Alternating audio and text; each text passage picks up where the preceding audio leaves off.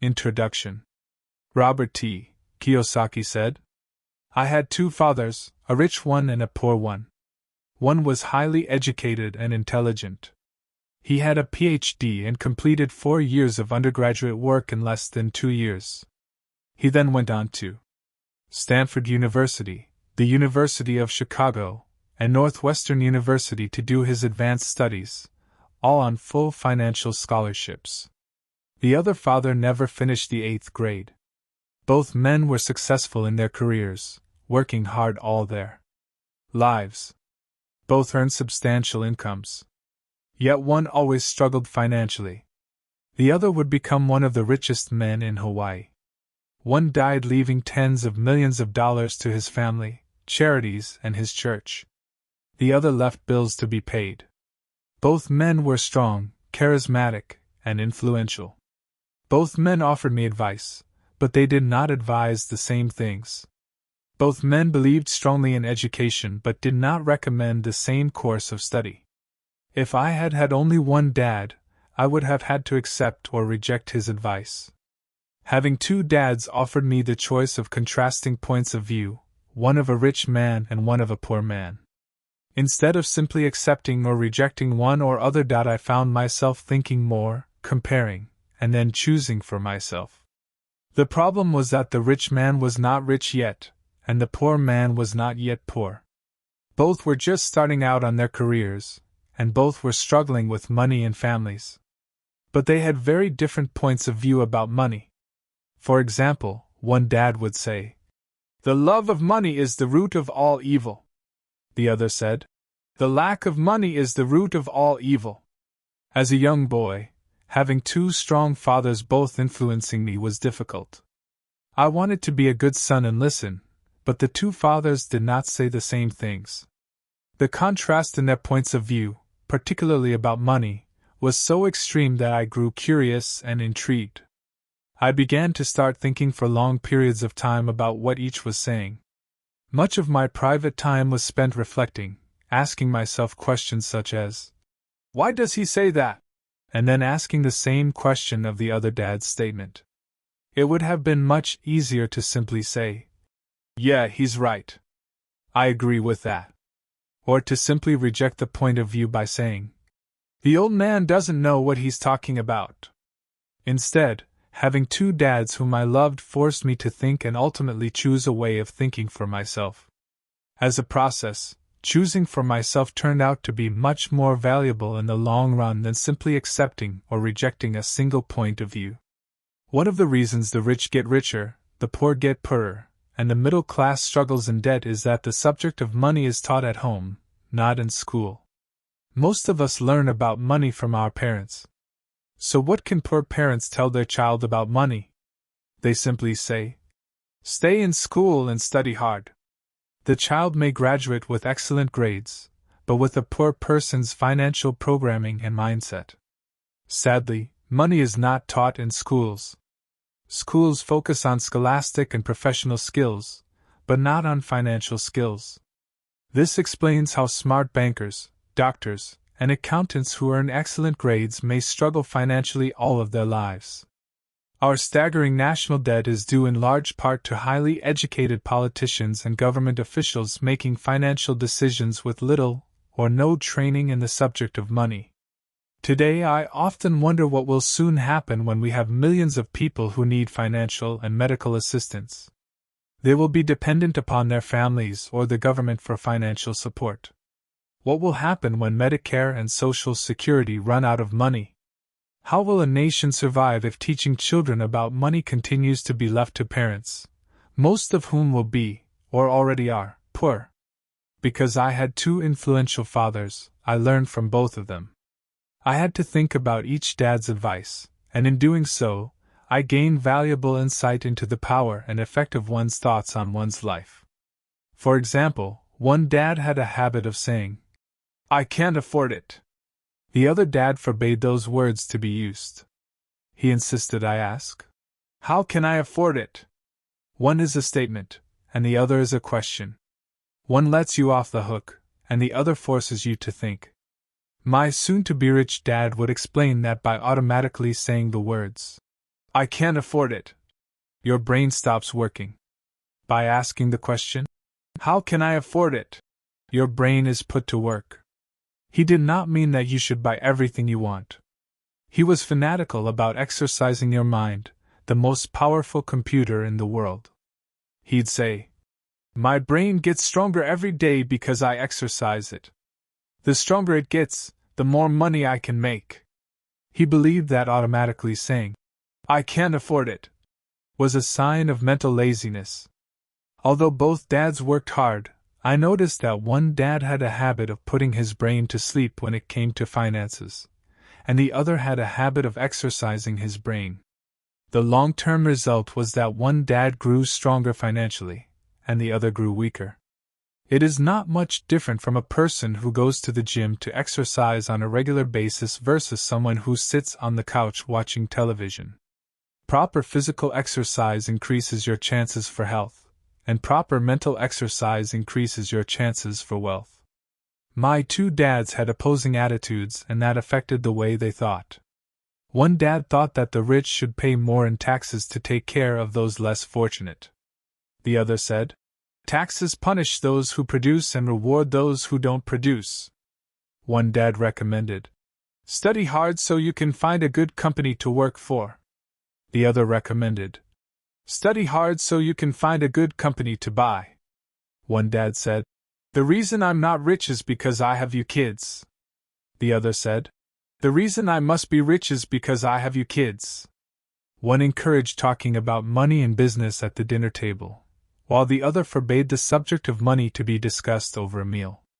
One said, when it comes to money, play it safe. Don't take risks. The other said, learn to manage risk. One believed, our home is our largest investment and our greatest asset.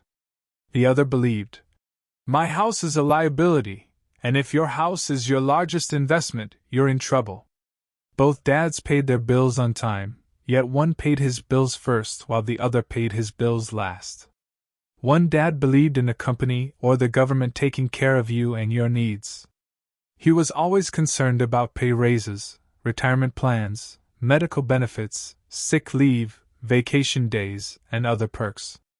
He was impressed with two of his uncles who joined the military and earned a retirement and entitlement package for life after 20 years of active service. He loved the idea of medical benefits and PX privileges the military provided its retirees. He also loved the tenure system available through the university. The idea of job protection for life and job benefits seemed more important, at times, than the job.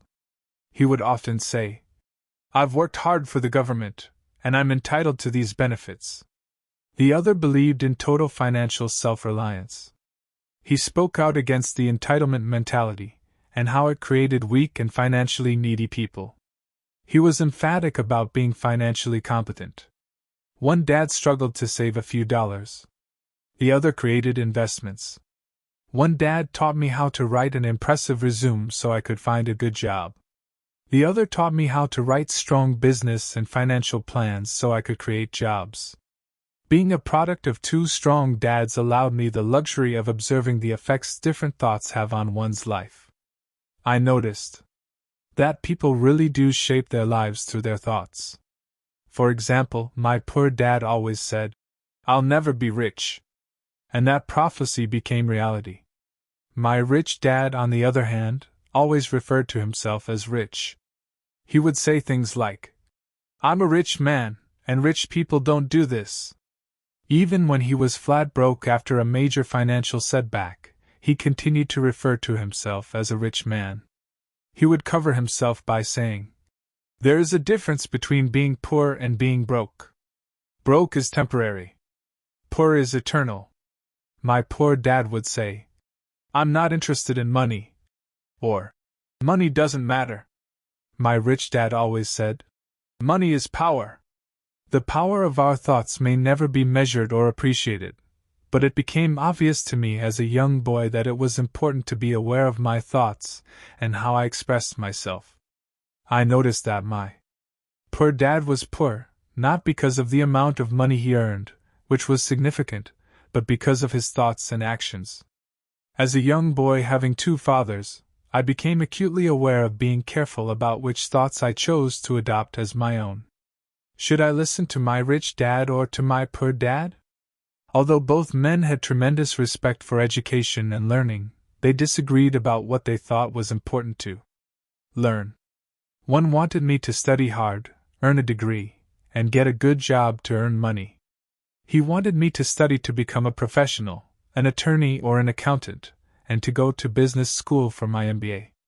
The other encouraged me to study to be rich, to understand how money works, and to learn how to have it work for me.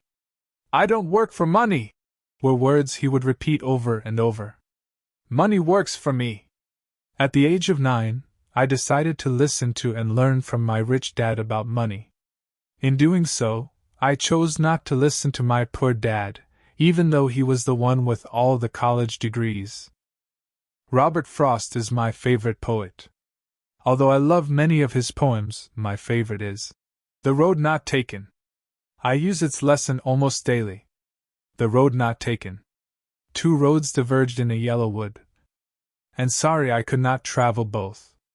And be one traveler, long I stood, and looked down one as far as I could, to where it bent in the undergrowth.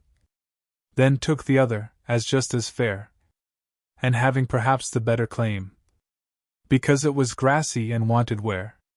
Though as for that the passing there had worn them really about the same, and both that morning equally lay in leaves no step had trodden black. Oh, I kept the first for another day, yet knowing how way leads on to way, I doubted if I should ever come back. I shall be telling this with a sigh. Somewhere ages and ages hence, two roads diverged in a wood, and I took the one less traveled by. And that has made all the difference. And that has made all the difference. Over the years, I have often reflected upon Robert Frost's poem.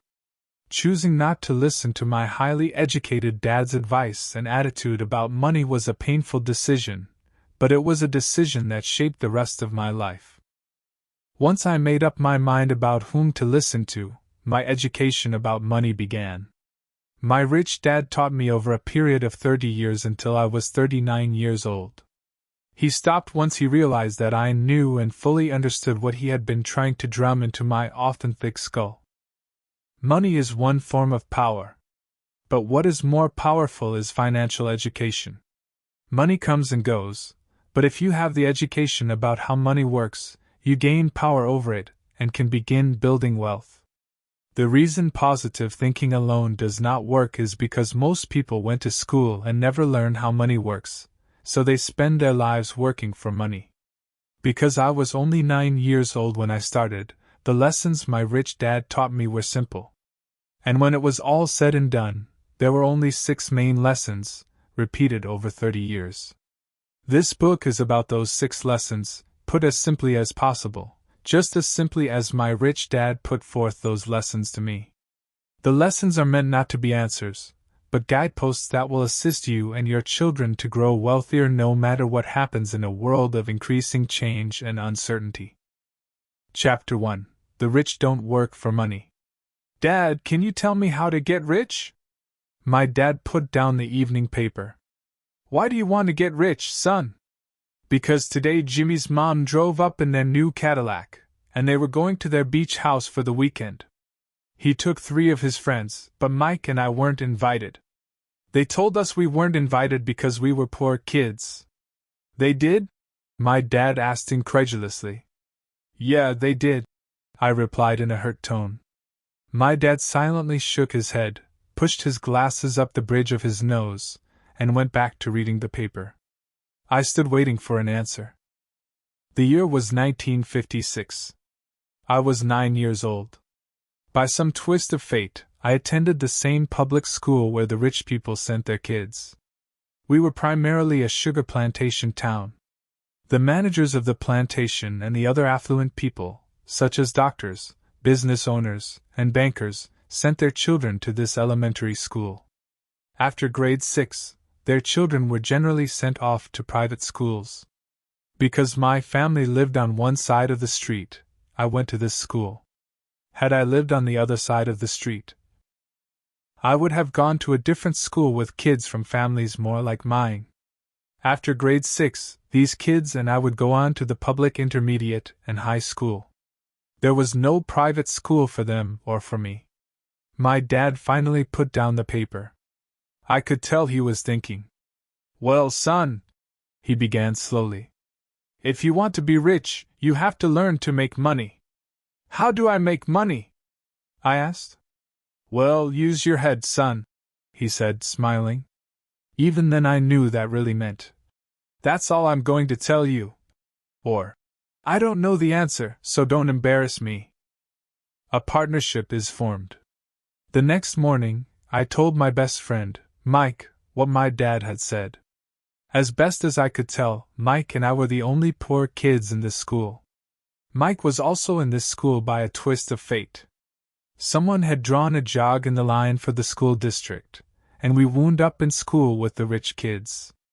We weren't really poor, but we felt as if we were because all the other boys had new baseball gloves, new bicycles, new everything. Mom and Dad provided us with the basics, like food, shelter, and clothes. But that was about it. My dad used to say, if you want something, work for it. We wanted things, but there was not much work available for 9-year-old boys. So what do we do to make money? Mike asked. I don't know, I said. But do you want to be my partner? He agreed, and so on that Saturday morning, Mike became my first business partner. We spent all morning coming up with ideas on how to make money. Occasionally we talked about all the cool guys at Jimmy's beach house having fun. It hurt a little, but that hurt was good, because it inspired us to keep thinking of a way to make money. Finally, that afternoon, a bolt of lightning struck. It was an idea Mike got from a science book he had read. Excitedly, we shook hands, and the partnership now had a business. For the next several weeks, Mike and I ran around our neighborhood, knocking on doors and asking our neighbors if they would save their toothpaste tubes for us. With puzzled looks, most adults consented with a smile. Some asked us what we were doing, to which we replied, we can't tell you. It's a business secret. My mom grew distressed as the weeks wore on. We had selected a site next to her washing machine as the place we would stockpile our raw materials. In a brown cardboard box that at one time held catsup bottles, our little pile of used toothpaste tubes began to grow. Finally, my mom put her foot down. The sight of her neighbor's messy, crumpled, used toothpaste tubes had gotten to her. What are you boys doing? She asked. And I don't want to hear again that it's a business secret. Do something with this mess, or I'm going to throw it out. Mike and I pleaded and begged, explaining that we would soon have enough and then we would begin production. We informed her that we were waiting on a couple of neighbors to finish their toothpaste so we could have their tubes. Mom granted us a 1-week extension. The date to begin production was moved up, and the pressure was on.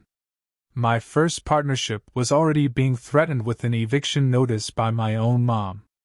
It became Mike's job to tell the neighbors to quickly use up their toothpaste, saying their dentist wanted them to brush more often anyway.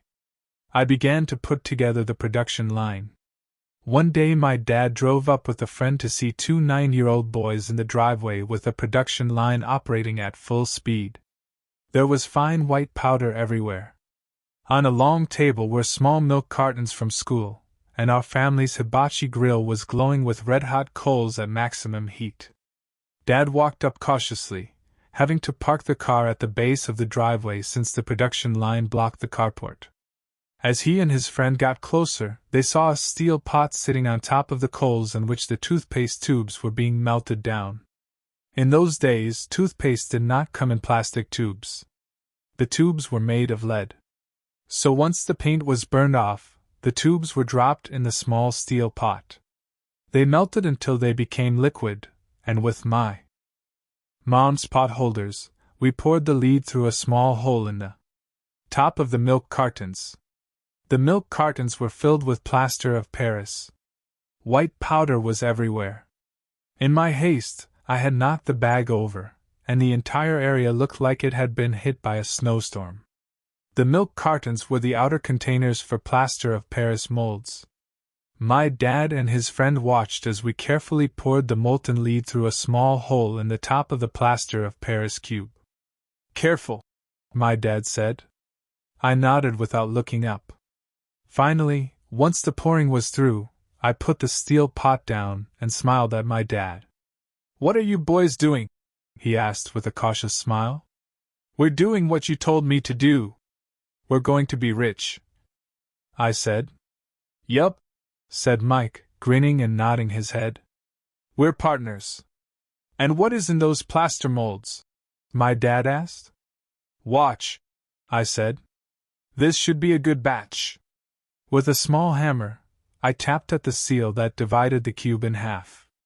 Cautiously, I pulled up the top half of the plaster mold, and a lead nickel fell out. "Oh no!" my dad exclaimed. "You're casting nickels out of lead." "That's right," Mike said. "We're doing as you told us to do. We're making money." My dad's friend turned and burst into laughter. My dad smiled and shook his head. Along with a fire and a box of spent toothpaste tubes, in front of him were two little boys covered with white dust smiling from ear to ear. He asked us to put everything down and sit with him on the front step of our house.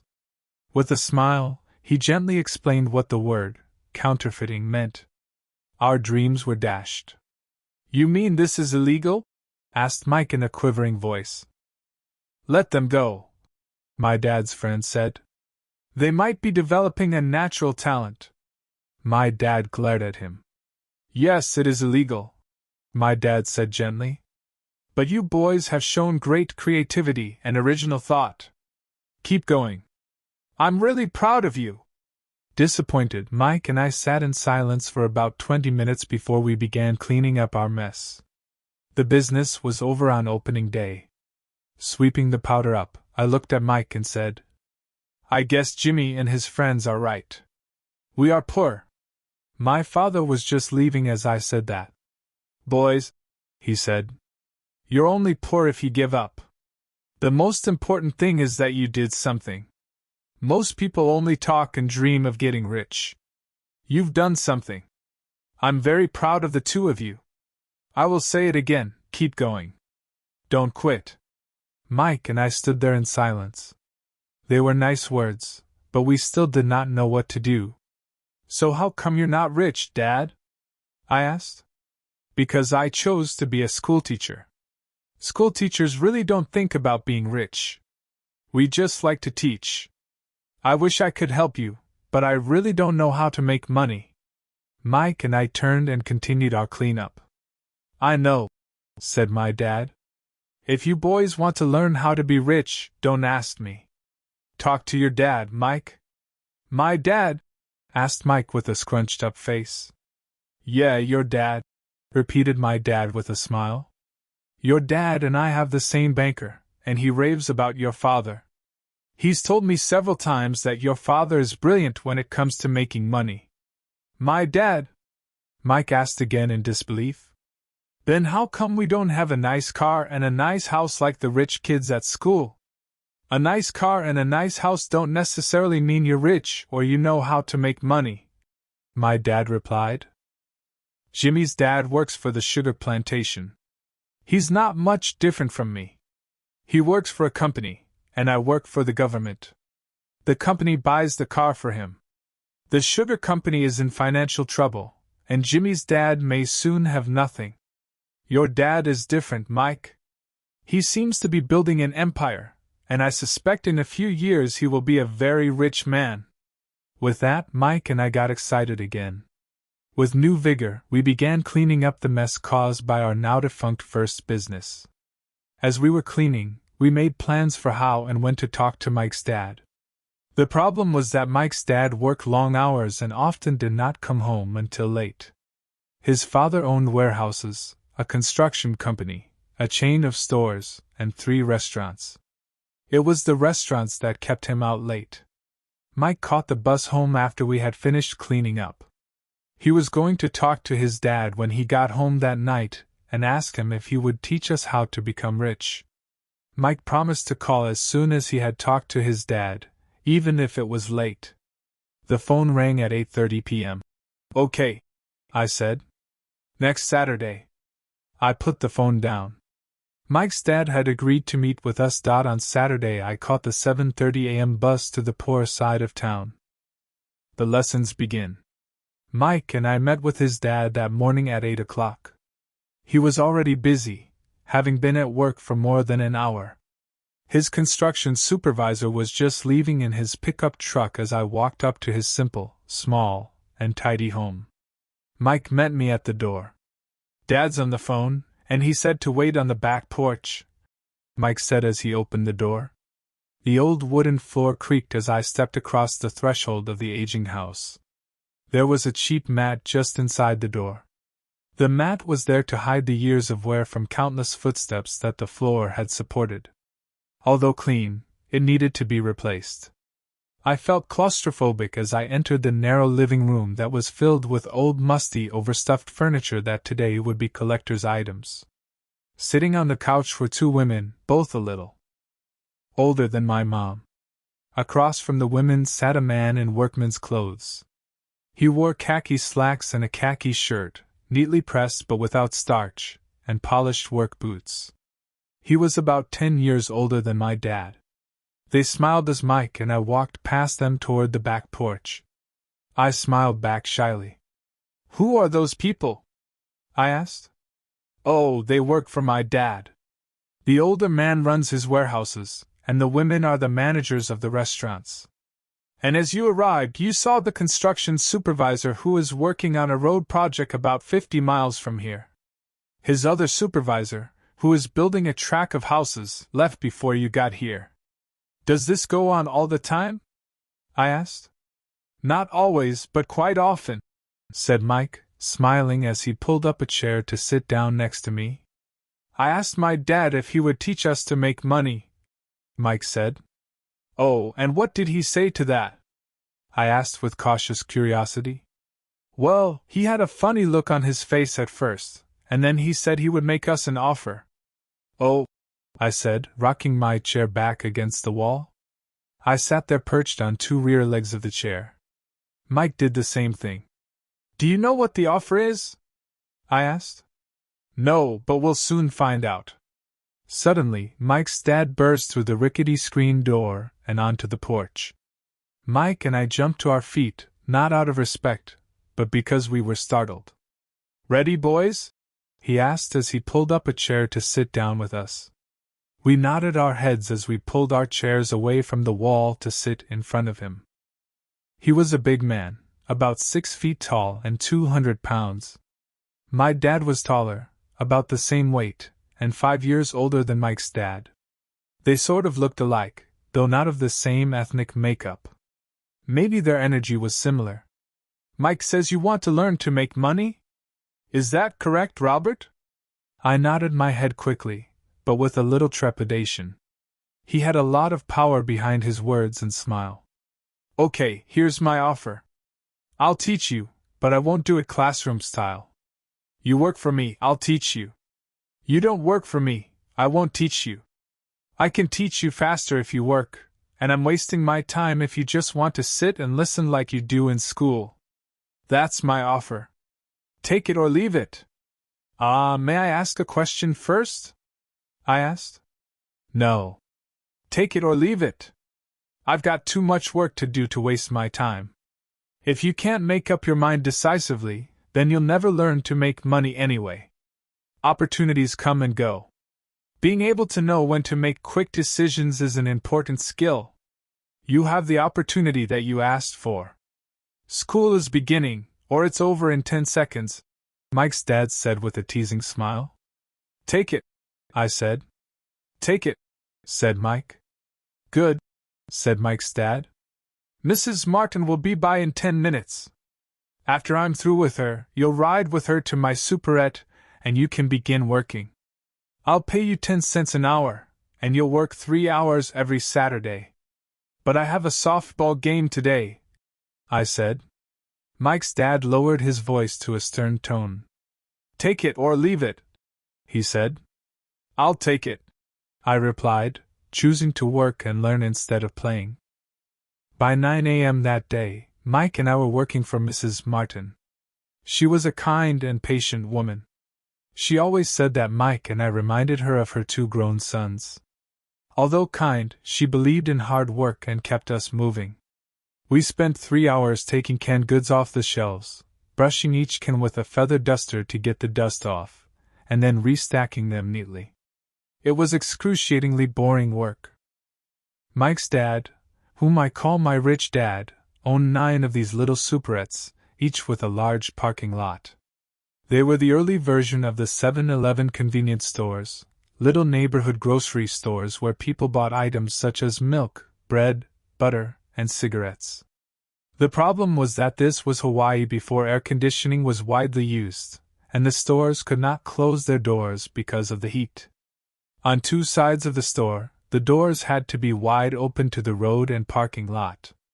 Every time a car drove by or pulled into the parking lot, dust would swirl and settle in the store. We knew we had a job as long as there was no air conditioning. For 3 weeks, Mike and I reported to Mrs. Martin and worked our 3 hours. By noon, our work was over, and she dropped 3 little dimes in each of our hands. Now, even at the age of 9 in the mid-1950s, 30 cents was not too exciting. Comic books cost 10 cents back then, so I usually spent my money on comic books and went home. By Wednesday of the 4th week, I was ready to quit.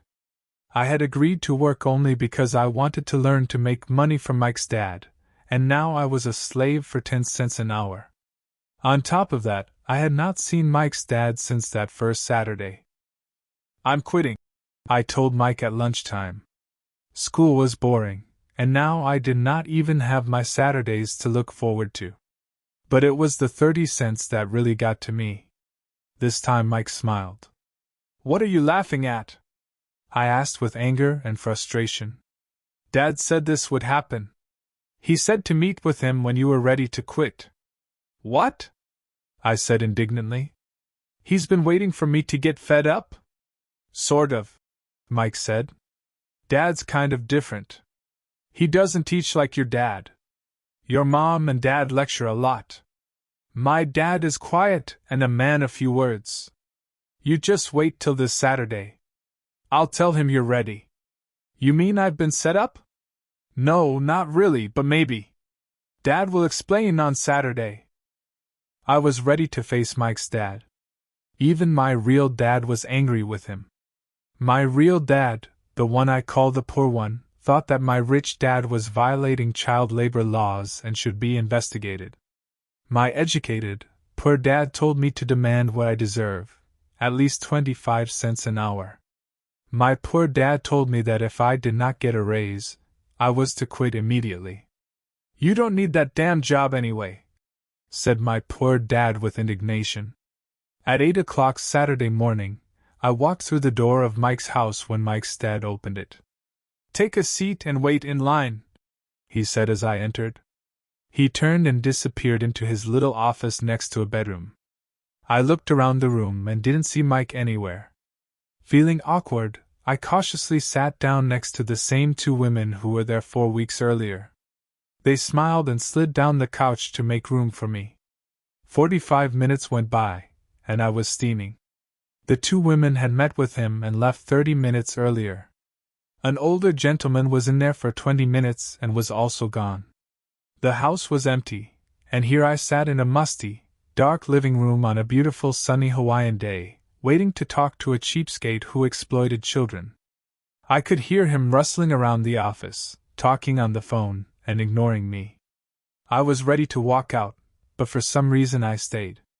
Finally, 15 minutes later, at exactly 9 o'clock, Rich Dad walked out of his office, said nothing, and signaled with his hand for me to enter. I understand you want a raise or you're going to quit, Rich Dad said as he swiveled in his office chair. Well, you're not keeping your end of the bargain, I blurted out, nearly in tears. It was really frightening for me to confront a grown-up. You said that you would teach me if I worked for you. Well, I've worked for you. I've worked hard. I've given up my baseball games to work for you, but you haven't kept your word, and you haven't taught me anything. You are a crook like everyone in town thinks you are. You're greedy. You want all the money and don't take care of your employees. You made me wait and don't show me any respect. I'm only a little boy, but I deserve to be treated better. Rich Dad rocked back in his swivel chair, hands up to his chin, and stared at me. Not bad, he said. In less than a month, you sound like most of my employees. What? I asked.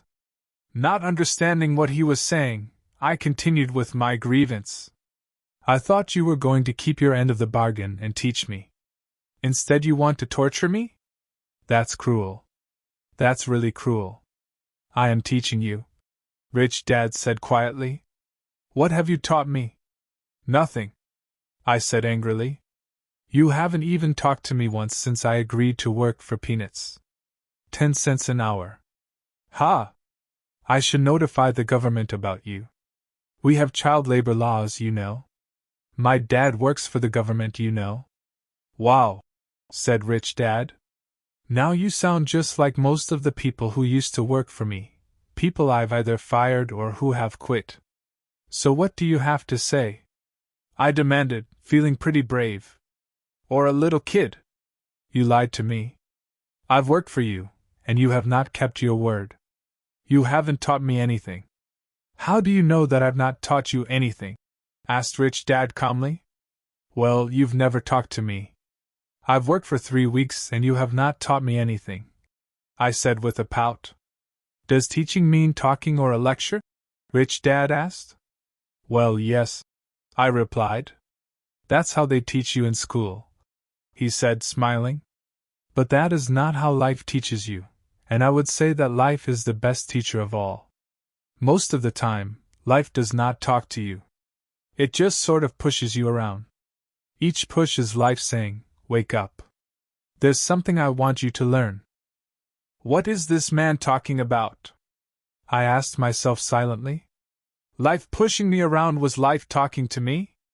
Now I knew I had to quit my job. I was talking to someone who needed to be locked up. If you learn life's lessons, you will do well. If not, life will just continue to push you around. People do two things. Some just let life push them around. Others get angry and push back. But they push back against their boss, or their job, or their husband or wife. They do not know it's life that's pushing. I had no idea what he was talking about. Life pushes all of us around. Some people give up and others fight. A few learn the lesson and move on. They welcome life pushing them around. To these few people, it means they need and want to learn something. They learn and move on.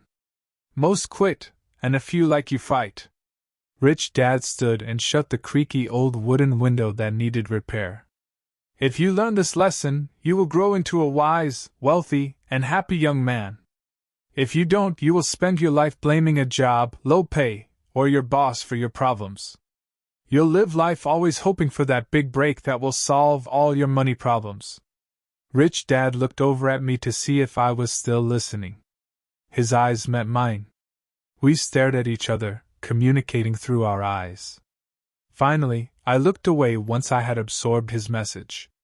I knew he was right. I was blaming him, and I did ask to learn. I was fighting. Rich Dad continued. Or if you're the kind of person who has no guts, you just give up every time life pushes you. If you're that kind of person, you'll live all your life playing it safe, doing the right things, saving yourself for some event that never happens. Then you die a boring old man. You'll have lots of friends who really like you because you were such a nice, hard-working guy. But the truth is that you let life push you into submission. Deep down you were terrified of taking risks. You really wanted to win, but the fear of losing was greater than the excitement of winning. Deep inside you and only you will know you didn't go for it. You chose to play it safe. Our eyes met again. You've been pushing me around? I asked. Some people might say that, smiled Rich Dad. I would say that I just gave you a taste of life. What taste of life? I asked, still angry, but now curious and ready to learn. You boys are the first people who have ever asked me to teach them how to make money. I have more than 150 employees, and not one of them has asked me what I know about money. They asked me for a job and a paycheck, but never to teach them about money. So most will spend the best years of their lives working for money, not really understanding what it is they are working for. I sat there listening intently. So when Mike told me you wanted to learn how to make money, I decided to design a course that mirrored real life. I could talk until I was blue in the face, but you wouldn't hear a thing. So I decided to let life push you around a bit so you could hear me. That's why I only paid you 10 cents. So what is the lesson I learned from working for only 10 cents an hour? I asked. That you're cheap and exploit your workers? Rich Dad rocked back and laughed heartily. Finally he said, You'd best change your point of view. Stop blaming me and thinking I'm the problem. If you think I'm the problem, then you have to change me. If you realize that you're the problem, then you can change yourself, learn something, and grow wiser. Most people want everyone else in the world to change but themselves. Let me tell you, it's easier to change yourself than everyone else. I don't understand, I said. Don't blame me for your problems, Rich Dad said, growing impatient. But you only pay me 10 cents. So what are you learning? Rich Dad asked, smiling. That you're cheap, I said with a sly grin. See, you think I'm the problem, said Rich Dad. But you are. Well, keep that attitude and you'll learn nothing. Keep the attitude that I'm the problem, and what choices do you have? Well, if you don't pay me more or show me more respect and teach me, I'll quit. Well put, Rich Dad said. And that's exactly what most people do. They quit and go looking for another job, a better opportunity, and higher pay, actually thinking that this will solve the problem. In most cases it won't. So what should I do? I asked. Just take this measly 10 cents an hour and smile? Rich Dad smiled. That's what the other people do. But that's all they do, waiting for a raise thinking that more money will solve their problems. Most just accept it, and some take a second job working harder, but again accepting a small paycheck. I sat staring at the floor, beginning to understand the lesson Rich Dad was presenting. I could sense it was a taste of life. Finally, I looked up and asked, So what will solve the problem? This, he said, leaning forward in his chair and tapping me gently on the head. This stuff between your ears. It was at that moment that Rich Dad shared the pivotal point of view that separated him from his employees and my poor dad, and led him to eventually become one of the richest men in Hawaii, while my highly educated but poor dad struggled financially all his life. It was a singular point of view that made all the difference over a lifetime. Rich Dad explained this point of view over and over, which I call lesson number 1, the poor and the middle class work for money. The rich have money work for them. On that bright Saturday morning, I learned a completely different point of view from what I had been taught by my poor dad. At the age of 9, I understood that both dads wanted me to learn. Both dads encouraged me to study, but not the same things. My highly educated dad recommended that I do what he did.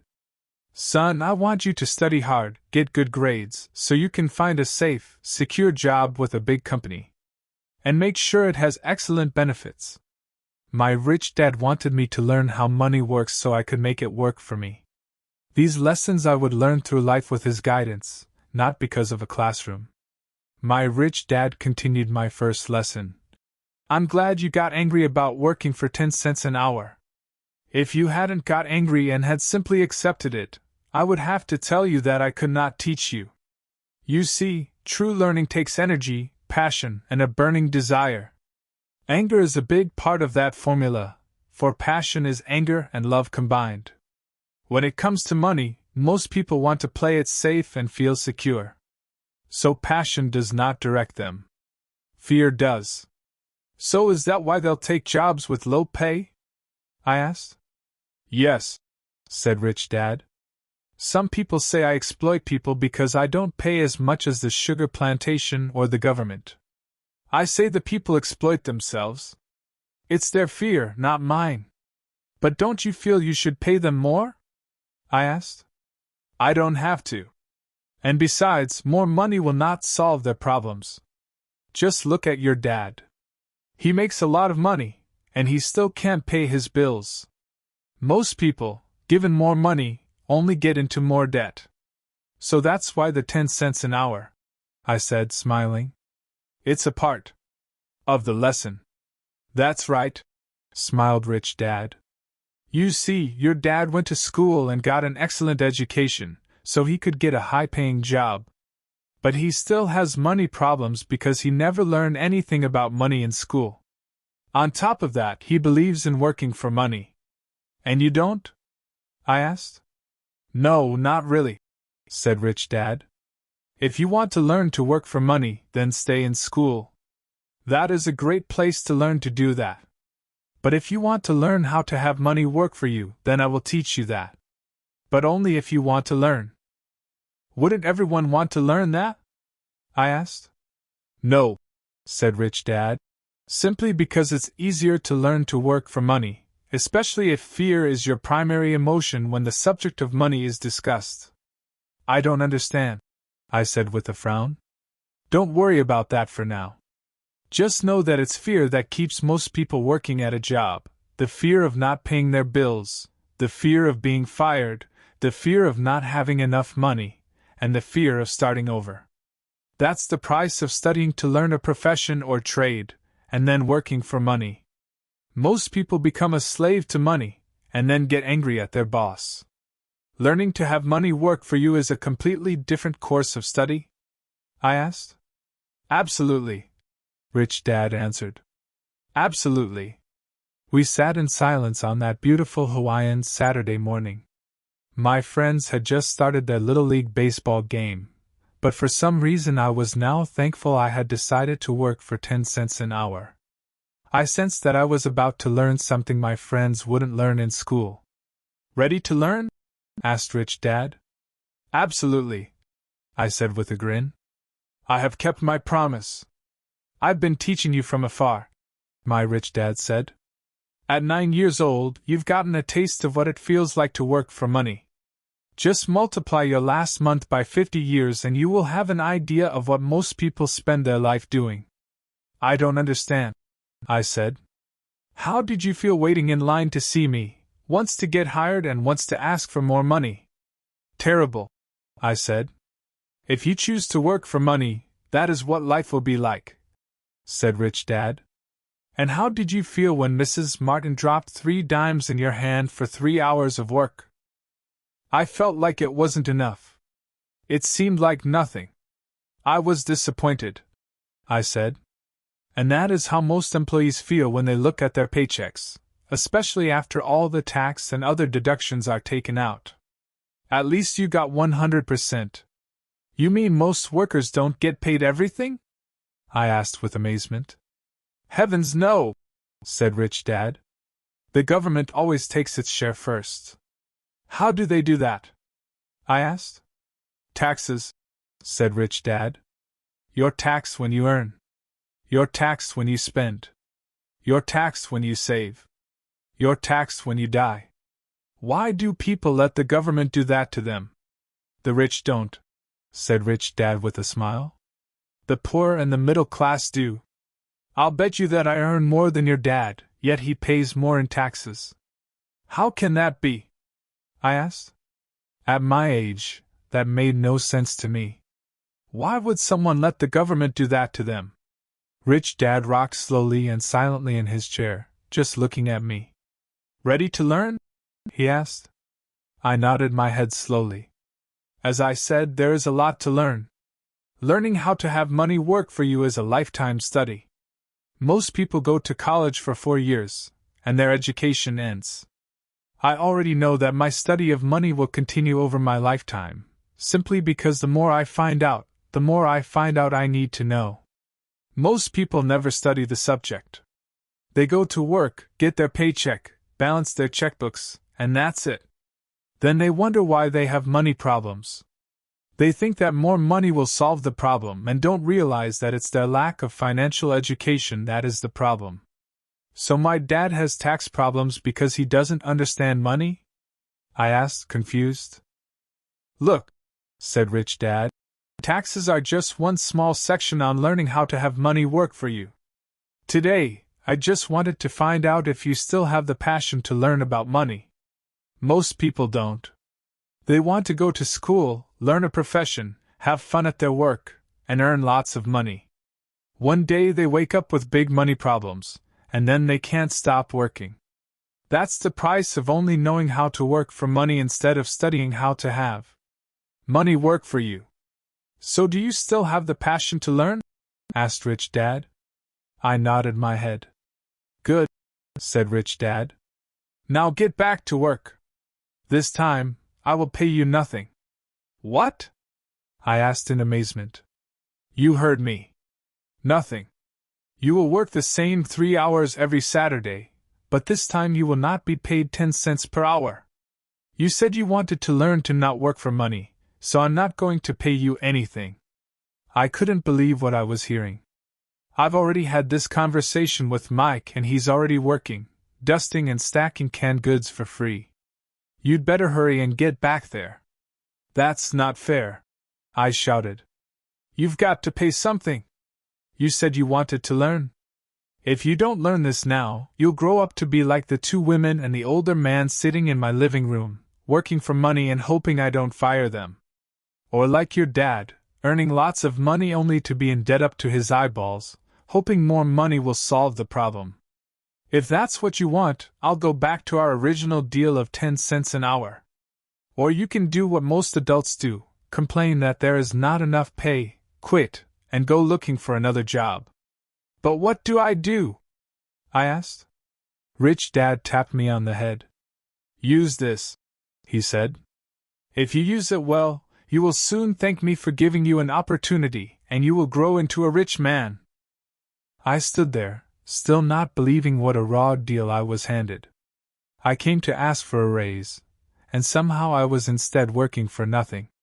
Rich Dad tapped me on the head again and said, Use this. Now get out of here and get back to work. Lesson number 1. The rich don't work for money. I didn't tell my poor dad I wasn't being paid.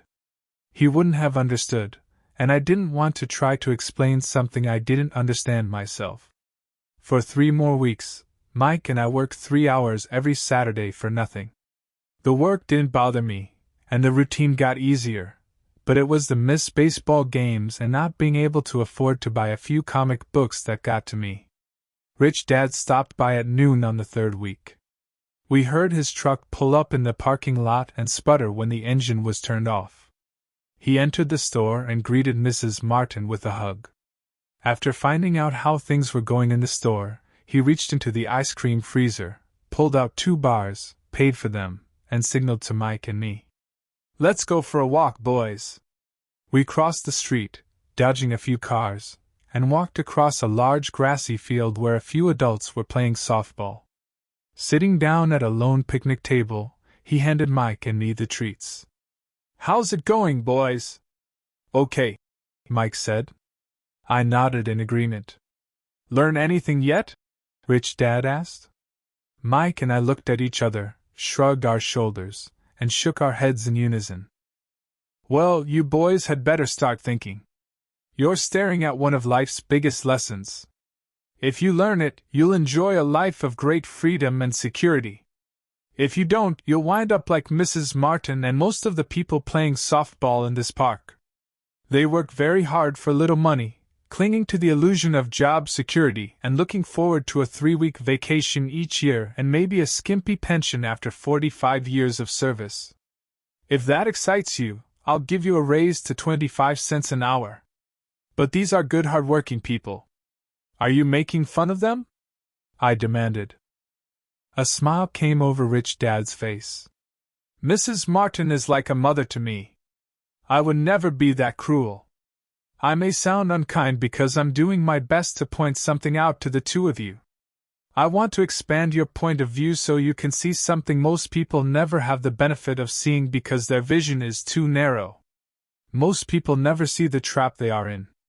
Mike and I sat there, uncertain of his message. He sounded cruel, yet we could sense he was trying to drive home a point. With a smile, Rich Dad said, "Doesn't that 25 cents an hour sound good? Doesn't it make your heart beat a little faster?" I shook my head no, but it really did. 25 cents an hour would be big bucks to me. "Okay, I'll pay you $1 an hour," Rich Dad said with a sly grin. Now my heart started to race. My brain was screaming, "Take it! Take it!" I could not believe what I was hearing. Still, I said nothing. "Okay, $2 an hour." My little brain and heart nearly exploded. After all, it was 1956 and being paid $2 an hour would have made me the richest kid in the world. I couldn't imagine earning that kind of money. I wanted to say yes. I wanted the deal. I could picture a new bicycle, new baseball glove, and the adoration of my friends when I flashed some cash.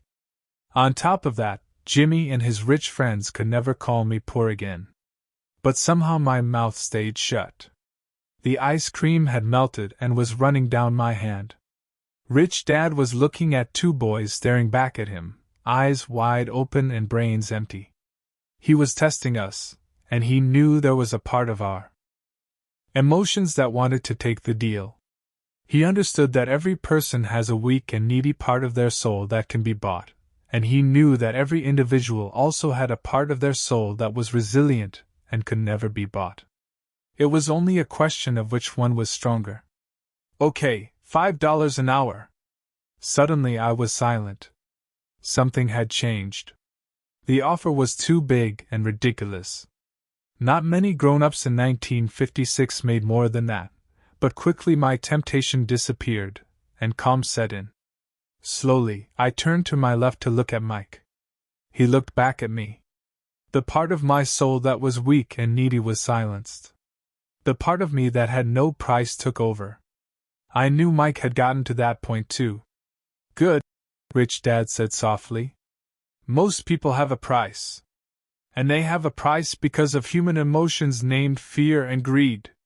First, the fear of being without money motivates us to work hard, and then once we get that paycheck, greed or desire starts us thinking about all the wonderful things money can buy. The pattern is then set." "What pattern?" I asked. "The pattern of get up, go to work, pay bills, get up, go to work, pay bills." People's lives are forever controlled by two emotions, fear and greed. Offer them more money and they continue the cycle by increasing their spending. This is what I call the rat race. "There is another way?" Mike asked. "Yes," said Rich Dad slowly. "But only a few people find it." "And what is that way?" Mike asked. "That's what I hope you boys will learn as you work and study with me. That is why I took away all forms of pay." "Any hints?" Mike asked. "We're kind of tired of working hard, especially for nothing." "Well, the first step is telling the truth," said Rich Dad. "We haven't been lying," I said. "I did not say you were lying. I said to tell the truth." "Rich," Dad retorted. "The truth about what?" I asked. "How you're feeling," Rich Dad said. "You don't have to say it to anyone else. Just admit it to yourself." "You mean the people in this park, the people who work for you, Mrs. Martin, they don't do that?" I asked. "I doubt it," said Rich Dad. "Instead, they feel the fear of not having money. They don't confront it logically. They react emotionally instead of using their heads," Rich Dad said. "Then they get a few bucks in their hands and again, the emotions of joy, desire, and greed take over. And again they react, instead of think. So their emotions control their brain," Mike said. "That's correct," said Rich Dad. "Instead of admitting the truth about how they feel, they react to their feelings and fail to think. They feel the fear so they go to work, hoping that money will soothe the fear, but it doesn't. It continues to haunt them and they return to work, hoping again that money will calm their fears, and again it doesn't. Fear keeps them in this trap of working, earning money, working, earning money, hoping the fear will go away. But every day they get up, and that old fear wakes up with them. For millions of people, that old fear keeps them awake all night, causing a night of turmoil and worry. So they get up and go to work, hoping that a paycheck will kill that fear gnawing at their soul. Money is running their lives, and they refuse to tell the truth about that. Money is in control of their emotions and their souls. Rich Dad sat quietly, letting his words sink in. Mike and I heard what he said but didn't understand fully what he was talking about. I just knew that I often wondered why grown-ups hurried off to work. It did not seem like much fun, and they never looked that happy, but something kept them going. Realizing we had absorbed as much as possible of what he was talking about, Rich Dad said, "I want you boys to avoid that trap. That is really what I want to teach you. Not just to be rich, because being rich does not solve the problem." "It doesn't?" I asked, surprised. "No, it doesn't. Let me explain the other emotion, desire. Some call it greed, but I prefer desire. It's perfectly normal to desire something better, prettier, more fun, or exciting. So people also work for money because of desire. They desire money for the joy they think it can buy. But the joy that money brings is often short-lived, and they soon need more money for more joy, more pleasure, more comfort, and more security. So they keep working, thinking money will soothe their souls that are troubled by fear and desire. But money can't do that." "Even rich people do this?" Mike asked. "Rich people included," said Rich Dad. "In fact, the reason many rich people are rich isn't because of desire, but because of fear. They believe that money can eliminate the fear of being poor, so they amass tons of it, only to find the fear gets worse. Now they fear losing the money. I have friends who keep working even though they have plenty. I know people who have millions who are more afraid now than when they were poor. They're terrified of losing it all. The fears that drove them to get rich got worse. That weak and needy part of their soul is actually screaming louder. They don't want to lose the big houses, the cars, and the high life money has bought them. They worry about what their friends would say if they lost all their money. Many are emotionally desperate and neurotic, although they look rich and have more money. So is a poor man happier? I asked. No, I don't think so, replied Rich Dad. The avoidance of money is just as psychotic as being attached to money. As if on cue, the town derelict went past our table, stopping by the large rubbish can and rummaging around in it. The three of us watched him with great interest, when before we probably would have just ignored him. Rich Dad pulled $1 out of his wallet and gestured to the older man. Seeing the money, the derelict came over immediately, took the bill, thanked Rich Dad profusely, and hurried off, ecstatic with his good fortune. He's not much different from most of my employees, said Rich Dad. I've met so many people who say, "Oh, I'm not interested in money." Yet they'll work at a job for 8 hours a day. That's a denial of truth. If they weren't interested in money, then why are they working? That kind of thinking is probably more psychotic than a person who hoards money. As I sat there listening to my Rich Dad, my mind flashed back to the countless times my own dad said, "I'm not interested in money." He said those words often. He also covered himself by always saying, "I work because I love my job." So what do we do? I asked. Not work for money until all traces of fear and greed are gone? No, that would be a waste of time, said Rich Dad. Emotions are what make us human. The word emotion stands for energy in motion. Be truthful about your emotions and use your mind and emotions in your favor, not against yourself. Whoa, said Mike. Don't worry about what I just said. It will make more sense in years to come. Just be an observer, not a reactor, to your emotions. Most people do not know that it's their emotions that are doing the thinking. Your emotions are your emotions, but you have got to learn to do your own thinking. Can you give me an example? I asked. Sure, replied Rich Dad. When a person says, I need to find a job, it's most likely an emotion doing the thinking. Fear of not having money generates that thought. But people do need money if they have bills to pay, I said. Sure they do, smiled Rich Dad. All I'm saying is that it's fear that is all too often doing the thinking. I don't understand, said Mike. For example, said Rich Dad, if the fear of not having enough money arises, instead of immediately running out to get a job, they instead might ask themselves this question: will a job be the best solution to this fear over the long run? In my opinion, the answer is no. A job is really a short-term solution to a long-term problem. But my dad is always saying, stay in school and get good grades, so you can find a safe, secure job. I interjected, somewhat confused. Yes, I understand he says that, said Rich Dad, smiling. Most people recommend that, and it's a good path for most people. But people make that recommendation primarily out of fear. You mean my dad says that because he's afraid? Yes, said Rich Dad. He's terrified that you won't earn enough money and won't fit into society. Don't get me wrong. He loves you and wants the best for you. I too believe in education and a job are important, but it won't handle the fear. You see, that same fear that makes him get up in the morning to earn a few bucks is the fear that is causing him to be so fanatical about you going to school. So what do you recommend? I asked. I want to teach you to master the power of money, instead of being afraid of it. They don't teach that in school, and if you don't learn it, you become a slave to money. It was finally making sense. He wanted us to widen our views and to see what the Mrs. Martins of this world couldn't see. He used examples that sounded cruel at the time, but I've never forgotten them. My vision widened that day, and I began to see the trap that lay ahead for most people.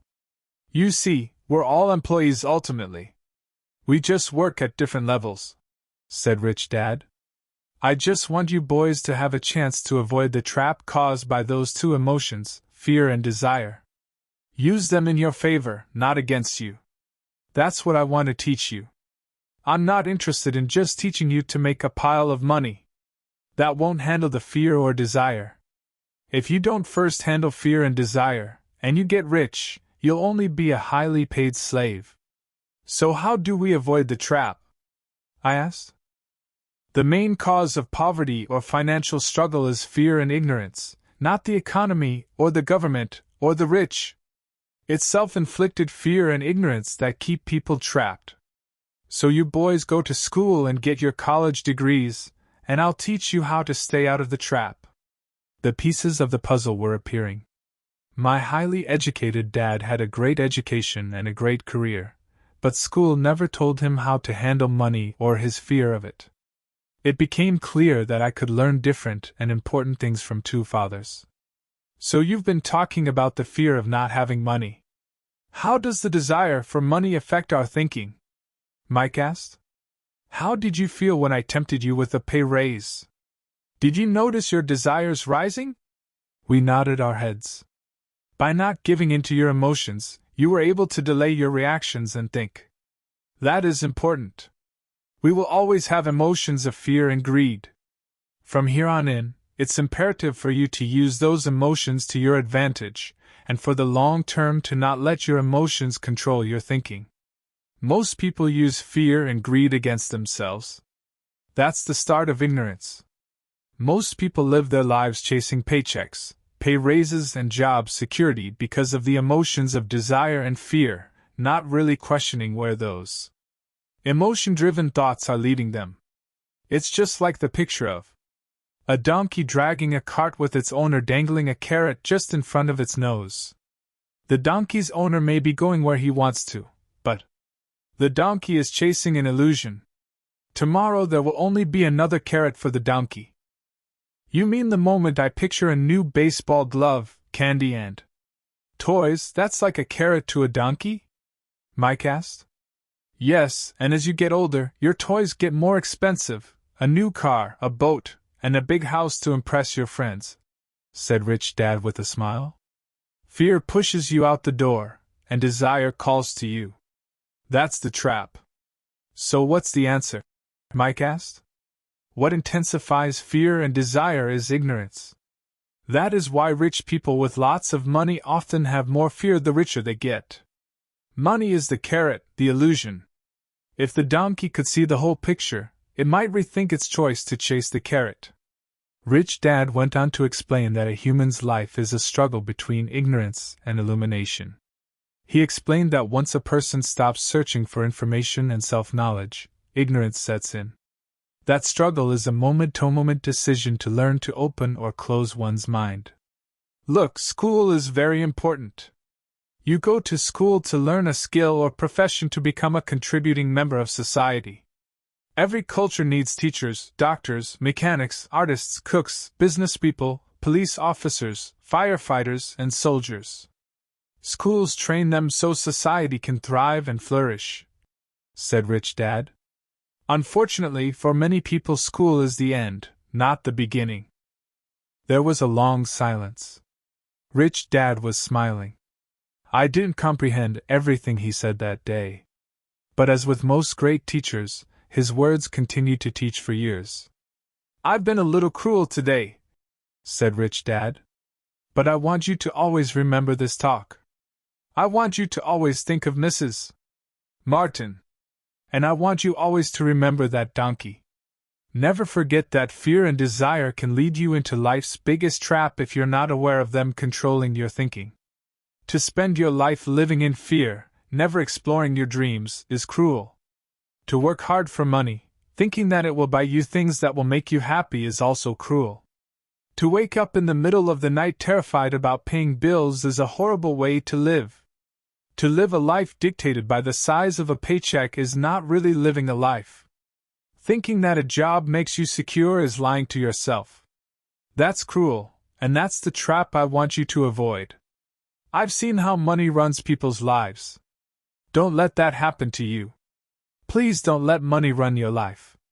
A softball rolled under our table. Rich Dad picked it up and threw it back. "So what does ignorance have to do with greed and fear?" I asked. "Because it is ignorance about money that causes so much greed and fear," said Rich Dad. "Let me give you some examples. A doctor, wanting more money to better provide for his family, raises his fees. By raising his fees, it makes health care more expensive for everyone. It hurts the poor people the most, so they have worse health than those with money. Because the doctors raise their fees, the attorneys raise their fees. Because the attorneys' fees have gone up, schoolteachers want a raise, which raises our taxes, and on and on and on. Soon there will be such a horrifying gap between the rich and the poor that chaos will break out and another great civilization will collapse. History proves that great civilizations collapse when the gap between the haves and have-nots is too great. Sadly, America is on that same course because we haven't learned from history. We only memorize historical dates and names, not the lesson. Aren't prices supposed to go up?" I asked. "In an educated society with a well-run government, prices should actually come down. Of course, that is often only true in theory. Prices go up because of greed and fear caused by ignorance. If schools taught people about money, there would be more money and lower prices. But schools focus only on teaching people to work for money, not how to harness money's power." "But don't we have business schools?" Mike asked. "And haven't you encouraged me to go for my MBA?" "Yes," said Rich Dad. "But all too often business schools train employees to become sophisticated bean counters. Heaven forbid a bean counter takes over a business. All they do is look at the numbers, fire people, and kill the business. I know this because I hire bean counters. All they think about is cutting costs and raising prices, which cause more problems. Bean counting is important. I wish more people knew it, but it, too, is not the whole picture," added Rich Dad angrily. "So is there an answer?" asked Mike. Yes, said Rich Dad. Learn to use your emotions to think, not think with your emotions. When you boys mastered your emotions by agreeing to work for free, I knew there was hope. When you again resisted your emotions when I tempted you with more money, you were again learning to think in spite of being emotionally charged. That's the first step. Why is that step so important? I asked. Well, that's up to you to find out. If you want to learn, I'll take you boys into the briar patch, a place almost everyone else avoids. If you go with me, you'll let go of the idea of working for money and instead learn to have money work for you. And what will we get if we go with you? What if we agree to learn from you? What will we get? I asked. The same thing Brer Rabbit got, said Rich Dad, referring to the classic children's story. Is there a briar patch? I asked. Yes, said Rich Dad. The briar patch is our fear and greed. Confronting fear, weaknesses, and neediness by choosing our own thoughts is the way out. Choosing our thoughts? Mike asked, puzzled. Yes. Choosing what we think rather than reacting to our emotions. Instead of just getting up and going to work because not having the money to pay your bills is scaring you, ask yourself, is working harder at this the best solution to this problem? Most people are too afraid to rationally think things through and instead run out the door to a job they hate. The tar baby is in control. That's what I mean by choosing your thoughts. And how do we do that? Mike asked. That's what I will teach you. I'll teach you to have a choice of thoughts rather than a knee-jerk reaction, like gulping down your morning coffee and running out the door. Remember what I said before, a job is only a short-term solution to a long-term problem. Most people have only one problem in mind, and it's short-term. It's the bills at the end of the month, the tar baby. Money controls their lives, or should I say the fear and ignorance about money controls it. So they do as their parents did. They get up every day and go work for money, not taking the time to ask the question, is there another way? Their emotions now control their thinking, not their heads. Can you tell the difference between emotions thinking and the head thinking? Mike asked. Oh, yes. I hear it all the time, said Rich Dad. I hear things like, well, everyone has to work. Or the rich are crooks. Or I'll get another job. I deserve this raise. You can't push me around. Or I like this job because it's secure. No one asks, is there something I'm missing here? Which would break through the emotional thought and give you time to think clearly. As we headed back to the store, Rich Dad explained that the rich really did make money. They did not work for it. He went on to explain that when Mike and I were casting 5-cent pieces out of lead, thinking we were making money, we were very close to thinking the way the rich think. The problem was that creating money is legal for the government and banks to do, but illegal for us to do. There are legal ways to create money from nothing, he told us. Rich Dad went on to explain that the rich know that money is an illusion, truly like the carrot for the donkey. It's only out of fear and greed that the illusion of money is held together by billions of people who believe that money is real. It's not. Money is really made up. It is only because of the illusion of confidence and the ignorance of the masses that this house of cards stands. He talked about the gold standard that America was on, and that each dollar bill was actually a silver certificate. What concerned him was the rumor that we would someday go off the gold standard and our dollars would no longer be backed by something tangible. If that happens, boys, all hell will break loose. The poor, the middle class, and the ignorant will have their lives ruined simply because they will continue to believe that money is real and that the company they work for, or the government, will look after them. We really did not understand what he was saying that day, but over the years, it made more and more sense. As he climbed into his pickup truck outside his convenience store, Rich Dad said, "Keep working, boys, but the sooner you forget about needing a paycheck, the easier your adult life will be. Keep using your brain, work for free, and soon your mind will show you ways of making money far beyond what I could ever pay you.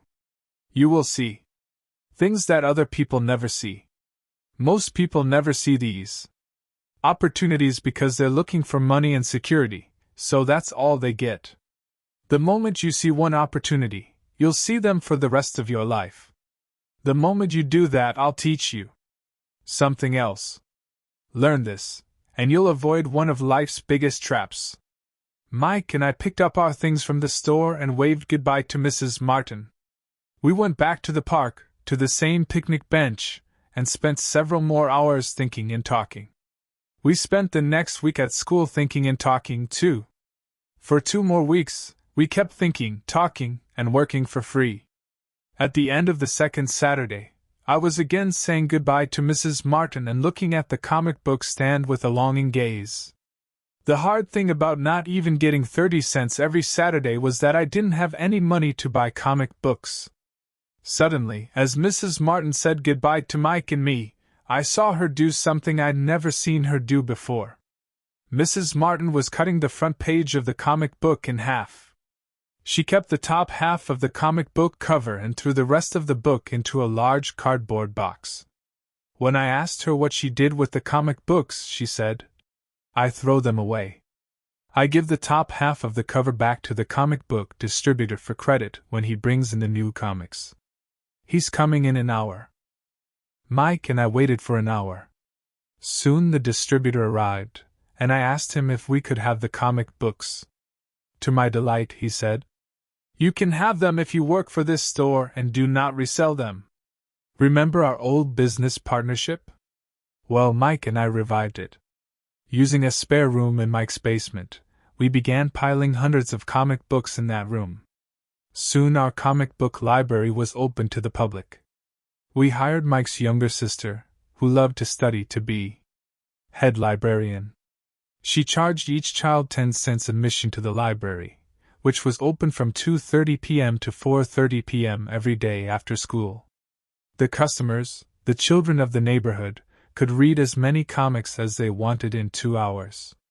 It was a bargain for them since a comic cost 10 cents each, and they could read 5 or 6 in 2 hours.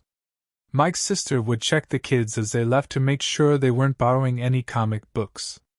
She also kept the books, logging in how many kids showed up each day, who they were, and any comments they might have. Mike and I averaged $9.50 per week over a 3-month period. We paid his sister $1 a week and allowed her to read the comics for free, which she rarely did since she was always studying. Mike and I kept our agreement by working in the store every Saturday and collecting all the comic books from the different stores. We kept our agreement to the distributor by not selling any comic books. We burned them once they got too tattered. We tried opening a branch office, but we could never quite find someone as trustworthy and dedicated as Mike's sister. At an early age, we found out how hard it was to find good staff. Chapter 2. Why teach financial literacy? In 1990, Mike took over his father's empire and is, in fact, doing a better job than his dad did. We see each other once or twice a year on the golf course. He and his wife are wealthier than you could imagine. Rich Dad's empire is in great hands, and Mike is now grooming his son to take his place, as his dad had groomed us. In 1994, I retired at the age of 47, and my wife Kim was 37. Retirement does not mean not working. For us, it means that, barring unforeseen cataclysmic changes, we can work or not work, and our wealth grows automatically, staying ahead of inflation. Our assets are large enough to grow by themselves. It's like planting a tree. You water it for years, and then one day it doesn't need you anymore. Its roots are implanted deep enough. Then the tree provides shade for your enjoyment. Mike chose to run the empire, and I chose to retire. Whenever I speak to groups of people, they often ask what I would recommend that they do. How do I get started? Is there a book you would recommend? What should I do to prepare my children? What is your secret to success? How do I make millions? Whenever I hear one of these questions, I'm reminded of the following story. The richest businessman. In 1923, a group of our greatest leaders and richest businessmen held a meeting at the Edgewater Beach Hotel in Chicago. Among them were Charles Schwab, head of the largest independent steel company, Samuel Insull, president of the world's largest utility, Howard Hobson, head of the largest gas company, Ivar Kreuger, president of International Match Company, one of the world's largest companies at that time, Leon Fraser, president of the Bank of International Settlements, Richard Whitney, president of the New York Stock Exchange, Arthur Cotton and Jesse Livermore, two of the biggest stock speculators, and Albert Fall, a member of President Harding's cabinet.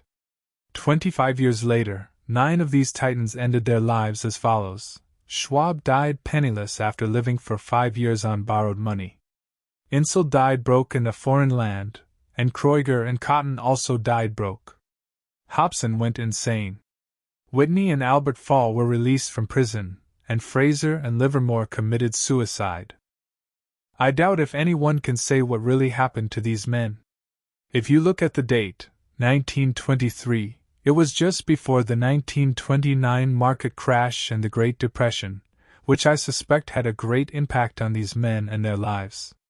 The point is this: today we live in times of greater and faster change than these men did. I suspect there will be many booms and busts in the coming years that will parallel the ups and downs these men faced.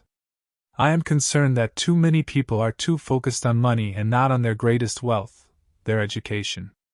If people are prepared to be flexible, keep an open mind, and learn, they will grow richer and richer despite tough changes. If they think money will solve problems, they will have a rough ride. Intelligence solves problems and produces money. Money without financial intelligence is money soon gone. Most people fail to realize that in life, it's not how much money you make. It's how much money you keep. We've all heard stories of lottery winners who are poor, then suddenly rich, and then poor again. They win millions yet are soon back where they started. Or stories of professional athletes, who at the age of 24 are earning millions, but are sleeping under a bridge 10 years later. I remember a story of a young basketball player who a year ago had millions. Today, at just 29, he claims his friend's attorney and accountant took his money, and he was forced to work at a car wash for minimum wage. He was fired from the car wash because he refused to take off his championship ring as he was wiping off the cars. His story made national news and he is appealing his termination, claiming hardship and discrimination. He claims that the ring is all he has left, and if it was stripped away, he'll crumble. I know so many people who became instant millionaires. And while I am glad some people have become richer and richer, I caution them that in the long run, it's not how much money you make. It's how much you keep, and how many generations you keep it. So when people ask, "Where do I get started?" or "Tell me how to get rich quick," they often are greatly disappointed with my answer. I simply say to them what my rich dad said to me when I was a little kid. If you want to be rich, you need to be financially literate. That idea was drummed into my head every time we were together. As I said, my educated dad stressed the importance of reading books, while my rich dad stressed the need to master financial literacy. If you are going to build the Empire State Building, the first thing you need to do is dig a deep hole and pour a strong foundation. If you are going to build a home in the suburbs, all you need to do is pour a 6-inch slab of concrete. Most people, in their drive to get rich, are trying to build an Empire State Building on a 6-inch slab. Our school system, created in the agrarian age, still believes in homes with no foundation. Dirt floors are still the rage. So kids graduate from school with virtually no financial foundation. One day, sleepless and deep in debt in suburbia, living the American dream, they decide that the answer to their financial problems is to find a way to get rich quick. Construction on the skyscraper begins. It goes up quickly and soon. Instead of the Empire State Building, we have the Leaning Tower of suburbia. The sleepless nights return. As for Mike and me in our adult years, both of our choices were possible because we were taught to pour a strong financial foundation when we were just kids. Accounting is possibly the most confusing, boring subject in the world, but if you want to be rich long term, it could be the most important subject. For Rich Dad, the question was how to take a boring and confusing subject and teach it to kids. The answer he found was to make it simple by teaching it in pictures. My rich dad poured a strong financial foundation for Mike and me. Since we were just kids, he created a simple way to teach us. For years he only drew pictures and used few words. Mike and I understood the simple drawings, the jargon, the movement of money, and then in later years, Rich Dad began adding numbers. Today, Mike has gone on to master much more complex and sophisticated accounting analysis because he had to in order to run his empire. I am not as sophisticated because my empire is smaller, yet we come from the same simple foundation. Over the following pages, I offer to you the same simple line drawings Mike's dad created for us. Though basic, those drawings helped guide two little boys in building great sums of wealth on a solid and deep foundation. Rule number 1. You must know the difference between an asset and a liability, and by assets. If you want to be rich, this is all you need to know. It is rule number 1. It is the only rule. This may sound absurdly simple, but most people have no idea how profound this rule is. Most people struggle financially because they do not know the difference between an asset and a liability. Rich people acquire assets. The poor and middle class acquire liabilities that they think are assets, said Rich Dad. When Rich Dad explained this to Mike and me, we thought he was kidding. Here we were, nearly teenagers and waiting for the secret to getting rich, and this was his answer. It was so simple that we stopped for a long time to think about it. What is an asset? Asked Mike. Don't worry right now, said Rich Dad. Just let the idea sink in. If you can comprehend the simplicity, your life will have a plan and be financially easy. It is simple. That is why the idea is missed. You mean all we need to know is what an asset is, acquire them, and we'll be rich? I asked. Rich Dad nodded his head. It's that simple.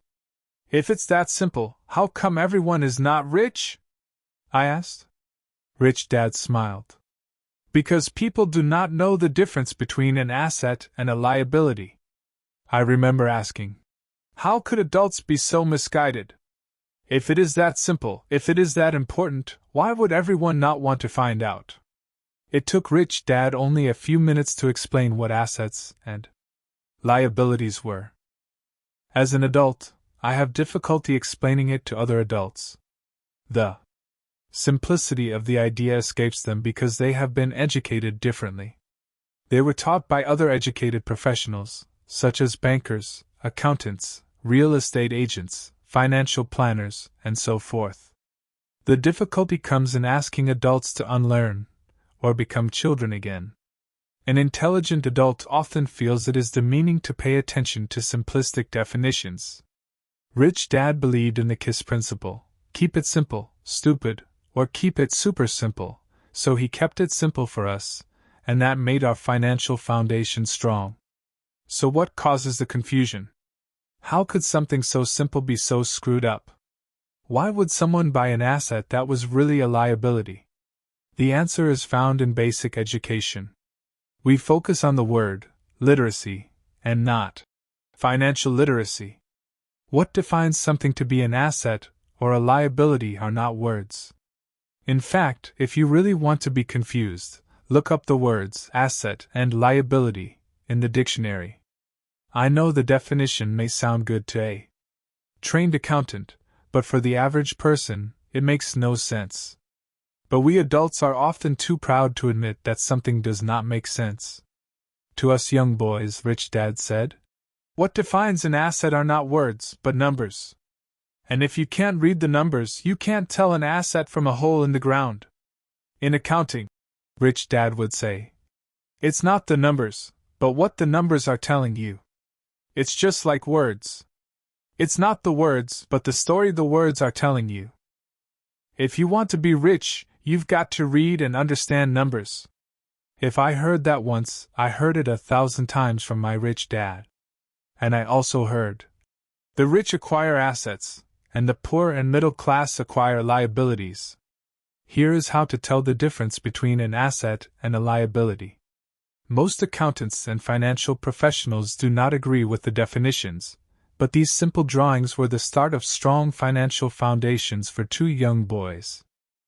The top part of the diagram is an income statement, often called a profit and loss statement. It measures income and expenses, money in and money out. The lower part of the diagram is a balance sheet. It's called that because it's supposed to balance assets against liabilities. Many financial novices do not know the relationship between the income statement and the balance sheet, and it is vital to understand that relationship. So, as I said earlier, my rich dad simply told two young boys that assets put money in your pocket.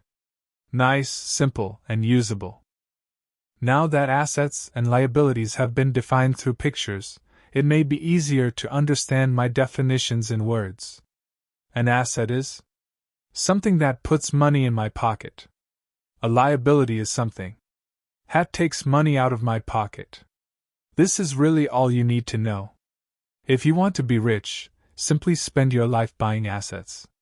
If you want to be poor or middle class, spend your life buying liabilities.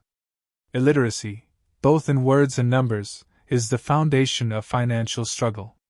If people are having difficulties financially, there is something that they don't understand, either in words or numbers. The rich are rich because they are more literate in different areas than people who struggle financially. So if you want to be rich and maintain your wealth, it's important to be financially literate in words as well as numbers. The arrows in the diagrams represent the flow of cash, or cash flow. Numbers alone mean little, just as words out of context mean little. It's the story that counts. In financial reporting, reading numbers is looking for the plot, the story of where the cash is flowing. In 80% of most families, the financial story paints a picture of hard work to get ahead. However, this effort is for naught because they spend their lives buying liabilities instead of assets. Everyone has living expenses, the need for food, shelter, and clothing. The diagrams show the flow of cash through a poor, middle class, and wealthy person's life. It is the cash flow that tells the story of how a person handles their money. The reason I started with the story of the richest men in America is to illustrate the flaw in believing that money will solve all problems. That is why I cringe whenever I hear people ask me how to get rich quicker, or where they should start. I often hear, "I'm in debt, so I need to make more money." But more money will often not solve the problem. In fact, it may compound the problem. Money often makes obvious our tragic human flaws, putting a spotlight on what we don't know.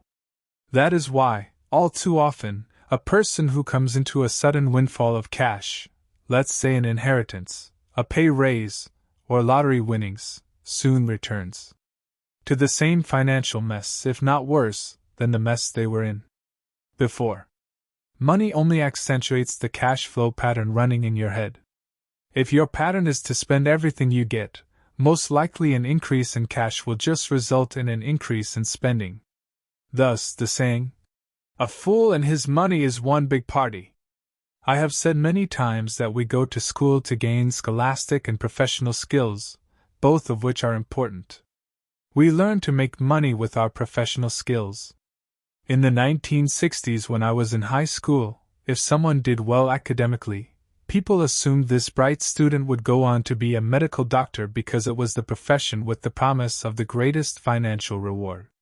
Today, doctors face financial challenges I wouldn't wish on my worst enemy: insurance companies taking control of the business, managed health care, government intervention, and malpractice suits. Today, kids want to be famous athletes, movie stars, rock stars, beauty queens, or CEOs because that is where the fame, money, and prestige are. That is the reason it is so hard to motivate kids in school today. They know that professional success is no longer solely linked to academic success, as it once was. Because students leave school without financial skills, millions of educated people pursue their profession successfully, but later find themselves struggling financially. They work harder but don't get ahead. What is missing from their education is not how to make money, but how to manage money. It's called financial aptitude, what you do with the money once you make it, how to keep people from taking it from you, how to keep it longer, and how to make that money work hard for you. Most people don't understand why they struggle financially because they don't understand cash flow. A person can be highly educated, professionally successful, and financially illiterate. These people often work harder than they need to because they learned how to work hard, but not how to have their money work hard for them. The classic story of hardworking people has a set pattern. Recently, married, the happy, highly educated young couple moves into one of their cramped rented apartments. Immediately, they realize that they are saving money because two can live as cheaply as one. The problem is the apartment is cramped. They decide to save money to buy their dream home so they can have kids. They now have two incomes, and they begin to focus on their careers. Their incomes begin to increase. As their incomes go up, their expenses go up as well. The number one expense for most people is taxes.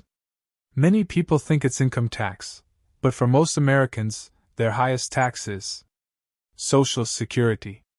As an employee, it appears as if the Social Security tax, combined with the Medicare tax rate, is roughly 7.5%, but it's really 15% since the employer must match the Social Security amount. In essence, it is money the employer can't pay you. On top of that, you still have to pay income tax on the amount deducted from your wages for Social Security tax, income you never received because it went directly to Social Security through withholding. Going back to the young couple, as a result of their incomes increasing, they decide to buy the house of their dreams. Once in their house, they have a new tax, called property tax. Then they buy a new car, new furniture, and new appliances to match their new house. All of a sudden, they wake up and their liabilities column is full of mortgage and credit card debt. Their liabilities go up. They're now trapped in the rat race. Pretty soon a baby comes along and they work harder. The process repeats itself. Higher incomes cause higher taxes, also called bracket creep. A credit card comes in the mail. They use it and max it out. A loan company calls and says their greatest asset, their home, has appreciated in value. Because their credit is so good, the company offers a bill consolidation loan and tells them the intelligent thing to do is clear off the high-interest consumer debt by paying off their credit card. And besides, interest on their home is a tax deduction. They go for it, and pay off those high-interest credit cards. They breathe a sigh of relief. Their credit cards are paid off. They've now folded their consumer debt into their home mortgage. Their payments go down because they extend their debt over 30 years. It is the smart thing to do. Their neighbor calls to invite them to go shopping. The Memorial Day sale is on. They promise themselves they'll just window shop, but they take a credit card, just in case. I run into this young couple all the time. Their names change, but their financial dilemma is the same. They come to one of my talks to hear what I have to say. They asked me, "Can you tell us how to make more money?" They don't understand that their trouble is really how they choose to spend the money they do have. It is caused by financial illiteracy and not understanding the difference between an asset and a liability. More money seldom solves someone's money problems. Intelligence solves problems. There is a saying a friend of mine says over and over to people in debt. If you find you have dug yourself into a hole, stop digging. As a child, my dad often told us that the Japanese were aware of three powers: the power of the sword, the jewel, and the mirror. The sword symbolizes the power of weapons. America has spent trillions of dollars on weapons and, because of this, is a powerful military presence in the world. The jewel symbolizes the power of money. There is some degree of truth to the saying. Remember the golden rule. He who has the gold makes the rules. The mirror symbolizes the power of self-knowledge. This self-knowledge, according to Japanese legend, was the most treasured of the three. All too often, the poor and middle class allowed the power of money to control them. By simply getting up and working harder, failing to ask themselves if what they do makes sense, they shoot themselves in the foot as they leave for work every morning. By not fully understanding money, the vast majority of people allow its awesome power to control them. If they used the power of the mirror, they would have asked themselves, "Does this make sense?" All too often, instead of trusting their inner wisdom, that genius inside, most people follow the crowd. They do things because everybody else does them. They conform, rather than question. Often, they mindlessly repeat what they have been told. Diversify. Your home is an asset. Your home is your biggest investment. You get a tax break for going into greater debt. Get a safe job. Don't make mistakes. Don't take risks. It is said that the fear of public speaking is a fear greater than death for most people. According to psychiatrists, the fear of public speaking is caused by the fear of ostracism, the fear of standing out, the fear of criticism, the fear of ridicule, and the fear of being an outcast. The fear of being different prevents most people from seeking new ways to solve their problems. That is why my educated dad said the Japanese valued the power of the mirror the most, for it is only when we look into it that we find truth. Fear is the main reason that people say, "Play it safe." That goes for anything, be it sports, relationships, careers, or money. It is that same fear, the fear of ostracism, that causes people to conform to, and not question, commonly accepted opinions or popular trends. Your home is an asset. Get a bill consolidation loan, and get out of debt. Work harder. It's a promotion. Someday I'll be a vice president. Save money. When I get a raise, I'll buy us a bigger house. Mutual funds are safe. Many financial problems are caused by trying to keep up with the Joneses. Occasionally, we all need to look in the mirror and be true to our inner wisdom rather than our fears. By the time Mike and I were 16 years old, we began to have problems in school. We were not bad kids. We just began to separate from the crowd. We worked for Mike's dad after school and on weekends. Mike and I often spent hours after work just sitting at a table with his dad while he held meetings with his bankers, attorneys, accountants, brokers, investors, managers, and employees. Here was a man who had left school at 13 who was now directing, instructing, ordering, and asking questions of educated people. They came at his beck and call, and cringed when he didn't approve of them. Here was a man who had not gone along with the crowd. He was a man who did his own thinking and detested the words, "We have to do it this way because that's the way everyone else does it." He also hated the word, "can't." If you wanted him to do something, just say, "I don't think you can do it." Mike and I learned more sitting in on his meetings than we did in all our years of school, college included. Mike's dad was not book smart, but he was financially educated and successful as a result. He told us over and over again, "An intelligent person hires people who are more intelligent than he is." So Mike and I had the benefit of spending hours listening to and learning from intelligent people. But because of this, Mike and I couldn't go along with the standard dogma our teachers preached, and that caused problems. Whenever the teacher said, "If you don't get good grades, you won't do well in the real world," Mike and I just raised our eyebrows. When we were told to follow set procedures and not deviate from the rules, we could see how school discouraged creativity. We started to understand why our rich dad told us that schools were designed to produce good employees instead of employers. Occasionally, Mike. Or I would ask our teachers how what we studied was applicable in the real world, or why we never studied money and how it worked. To the latter question, we often got the answer that money was not important, that if we excelled in our education, the money would follow. The more we knew about the power of money, the more distant we grew from the teachers and our classmates. My highly educated dad never pressured me about my grades, but we did begin to argue about money. By the time I was 16, I probably had a far better foundation with money than both my parents. I could keep books, I listened to tax accountants, corporate attorneys, bankers, real estate brokers, investors, and so forth. By contrast, my dad talked to other teachers. One day my dad told me that our home was his greatest investment. A not too pleasant argument took place when I showed him why I thought a house was not a good investment. The difference in perception between my rich dad and my poor dad when it came to their homes. One dad thought his house was an asset, and the other dad thought it was a liability. I remember when I drew the following diagram for my dad showing him the direction of cash flow.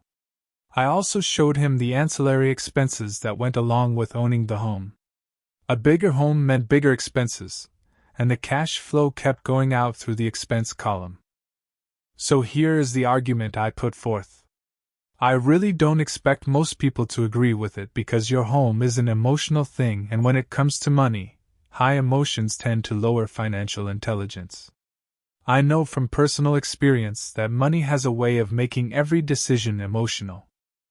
When it comes to houses, most people work all their lives paying for a home they never own. In other words, most people buy a new house every few years, each time incurring a new 30-year loan to pay off the previous one. Even though people receive a tax deduction for interest on mortgage payments, they pay for all their other expenses with after-tax dollars, even after they pay off their mortgage. My wife's parents were shocked when the property taxes on their home increased to $1,000 a month. This was after they had retired, so the increase put a strain on their retirement budget, and they felt forced to move. Houses do not always go up in value.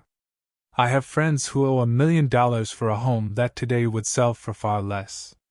The greatest losses of all are those from missed opportunities.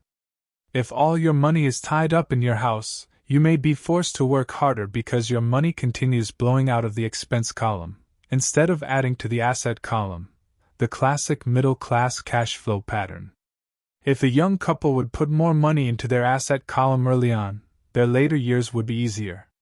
Their assets would have grown and would be available to help cover expenses. All too often, a house only serves as a vehicle for incurring a home equity loan to pay for mounting expenses. In summary, the end result in making a decision to own a house that is too expensive in lieu of starting an investment portfolio impacts an individual in at least the following 3 ways. 1. Loss of time, during which other assets could have grown in value. 2. Loss of additional capital, which could have been invested instead of paying for high-maintenance expenses related directly to the home. 3. Loss of education. Too often, people count their house and savings and retirement plans as all they have in their asset column. Because they have no money to invest, they simply don't invest. This costs them investment experience. Most never become what the investment world calls a sophisticated investor. And the best investments are usually first sold to sophisticated investors, who then turn around and sell them to the people playing it safe. I am not saying don't buy a house. What I am saying is that you should understand the difference between an asset and a liability. When I want a bigger house, I first buy assets that will generate the cash flow to pay for the house. My educated dad's personal financial statement best demonstrates the life of someone caught in the rat race. His expenses match his income, never allowing him enough left over to invest in assets. As a result, his liabilities are larger than his assets. My poor dad's income statement. It is worth 1,000 words. It shows that his income and expenses are equal, while his liabilities are larger than his assets. My Rich Dad's personal financial statement on the right reflects the results of a life dedicated to investing and minimizing liabilities. A review of My Rich Dad's financial statement shows why the rich get richer. The asset column generates more than enough income to cover expenses, with the balance reinvested into the asset column. The asset column continues to grow and therefore, the income it produces grows with it. The result is that the rich get richer. The middle class finds itself in a constant state of financial struggle. Their primary income is through their salary. As their wages increase, so do their taxes. Their expenses tend to increase in proportion to their salary increase, hence the phrase, the rat race. They treat their home as their primary asset, instead of investing in income-producing assets.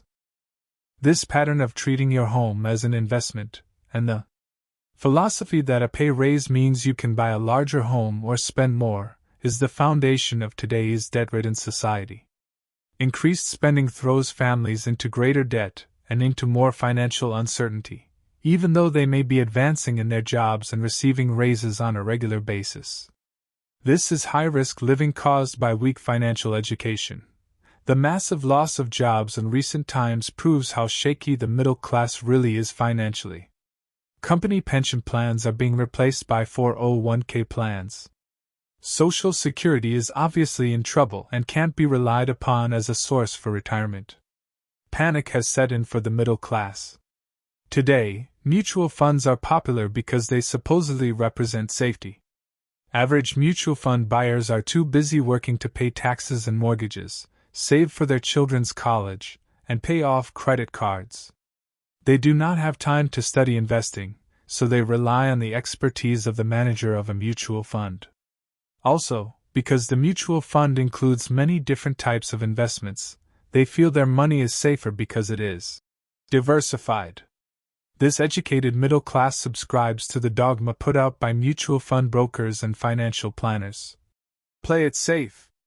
Avoid risk. The real tragedy is that the lack of early financial education is what creates the risk faced by average middle-class people. The reason they have to play it safe is because their financial positions are tenuous at best. Their balance sheets are not balanced. Instead, they are loaded with liabilities and have no real assets that generate income. Typically, their only source of income is their paycheck. Their livelihood becomes entirely dependent on their employer. So when genuine deals of a lifetime come along, these people can't take advantage of them because they are working so hard, are taxed to the max, and are loaded with debt. As I said at the start of this section, the most important rule is to know the difference between an asset and a liability. Once you understand the difference, concentrate your efforts on buying income-generating assets. That's the best way to get started on a path to becoming rich. Keep doing that, and your asset column will grow. Keep liabilities and expenses down so more money is available to continue pouring into the asset column. Soon the asset base will be so deep that you can afford to look at more speculative investments. Investments that may have returns of 100% to infinity. $5,000 investments that are soon turned into $1 million or more. Investments that the middle class calls too risky. The investment is not risky for the financially literate. As an employee who is also a homeowner, your working efforts are generally as follows. 1. You work for the company. Employees make their business owner or the shareholders rich, not themselves. Your efforts and success will help provide for the owner's success and retirement. 2. You work for the government. The government takes its share from your paycheck before you even see it. By working harder, you simply increase the amount of taxes taken by the government. Most people work from January to May just for the government. 3. You work for the bank. After taxes, your next largest expense is usually your mortgage and credit card debt. The problem with simply working harder is that each of these three levels takes a greater share of your increased efforts. You need to learn how to have your increased efforts benefit you and your family. directly. Once you have decided to concentrate on minding your own business, focusing your efforts on acquiring assets instead of a bigger paycheck, how do you set your goals? Most people must keep their job and rely on their wages to fund their acquisition of assets. As their assets grow, how do they measure the extent of their success? When does someone know that they are rich, that they have wealth? As well as having my own definitions for assets and liabilities, I also have my own definition for wealth. Actually, I borrowed it from a man named R. Buckminster Fuller. Some call him a quack, and others call him a genius. Years ago he got architects buzzing because he applied for a patent for something called a geodesic dome. But in the application, Fuller also said something about wealth. It was pretty confusing at first, but after reading it, it began to make some sense. Wealth is a person's ability to survive so many number of days forward. Or, if I stopped working today, how long could I survive? Unlike net worth, the difference between your assets and liabilities, which is often filled with a person's expensive junk and opinions of what things are worth, this definition creates the possibility for developing a truly accurate measurement. I could now measure and know where I was in terms of my goal to become financially independent. Although net worth often includes non-cash producing assets, like stuff you bought that now sits in your garage, wealth measures how much money your money is making and therefore, your financial survivability. Wealth is the measure of the cash flow from the asset column compared with the expense column. Let's use an example. Let's say I have cash flow from my asset column of $1,000 a month, and I have monthly expenses of $2,000. What is my wealth? Let's go back to Buckminster Fuller's definition. Using his definition, how many days forward can I survive? Assuming a 30-day month, I have enough cash flow for half a month. When I achieve $2,000 a month cash flow from my assets, then I will be wealthy. So while I'm not yet rich, I am wealthy. I now have income generated from assets each month that fully cover my monthly expenses. If I want to increase my expenses, I first must increase my cash flow to maintain this level of wealth. Also note that it is at this point that I'm no longer dependent on my wages. I have focused on, and been successful in, building an asset column that has made me financially independent. If I quit my job today, I would be able to cover my monthly expenses with the cash flow from my assets. My next goal would be to have the excess cash flow from my assets reinvested into the asset column. The more money that goes into my asset column, the more my asset column grows. The more my assets grow, the more my cash flow grows. And as long as I keep my expenses less than the cash flow from these assets, I grow richer with more and more income from sources other than my physical labor. As this reinvestment process continues, I am well on my way to becoming rich. Just remember this simple observation. The rich buy assets. The poor only have expenses. The middle class buy liabilities they think are assets. So how do I start minding my own business? What is the answer? Listen to the founder of McDonald's in the next chapter. Chapter 3. Mind Your Own Business. In 1974, Ray Kroc, the founder of McDonald's, was asked to speak to the MBA class at the University of Texas at Austin. A friend of mine was a student in that MBA class. After a powerful and inspiring talk, the class adjourned and the students asked Ray if he would join them at their favorite hangout to have a few beers. Ray graciously accepted. "What business am I in?" Ray asked, once the group had all their beers in hand. Everyone laughed.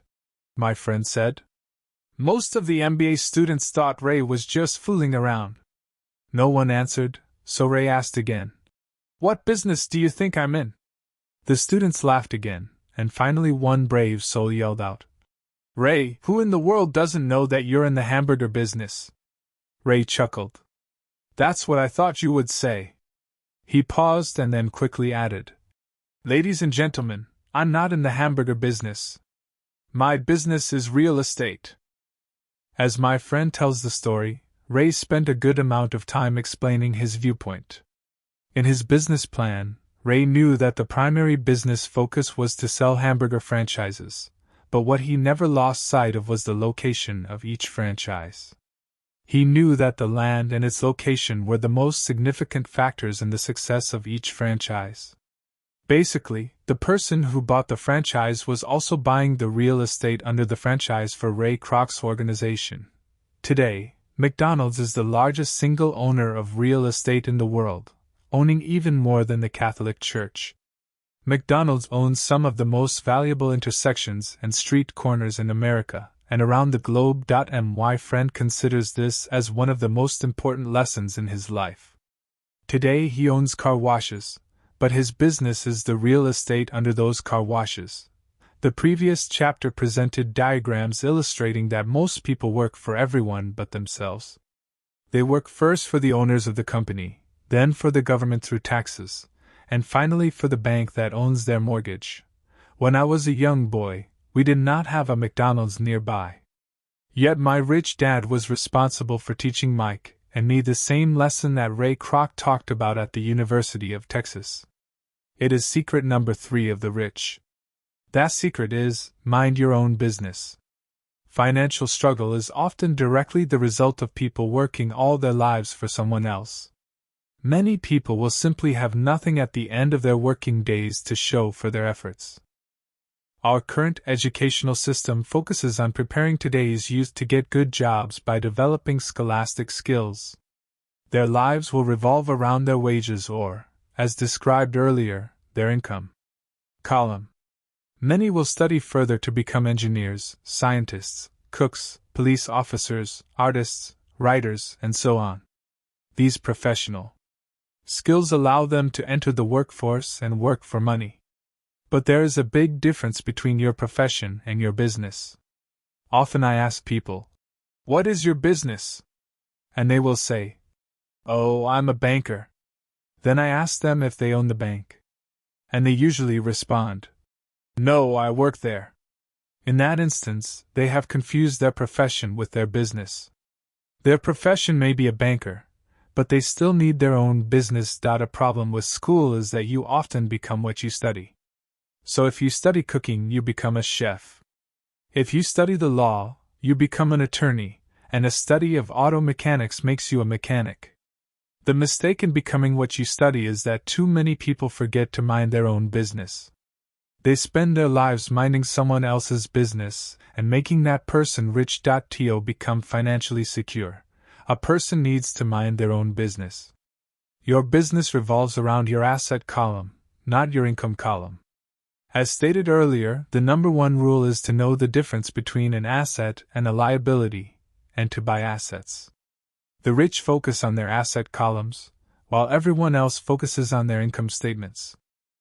That is why we hear so often, "I need a raise. If only I had a promotion. I am going back to school to get more training so I can get a better job. I am going to work overtime. Maybe I can get a second job." In some circles, these are sensible ideas. But you are still not minding your own business. These ideas all still focus on the income column and will only help a person become more financially secure if the additional money is used to purchase income-generating assets. The primary reason the majority of the poor and middle class are fiscally conservative, which means, "I can't afford to take risks," is that they have no financial foundation. They have to cling to their jobs and play it safe. When downsizing became the in thing to do, millions of workers found out their largest so-called asset, their home, was eating them alive. Their asset was costing them money every month.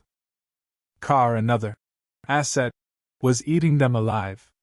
The golf clubs in the garage that cost $1,000 were not worth $1,000 anymore. Without job security, they had nothing to fall back on. What they thought were assets could not help them survive in a time of financial crisis. I assume most of us have filled out a credit application to buy a house or a car.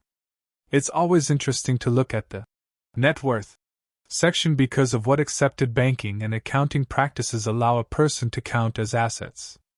One day when I wanted a loan, my financial position did not look too good. So I added my new golf clubs, my art collection, books, electronics, Armani suits, wristwatches, shoes, and other personal effects to boost the number in the asset column. But I was turned down because I had too much investment real estate. The loan committee didn't like that I made so much money from rent. They wanted to know why I did not have a normal job with a salary. They did not question the Armani suits, golf clubs, or art collection. Life is sometimes tough when you do not fit the standard profile. I cringe every time I hear someone say to me that their net worth is $1 million or $100,000 or whatever. One of the main reasons net worth is not accurate is simply because, the moment you begin selling your assets, you are taxed for any gains. So many people have put themselves in deep financial trouble when they run short of income. To raise cash, they sell their assets. But their personal assets can generally be sold for only a fraction of the value that is listed on their personal balance sheet. Or if there is a gain on the sale of the assets, they are taxed on the gain. So again, the government takes its share, thus reducing the amount available to help them out of debt. That is why I say someone's net worth is often worth less than they think. Start minding your own business. Keep your daytime job, but start buying real assets, not liabilities or personal effects that have no real value once you get them home. A new car loses nearly 25% of the price you pay for it the moment you drive it off the lot. It is not a true asset even if your banker lets you list it as one. My $400 new titanium driver was worth $150 the moment I teed off. Keep expenses low, reduce liabilities, and diligently build a base of solid assets. For young people who have not yet left home, it is important for parents to teach them the difference between an asset and a liability. Get them to start building a solid asset column before they leave home, get married, buy a house, have kids, and get stuck in a risky financial position, clinging to a job, and buying everything on credit. I see so many young couples who get married and trap themselves into a lifestyle that will not let them get out of debt for most of their working years. For many people, just as the last child leaves home, the parents realize they have not adequately prepared for retirement, and they begin to scramble to put some money away. Then their own parents become ill and they find themselves with new responsibilities. So what kind of assets am I suggesting that you or your children acquire? In my world, real assets fall into the following categories. Businesses that do not require my presence, I own them, but they are managed or run by other people. If I have to work there, it's not a business. It becomes my job. Stocks, bonds, income-generating real estate, notes, IOUs, royalties from intellectual property such as music, scripts, and patents. Anything else that has value, produces income, or appreciates, and has a ready market. As a young boy, my educated dad encouraged me to find a safe job. But my rich dad encouraged me to begin acquiring assets that I loved. If you don't love it, you won't take care of it. I collect real estate simply because I love buildings and land. I love shopping for them, and I could look at them all day long. When problems arise, the problems aren't so bad that it changes my love for real estate. For people who hate real estate, they shouldn't buy it. I also love stocks of small companies, especially startups, because I am an entrepreneur, not a corporate person. In my early years, I worked in large organizations, such as Standard Oil of California, the U.S. Marine Corps, and Xerox Corporation. I enjoyed my time with those organizations and have fond memories, but I know deep down I am not a company man. I like starting companies, not running them. So my stock buys are usually of small companies. Sometimes I even start the company and take it public. Fortunes are made in new stock issues, and I love the game. Many people are afraid of small-cap companies and call them risky, and they are. But that risk is diminished if you love what the investment is, understand it, and know the game. With small companies, my investment strategy is to be out of the stock in a year. On the other hand, my real estate strategy is to start small and keep trading up for bigger properties and, therefore, delay paying taxes on the gain. This allows the value to increase dramatically. I generally hold real estate less than 7 years. For years, even while I was with the Marine Corps and Xerox, I did what my rich dad recommended. I kept my day job, but I still minded my own business. I was active in my asset column trading real estate and small stocks. Rich Dad always stressed the importance of financial literacy. The better I was at understanding the accounting and cash management, the better I would be at analyzing investments and eventually starting and building my own company. I don't encourage anyone to start a company unless they really want to. Knowing what I know about running a company, I wouldn't wish that task on anyone. There are times when people can't find employment, and starting a company seems like the best solution. But the odds are against success. 9 out of 10 companies fail in 5 years. Of those that survive the first 5 years, 9 out of every 10 of those eventually fail as well. So only if you really have the desire to own your own company do I recommend it. Otherwise, keep your day job and mind your own business. When I say mind your own business, I mean to build and keep your asset column strong. Once $1 goes into it, never let it come out. Think of it this way: once $1 goes into your asset column, it becomes your employee. The best thing about money is that it works 24 hours a day and can work for generations.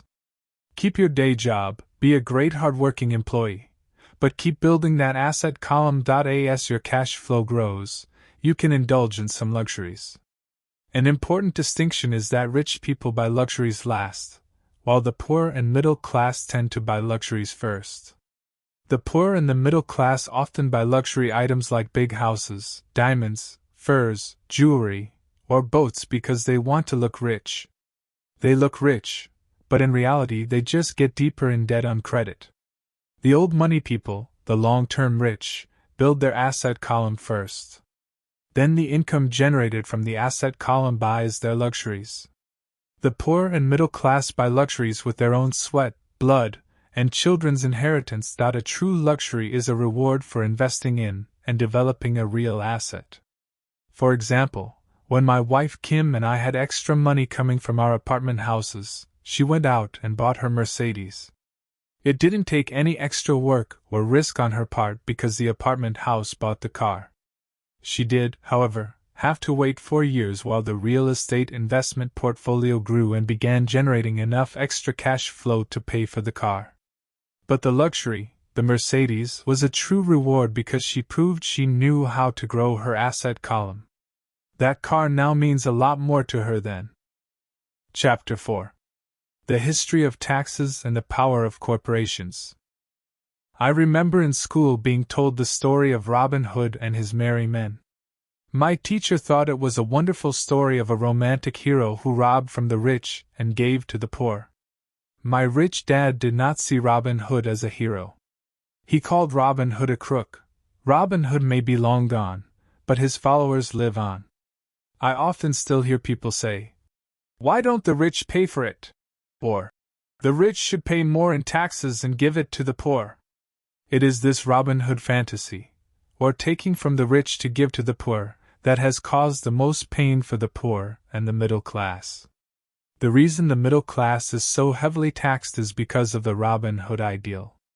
The reality is that the rich are not taxed. It's the middle class, especially the educated upper-income middle class, who pays for the poor.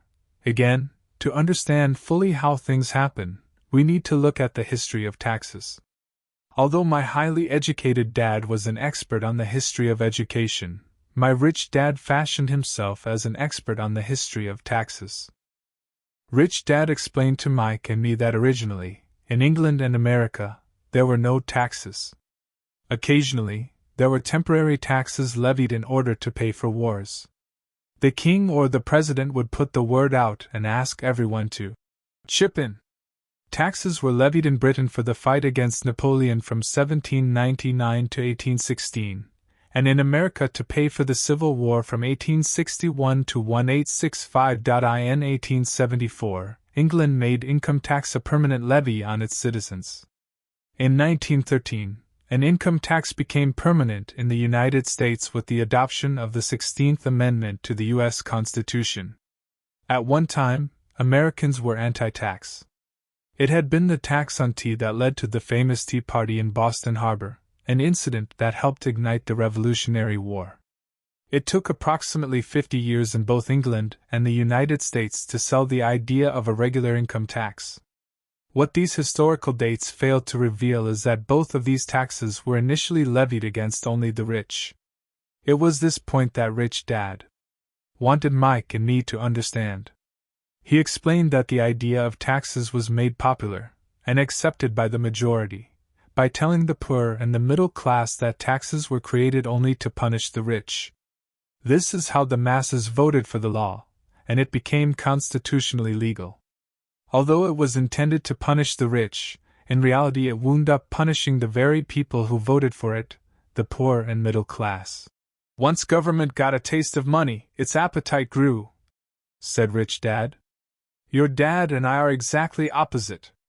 He's a government bureaucrat, and I am a capitalist. We get paid, and our success is measured on opposite behaviors. He gets paid to spend money and hire people.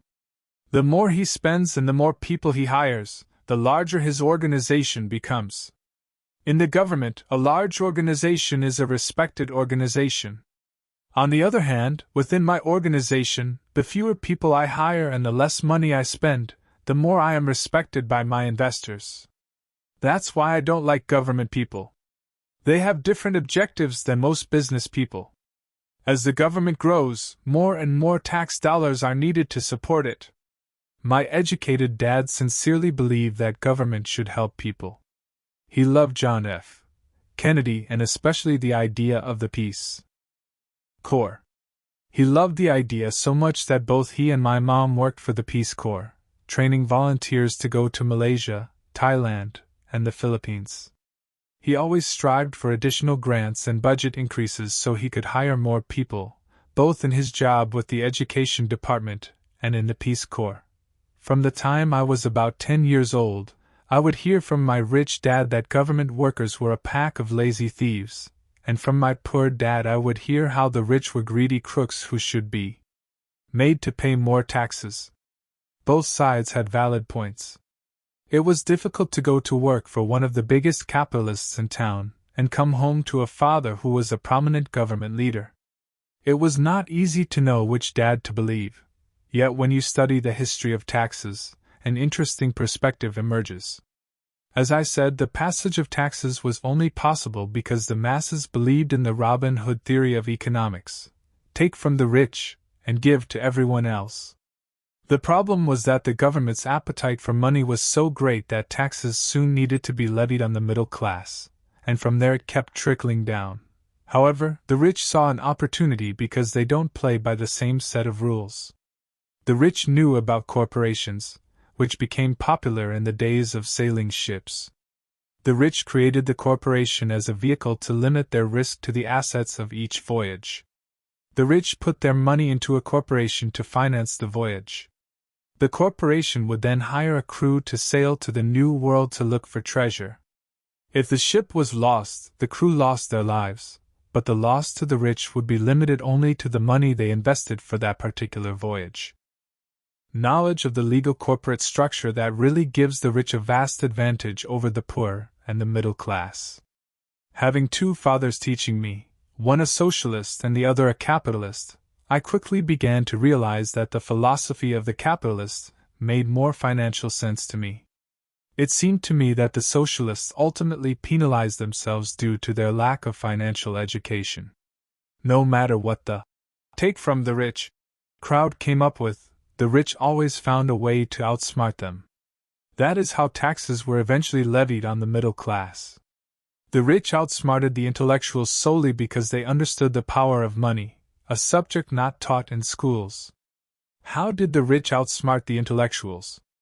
Once the take from rich tax was passed, cash started flowing into government coffers. Initially, people were happy. Money was handed out to government workers and the rich. It went to government workers in the form of jobs and pensions, and it went to the rich via their factories receiving government contracts. The government received a large pool of money, but the problem was the fiscal management of that money. The government ideal is to avoid having excess money. If you fail to spend your allotted funds, you risk losing it in the next budget. You would certainly not be recognized for being efficient. Business people, on the other hand, are rewarded for having excess money and are applauded for their efficiency.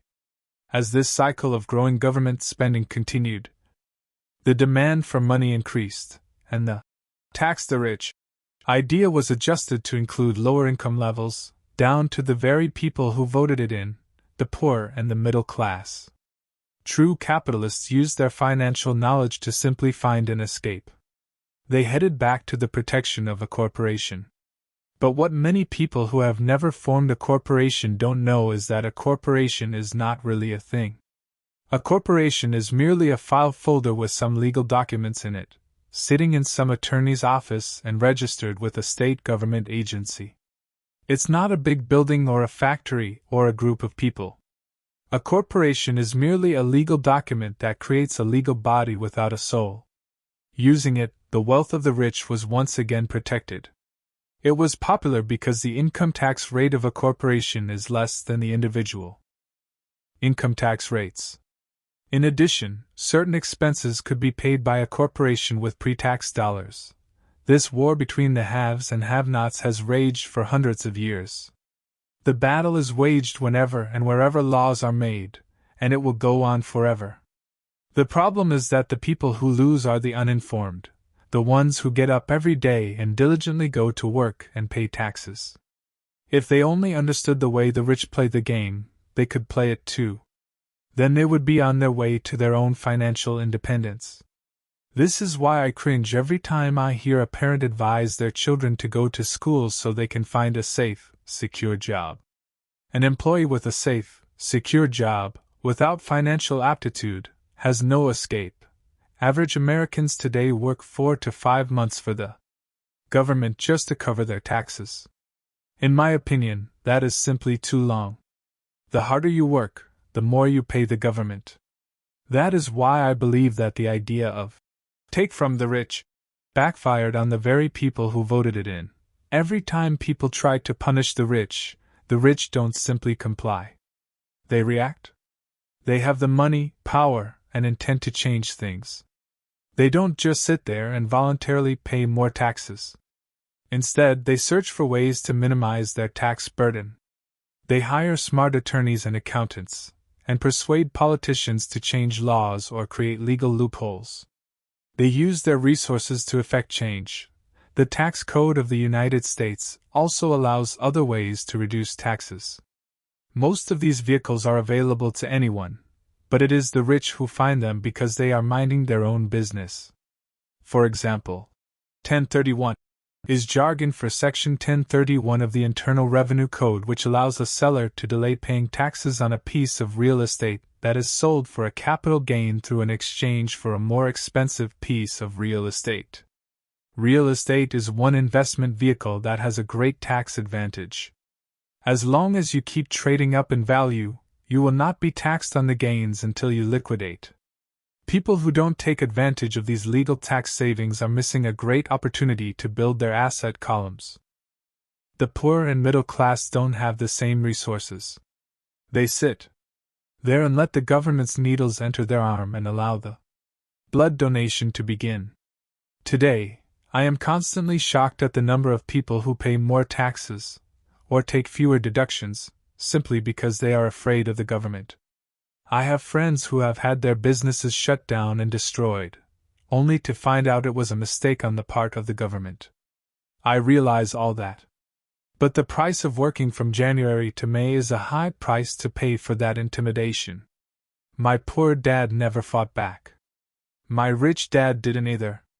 He just played the game smarter, and he did it through corporations, the biggest secret of the rich. You may remember the first lesson I learned from my rich dad.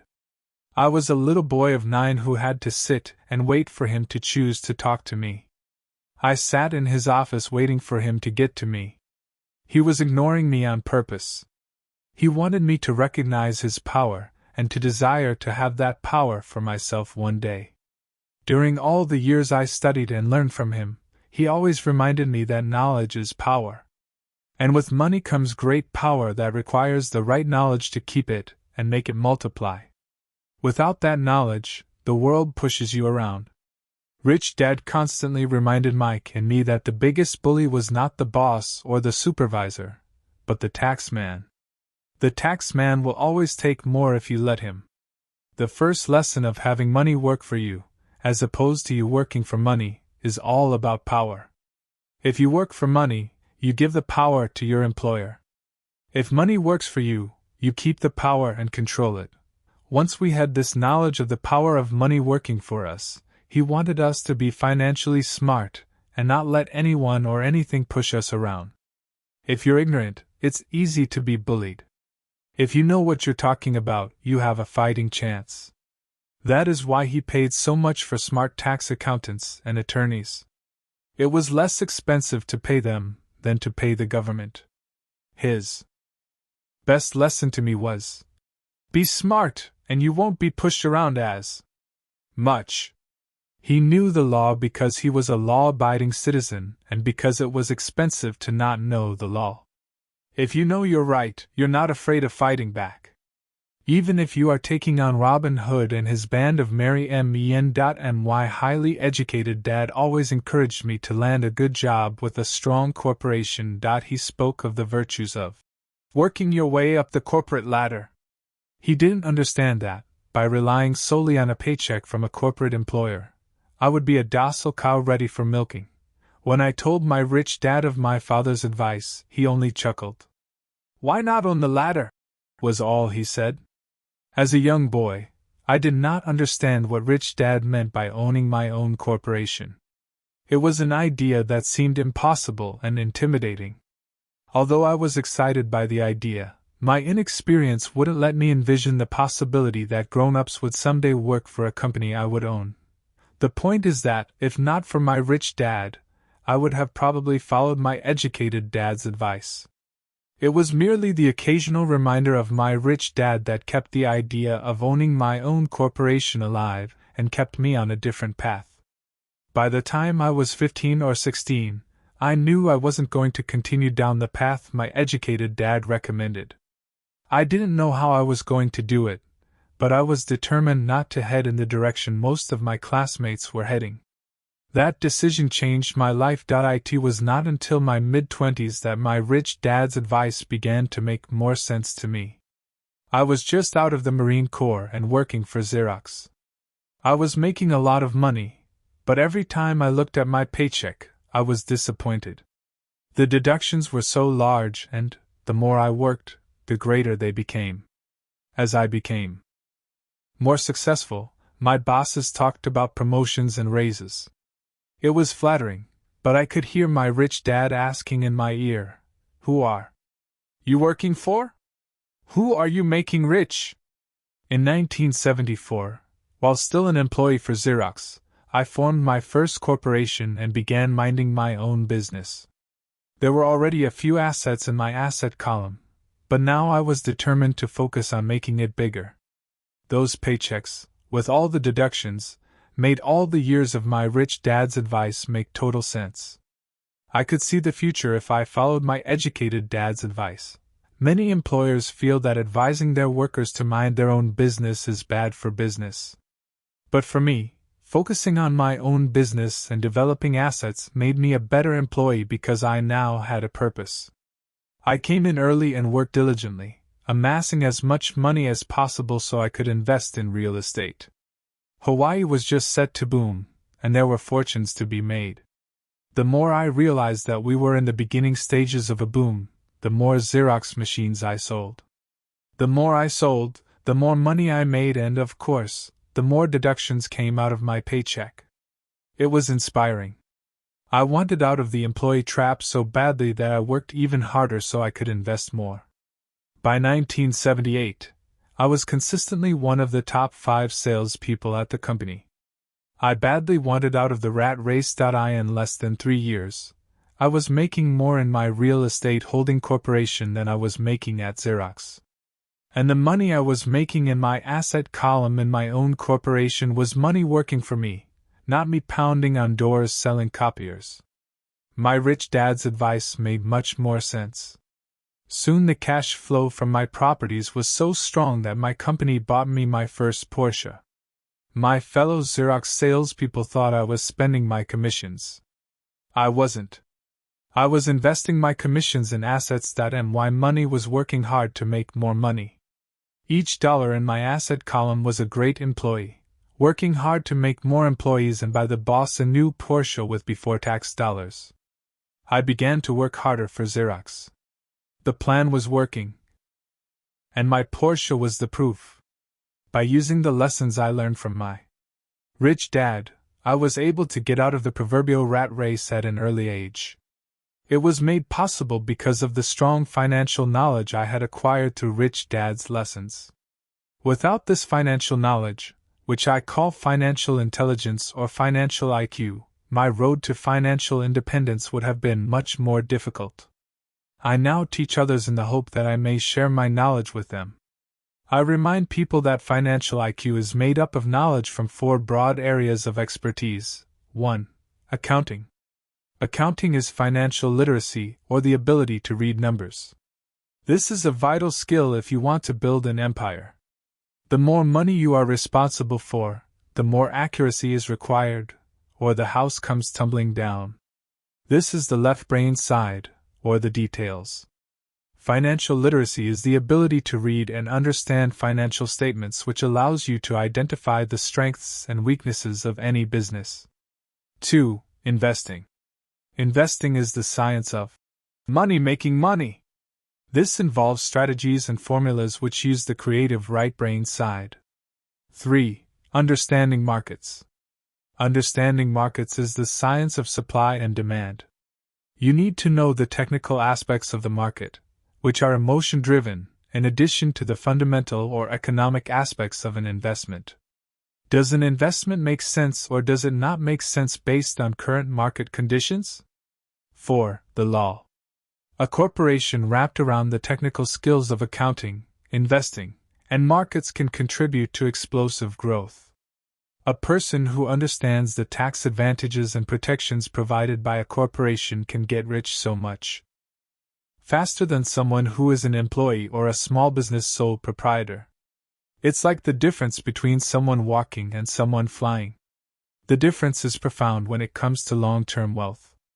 Tax advantages. A corporation can do many things that an employee cannot, like pay expenses before paying taxes. That is a whole area of expertise that is very exciting. Employees earn and get taxed, and they try to live on what is left.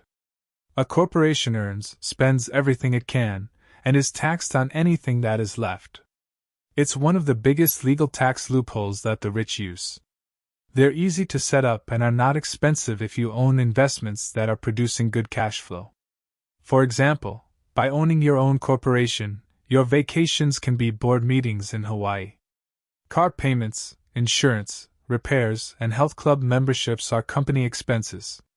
Most restaurant meals are partial expenses, and on and on. But it's done legally with pre-tax dollars. Protection from lawsuits. We live in a litigious society. Everybody wants a piece of your action. The rich hide much of their wealth using vehicles such as corporations and trusts to protect their assets from creditors. When someone sues a wealthy individual, they are often met with layers of legal protection, and often find that the wealthy person actually owns nothing. They control everything, but own nothing.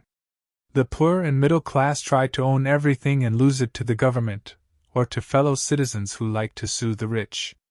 They learned it from the Robin Hood story: take from the rich, and give it to the poor.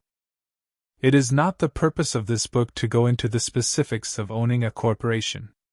But I will say that if you own any kind of legitimate assets, I would consider finding out more about the benefits and protection offered by a corporation as soon as possible.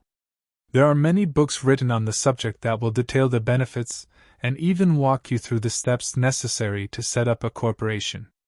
Garrett Sutton's books on corporations provide wonderful insight into the power of personal corporations. Financial IQ is actually the synergy of many skills and talents. I would say it is the combination of the 4 technical skills listed above that make up basic financial intelligence. If you aspire to great wealth, it is the combination of these skills that will greatly amplify your financial intelligence. As part of your overall financial strategy, I recommend that you learn about the protection that legal entities can provide for businesses and assets. Chapter 5. The Rich Invent Money. Last night, I took a break from writing and watched a TV program on the history of a young man named Alexander Graham Bell.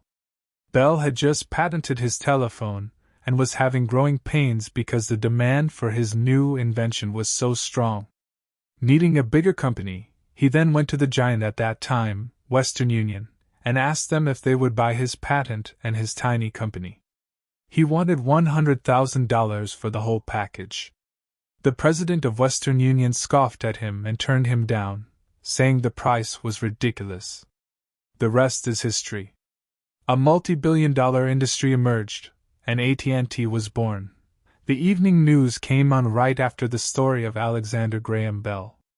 On the news was a story of another downsizing at a local company.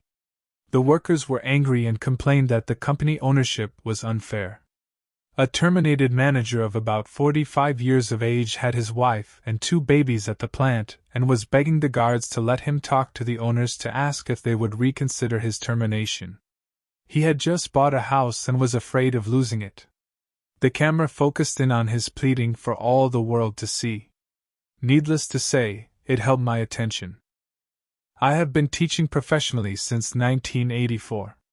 It has been a great experience and a rewarding one. It is also a disturbing profession, for I have taught thousands of individuals and I see one thing in common in all of us, myself included. We all have tremendous potential, and we all are blessed with gifts. Yet the one thing that holds all of us back is some degree of self-doubt.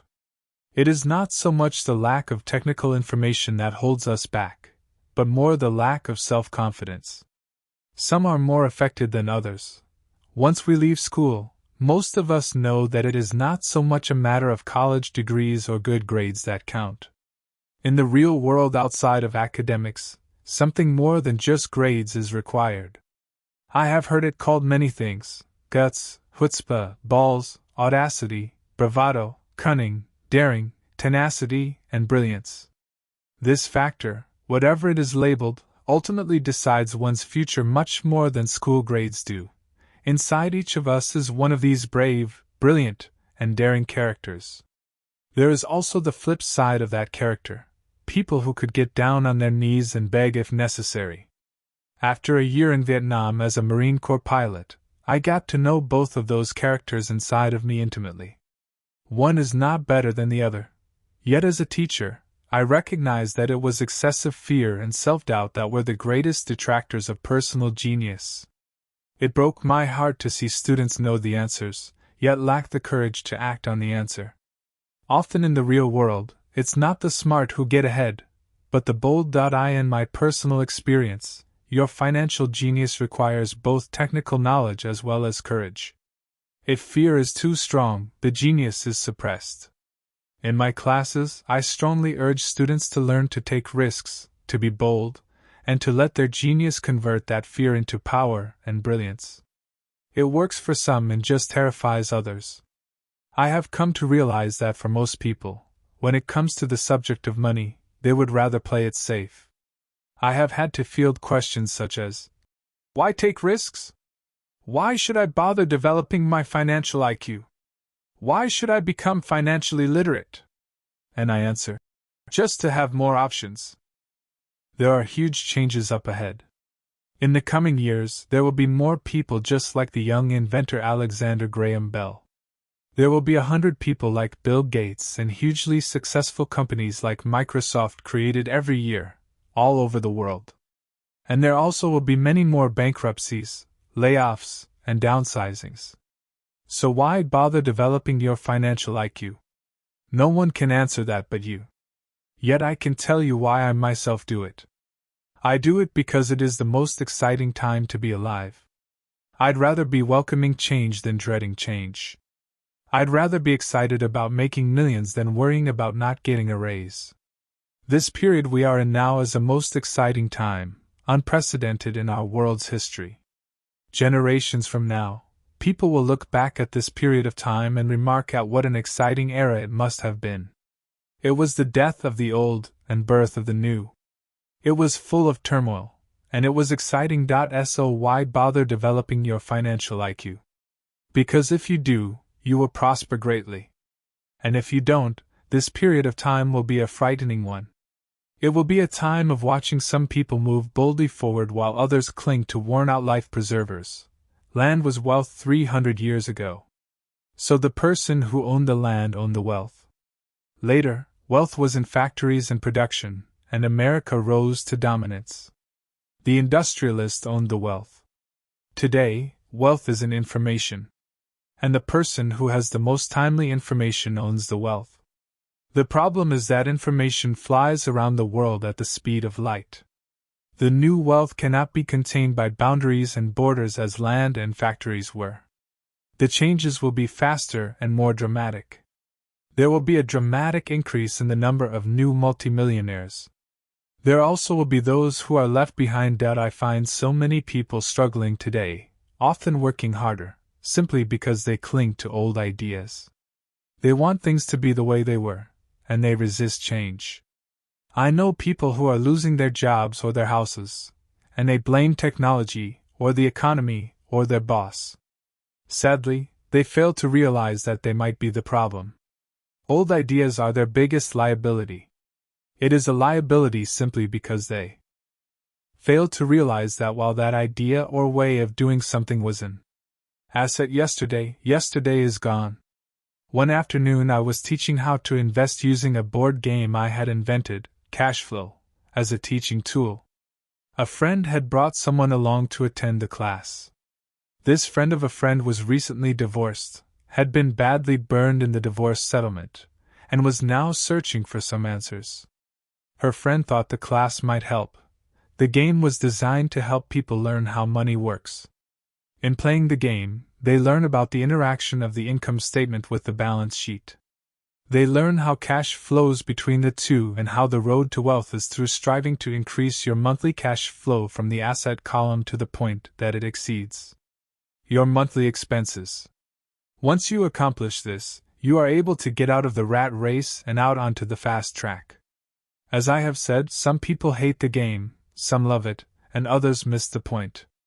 This woman missed a valuable opportunity to learn something.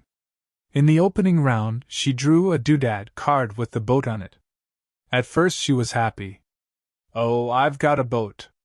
Then, as her friend tried to explain how the numbers worked on her income statement and balance sheet, she got frustrated because she had never liked math. The rest of her table waited while her friend continued explaining the relationship between the income statement, balance sheet, and monthly cash flow. Suddenly, when she realized how the numbers worked, it dawned on her that her boat was eating her alive. Later on in the game, she was also downsized and had a child. It was a horrible game for her. After the class, her friend came by and told me that she was upset. She had come to the class to learn about investing and did not like the idea that it took so long to play a silly game. Her friend attempted to tell her to look within herself to see if the game reflected her in any way. With that suggestion, the woman demanded her money back. She said that the very idea that a game could be a reflection of her was ridiculous. Her money was promptly refunded, and she left. Since 1984, I have made millions simply by doing what the school system does not do. In school, most teachers lecture. I hated lectures as a student. I was soon bored, and my mind would drift out. In 1984, I began teaching via games and simulations, and I still rely on these tools today. I always encourage adult students to look at games as reflecting back to them what they know and what they need to learn. Most importantly, games reflect behavior. They are instant feedback systems. Instead of the teacher lecturing you, the game is giving you a personalized lecture, one that is custom made just for you. The friend of the woman who left later called to give me an update. She said her friend was fine and had calmed down. In her cooling off period, she could see some slight relationship between the game and her life. Although she and her husband did not own a boat, they did own everything else imaginable. She was angry after their divorce, both because he had run off with a younger woman and because, after 20 years of marriage, they had accumulated little in the way of assets. There was virtually nothing for them to split. Their 20 years of married life had been incredible fun, but all they had accumulated was a ton of doodads. She realized that her anger at doing the numbers, the income statement and balance sheet, came from her embarrassment about not understanding them. She had believed that finances were the man's job. She maintained the house and did the entertaining, and he handled the finances. She was now quite certain that in the last 5 years of their marriage, he had hidden money from her. She was angry at herself for not being more aware of where the money was going, as well as for not knowing about the other woman. Just like a board game, the world is always providing us with instant feedback. We could learn a lot if we tuned in more. One day not long ago, I complained to my wife that the cleaners must have shrunk my pants. My wife gently smiled and poked me in the stomach to inform me that the pants had not shrunk. Something else had expanded. Me. The cash flow game was designed to give every player personal feedback. Its purpose is to give you options. If you draw the boat card and it puts you into debt, the question is, now what can you do? How many different financial options can you come up with? That is the purpose of the game, to teach players to think and create new and various financial options. Thousands of people throughout the world have played this game. The players who get out of the rat race the quickest are the people who understand numbers and have creative financial minds. They recognize different financial options. Rich people are often creative and take calculated risks. People who take the longest are people who are not familiar with numbers and often do not understand the power of investing. Some people playing CASHFL weighing lots of money in the game, but they don't know what to do with it. Even though they have money, everyone else seems to be getting ahead of them. And that is true in real life. There are a lot of people who have a lot of money and do not get ahead financially. Limiting your options is the same as hanging on to old ideas. I have a friend from high school who now works at 3 jobs.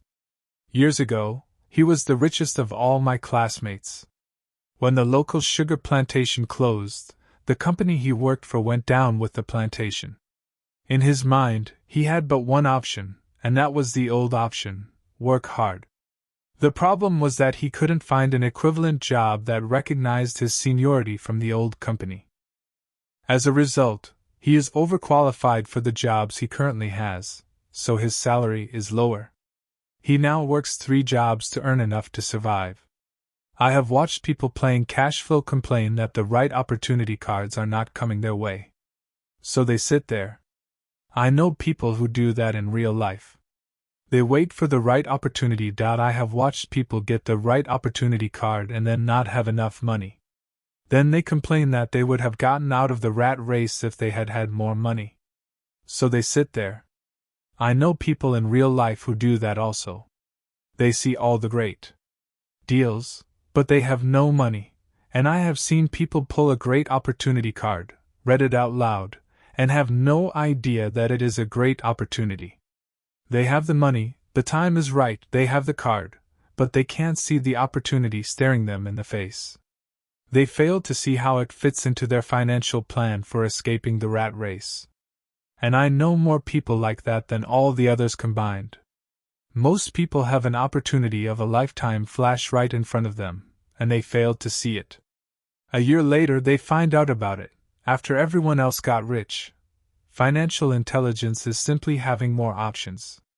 If the opportunities aren't coming your way, what else can you do to improve your financial position? If an opportunity lands in your lap and you have no money and the bank won't talk to you, what else can you do to get the opportunity to work in your favor? If your hunch is wrong, and what you've been counting on doesn't happen, how can you turn a lemon into millions? That is financial intelligence. It is not so much what happens, but how many different financial solutions you can think of to turn a lemon into millions. It is how creative you are in solving financial problems. Most people only know one solution: work hard, save, and borrow. So why would you want to increase your financial intelligence? Because you want to be the kind of person who creates your own luck. You take whatever happens and make it better. Few people realize that luck is created, just as money is. And if you want to be luckier and create money instead of working hard, then your financial intelligence is important. If you are the kind of person who is waiting for the right thing to happen, you might wait for a long time. It's like waiting for all the traffic lights to be green for 5 miles before you'll start your trip. As young boys, Mike and I were constantly told by my rich dad that money is not real. Rich Dad occasionally reminded us of how close we came to the secret of money on that first day we got together and began making money out of plaster of Paris. The poor and middle class work for money, he would say. The rich make money. The more real you think money is, the harder you will work for it. If you can grasp the idea that money is not real, you will grow richer faster. What is it? Was a question Mike and I often came back with. What is money if it is not real? What we agree it is, was all Rich Dad would say. The single most powerful asset we all have is our mind. If it is trained well, it can create enormous wealth seemingly instantaneously. An untrained mind can also create extreme poverty that can crush a family for generations. In the information age, money is increasing exponentially. A few individuals are getting ridiculously rich from nothing, just ideas and agreements. If you ask many people who trade stocks or other investments for a living, they see it done all the time. Often, millions can be made instantaneously from nothing. And by nothing, I mean no money was exchanged. It is done via agreement, a hand signal in a trading pit, a blip on a trader's screen in Lisbon from a trader's screen in Toronto and back to Lisbon, a call to my broker to buy and a moment later to sell. Money did not change hands. Agreements did. So why develop your financial genius? Only you can answer that. I can tell you why I have been developing this area of my intelligence. I do it because I want to make money fast. Not because I need to, but because I want to. It is a fascinating learning process. I develop my financial IQ because I want to participate in the fastest game and biggest game in the world. And in my own small way, I would like to be part of this unprecedented evolution of humanity, the era where humans work purely with their minds and not with their bodies. Besides, it is where the action is. It is what is happening. It's hip. It's scary. And it's fun. That is why I invest in my financial intelligence, developing the most powerful asset I have. I want to be with people moving boldly forward. I do not want to be with those left behind. I will give you a simple example of creating money. In the early 1990s, the economy of Phoenix, Arizona, was horrible. I was watching a TV show when a financial planner came on and began forecasting doom and gloom. His advice was to save money. Put $100 away every month, he said. In 40 years you will be a multimillionaire. Well, putting money away every month is a sound idea. It is one option, the option most people subscribe to. The problem is this: it blinds the person to what is really going on. It causes them to miss major opportunities for much more significant growth of their money. The world is passing them by. As I said, the economy was terrible at that time. For investors, this is the perfect market condition. A chunk of my money was in the stock market and in apartment houses. I was short of cash. Because people were giving properties away, I was buying. I was not saving money. I was investing. Kim and I had more than $1 million in cash working in a market that was rising fast. It was the best opportunity to invest. The economy was terrible. I just could not pass up these small deals. Houses that were once $100,000 were now $75,000. But instead of shopping with local real estate agents, began shopping at the bankruptcy attorney's office or the courthouse steps.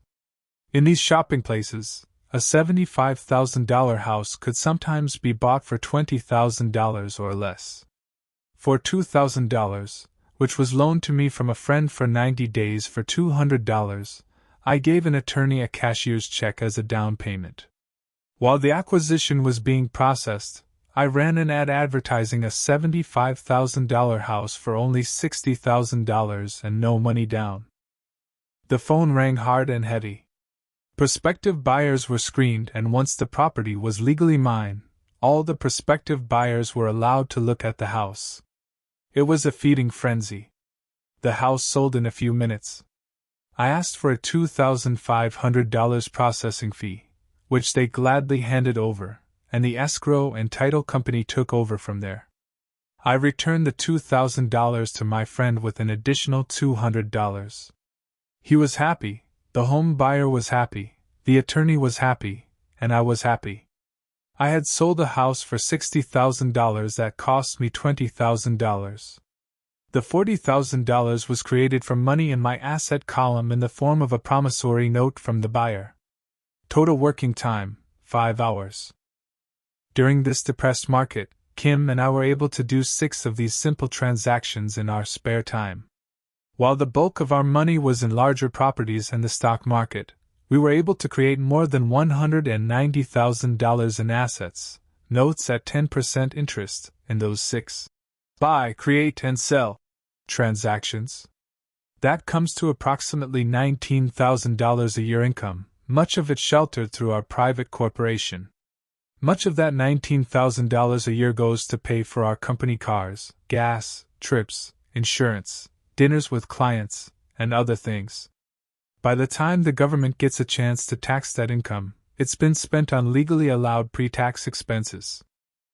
This was a simple example of how money is invented, created, and protected using financial intelligence.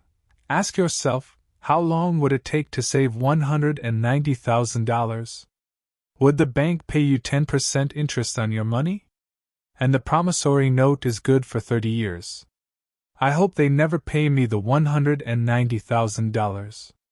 I have to pay a tax if they pay me the principal, and besides, $19,000 paid over 30 years is a little over $500,000 in income. I have people ask what happens if the person doesn't pay. That does happen, and it's good news. That $60,000 home could be taken back and resold for $70,000, and another $2,500 collected as a loan processing fee. It would still be a zero-down transaction in the mind of the new buyer. And the process would go on. The first time I sold the house, I paid back the $2,000, so technically, I have no money in the transaction. My return on investment (ROI) is infinity. It's an example of no money making a lot of money. In the second transaction, when resold, I would have put $2,000 in my pocket and re-extended the loan to 30 years. What would my ROI be if I got paid money to make money? I do not know, but it sure beats saving $100 a month, which actually starts out as $150 because it's after-tax income for 40 years earning low interest. And again, you're taxed on the interest. That is not too intelligent. It may be safe, but it's not smart. A few years later, as the Phoenix real estate market strengthened, those houses we sold for $60,000 became worth $110,000. Foreclosure opportunities were still available, but became rare. It cost a valuable asset, my time, to go out looking for them. Thousands of buyers were looking for the few available deals. The market had changed. It was time to move on and look for other opportunities to put in the asset column. You can't do that here. That is against the law. You're lying. I hear those comments much more often than, "Can you show me how to do that?" The math is simple. You do not need algebra or calculus. And the escrow company handles the legal transaction and the servicing of the payments. I have no roofs to fix or toilets to unplug because the owners do that. It's their house. Occasionally someone does not pay. And that is wonderful because there are late fees, or they move out and the property is sold again. The court system handles that. And it may not work in your area. The market conditions may be different. But the example illustrates how a simple financial process can create hundreds of thousands of dollars, with little money and low risk. It is an example of money being only an agreement. Anyone with a high school education can do it. Yet most people won't. Most people listen to the standard advice of work hard and save money. For about 30 hours of work, approximately $190,000 was created in the asset column, and no taxes were paid. Which one sounds harder to you? 1. Work hard. Pay 50% in taxes. Save what is left. Your savings then earn 5%, which is also taxed. Or 2. Take the time to develop your financial intelligence, harness the power of your brain, and the asset column. If you use option number 1, be sure to factor in how much time it takes you to save $190,000. Time is one of your greatest assets. Now you may understand why I silently shake my head when I hear parents say, "My child is doing well in school and receiving a good education." It may be good, but is it adequate? I know the above investment strategy is a small one. It is used to illustrate how small can grow into big.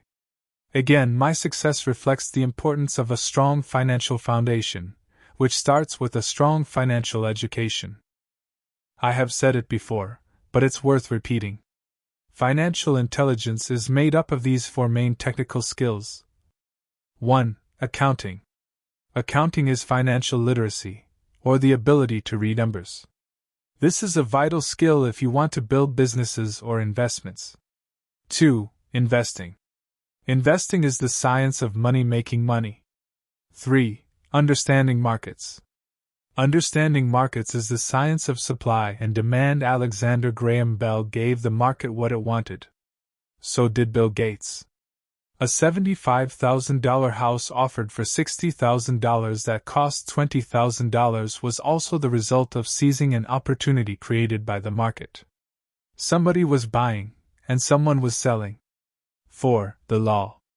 The law is the awareness of accounting corporate, state, and federal regulations.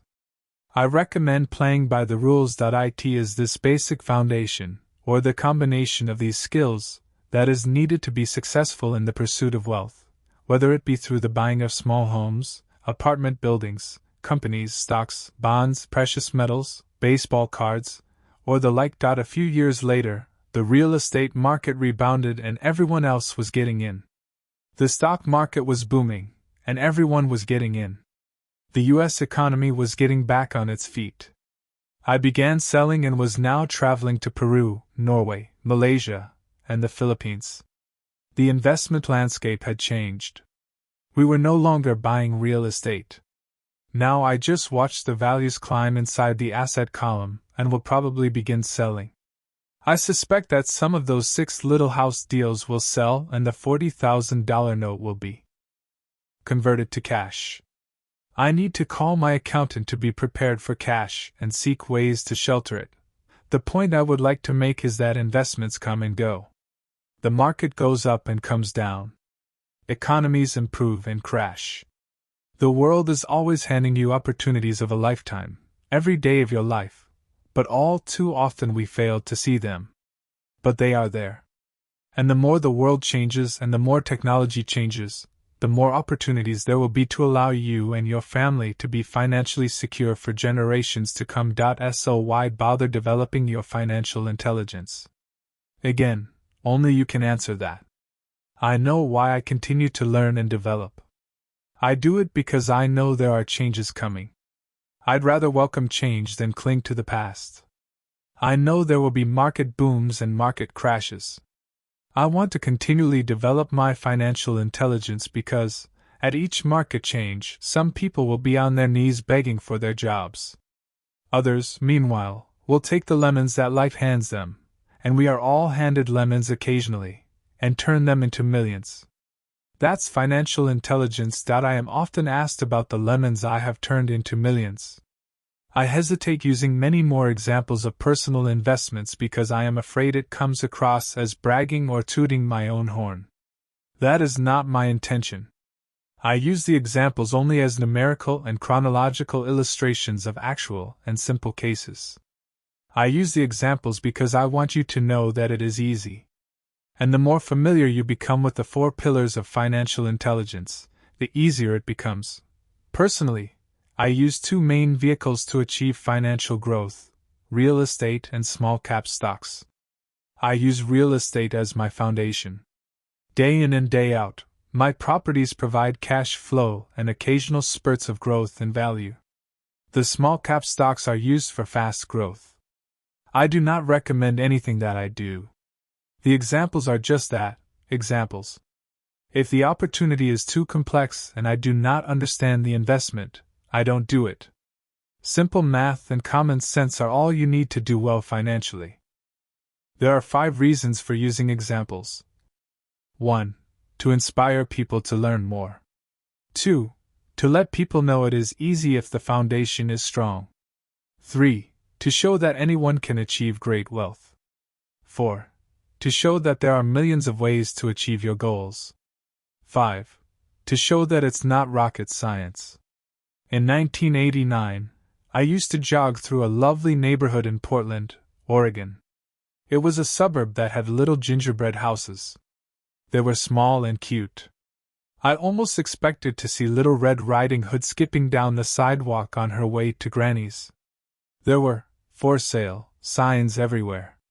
The timber market was terrible, the stock market had just crashed, and the economy was depressed. On one street, I noticed a for sale sign that was up longer than most. It looked old. Jogging past it one day, I ran into the owner, who looked troubled. "What are you asking for your house?" I asked. The owner turned and smiled weakly. "Make me an offer," he said. "It's been for sale for over a year. Nobody even comes by anymore to look at it." "I'll look," I said, and I bought the house a half hour later for $20,000 less than his asking price. It was a cute little 2-bedroom home, with gingerbread trim on all the windows. It was light blue with gray accents, and had been built in 1930. Inside there was a beautiful rock fireplace, as well as 2 tiny bedrooms. It was a perfect rental house. I gave the owner $5,000 down for a $45,000 house that was really worth $65,000, except that no one wanted to buy it. The owner moved out in a week, happy to be free, and my first tenant moved in, a local college professor. After the mortgage, expenses, and management fees were paid, I put a little less than $40 in my pocket at the end of each month. Hardly exciting. A year later, the depressed Oregon real estate market had begun to pick up. California investors, flush with money from their still booming real estate market, were moving north and buying up Oregon and Washington. I sold that little house for $95,000 to a young couple from California who thought it was a bargain.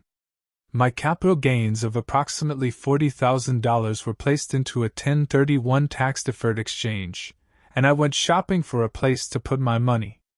In about a month, I found a 12-unit apartment house right next to the Intel plant in Beaverton, Oregon.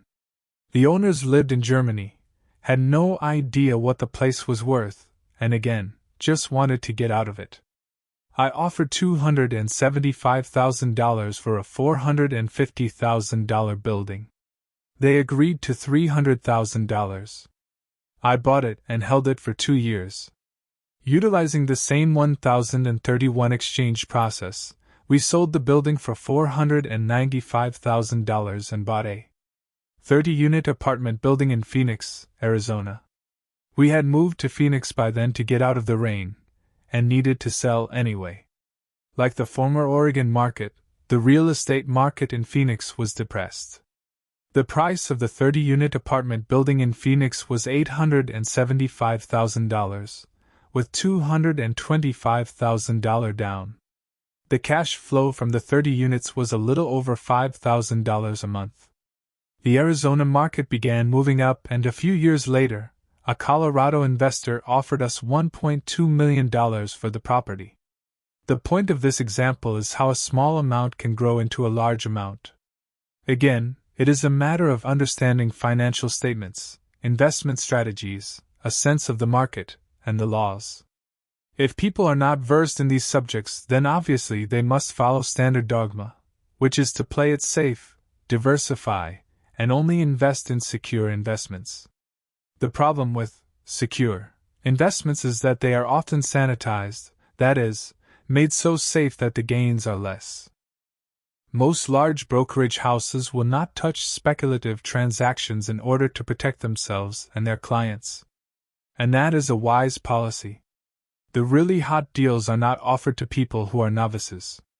Often, the best deals that make the rich even richer are reserved for those who understand the game.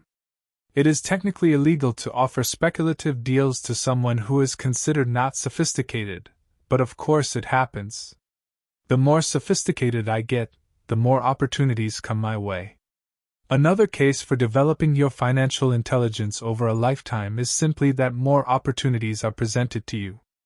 And the greater your financial intelligence, the easier it is to tell whether a deal is good. It's your intelligence that can spot a bad deal, or make a bad deal good. The more I learn, and there is a lot to learn, the more money I make simply because I gain experience and wisdom as the years go on. I have friends who are playing it safe, working hard at their profession, and failing to gain financial wisdom, which does take time to develop. My overall philosophy is to plant seeds inside my asset column. That is my formula. I start small and plant seeds. Some grow, some don't. Inside our real estate corporation, we have property worth several $1 million. It is our own REIT, or Real Estate Investment Trust. The point I'm making is that most of those millions started out as little $5,000 to $10,000 investments. All of those down payments were fortunate to catch a fast-rising market and increase tax-free. We traded in and out several times over a number of years. We also own a stock portfolio, surrounded by a corporation that Kim and I call our personal mutual fund. We have friends who deal specifically with investors like us who have extra money each month to invest. We buy high-risk, speculative private companies that are just about to go public on a stock exchange in the United States or Canada. An example of how fast gains can be made are 100,000 shares purchased for 25 cents each before the company goes public. 6 months later, the company is listed, and the 100,000 shares now are worth $2 each. If the company is well managed, the price keeps going up, and the stock may go to $20 or more per share. There are years when our $25,000 has gone to $1 million in less than a year. It is not gambling if you know what you're doing. It is gambling if you're just throwing money into a deal and praying. The idea in anything is to use your technical knowledge, wisdom, and love of the game to cut the odds down, to lower the risk. Of course, there is always risk. It is financial intelligence that improves the odds. Thus, what is risky for one person is less risky to someone else. That is the primary reason I constantly encourage people to invest more in their financial education than in stocks, real estate, or other markets. The smarter you are, the better chance you have of beating the odds. The stock plays I personally invested in were extremely high risk for most people and absolutely not recommended. I have been playing that game since 1979, and have paid more than my share in dues. But if you will reread why investments such as these are high risk for most people, you may be able to set your life up differently, so that the ability to take $25,000 and turn it into $1 million in a year is low risk for you. As stated earlier, nothing I have written is a recommendation. It is only used as an example of what is simple and possible. What I do is small potatoes in the grand scheme of things. Yet for the average individual, a passive income of more than $100,000 a year is nice and not hard to achieve. Depending on the market and how smart you are, it could be done in 5 to 10 years. If you keep your living expenses modest, $100,000 coming in as additional income is pleasant, regardless of whether you work. You can work if you like or take time off if you choose and use the government tax system in your favor, rather than against you. My personal basis is real estate. I love real estate because it's stable and slow-moving. I keep the base solid. The cash flow is fairly steady and, if properly managed, has a good chance of increasing in value. The beauty of a solid base of real estate is that it allows me to take greater risks, as I do with speculative stocks. If I make great profits in the stock market, I pay my capital gains tax on the gain, and then reinvest what's left in real estate, again further securing my asset foundation. A last word on real estate. I have traveled all over the world and taught investing. In every city, I hear people say you cannot buy real estate cheap. That is not my experience. Even in New York or Tokyo, or just on the outskirts of the city, prime bargains are overlooked by most people. In Singapore, with their high real estate prices, there are still bargains to be found within a short driving distance. So whenever I hear someone say, "You can't do that here," pointing at me, I remind them that maybe the real statement is, "I don't know how to do that here yet." Great opportunities are not seen with your eyes. They are seen with your mind. Most people never get wealthy simply because they are not trained financially to recognize opportunities right in front of them. I am often asked, "How do I start?" In the final chapter of this book, I offer 10 steps that I followed on the road to my financial freedom. But always remember to have fun. When you learn the rules and the vocabulary of investing and begin to build your asset column, I think you'll find that it's as fun a game as you've ever played. Sometimes you win and sometimes you learn. But have fun. Most people never win because they're more afraid of losing. That is why I found school so silly. In school we learn that mistakes are bad, and we are punished for making them. Yet if you look at the way humans are designed to learn, we learn by making mistakes. We learn to walk by falling down. If we never fell down, we would never walk. The same is true for learning to ride a bike. I still have scars on my knees, but today I can ride a bike without thinking. The same is true for getting rich. Unfortunately, the main reason most people are not rich is because they are terrified of losing. Winners are not afraid of losing, but losers are. Failure is part of the process of success. People who avoid failure also avoid success. I look at money much like my game of tennis. I play hard, make mistakes, correct, make more mistakes, correct, and get better. If I lose the game, I reach across the net, shake my opponent's hand, smile, and say, "See you next Saturday." There are 2 kinds of investors. 1. The first and most common type is a person who buys a packaged investment. They call a retail outlet, such as a real estate company, a stockbroker, or a financial planner, and they buy something. It could be a mutual fund, a REIT, a stock, or a bond. It is a clean and simple way of investing. An analogy would be a shopper who goes to a computer store and buys a computer right off the shelf. 2. The second type is an investor who creates investments. This investor usually assembles a deal in the same way a person who buys components builds a computer.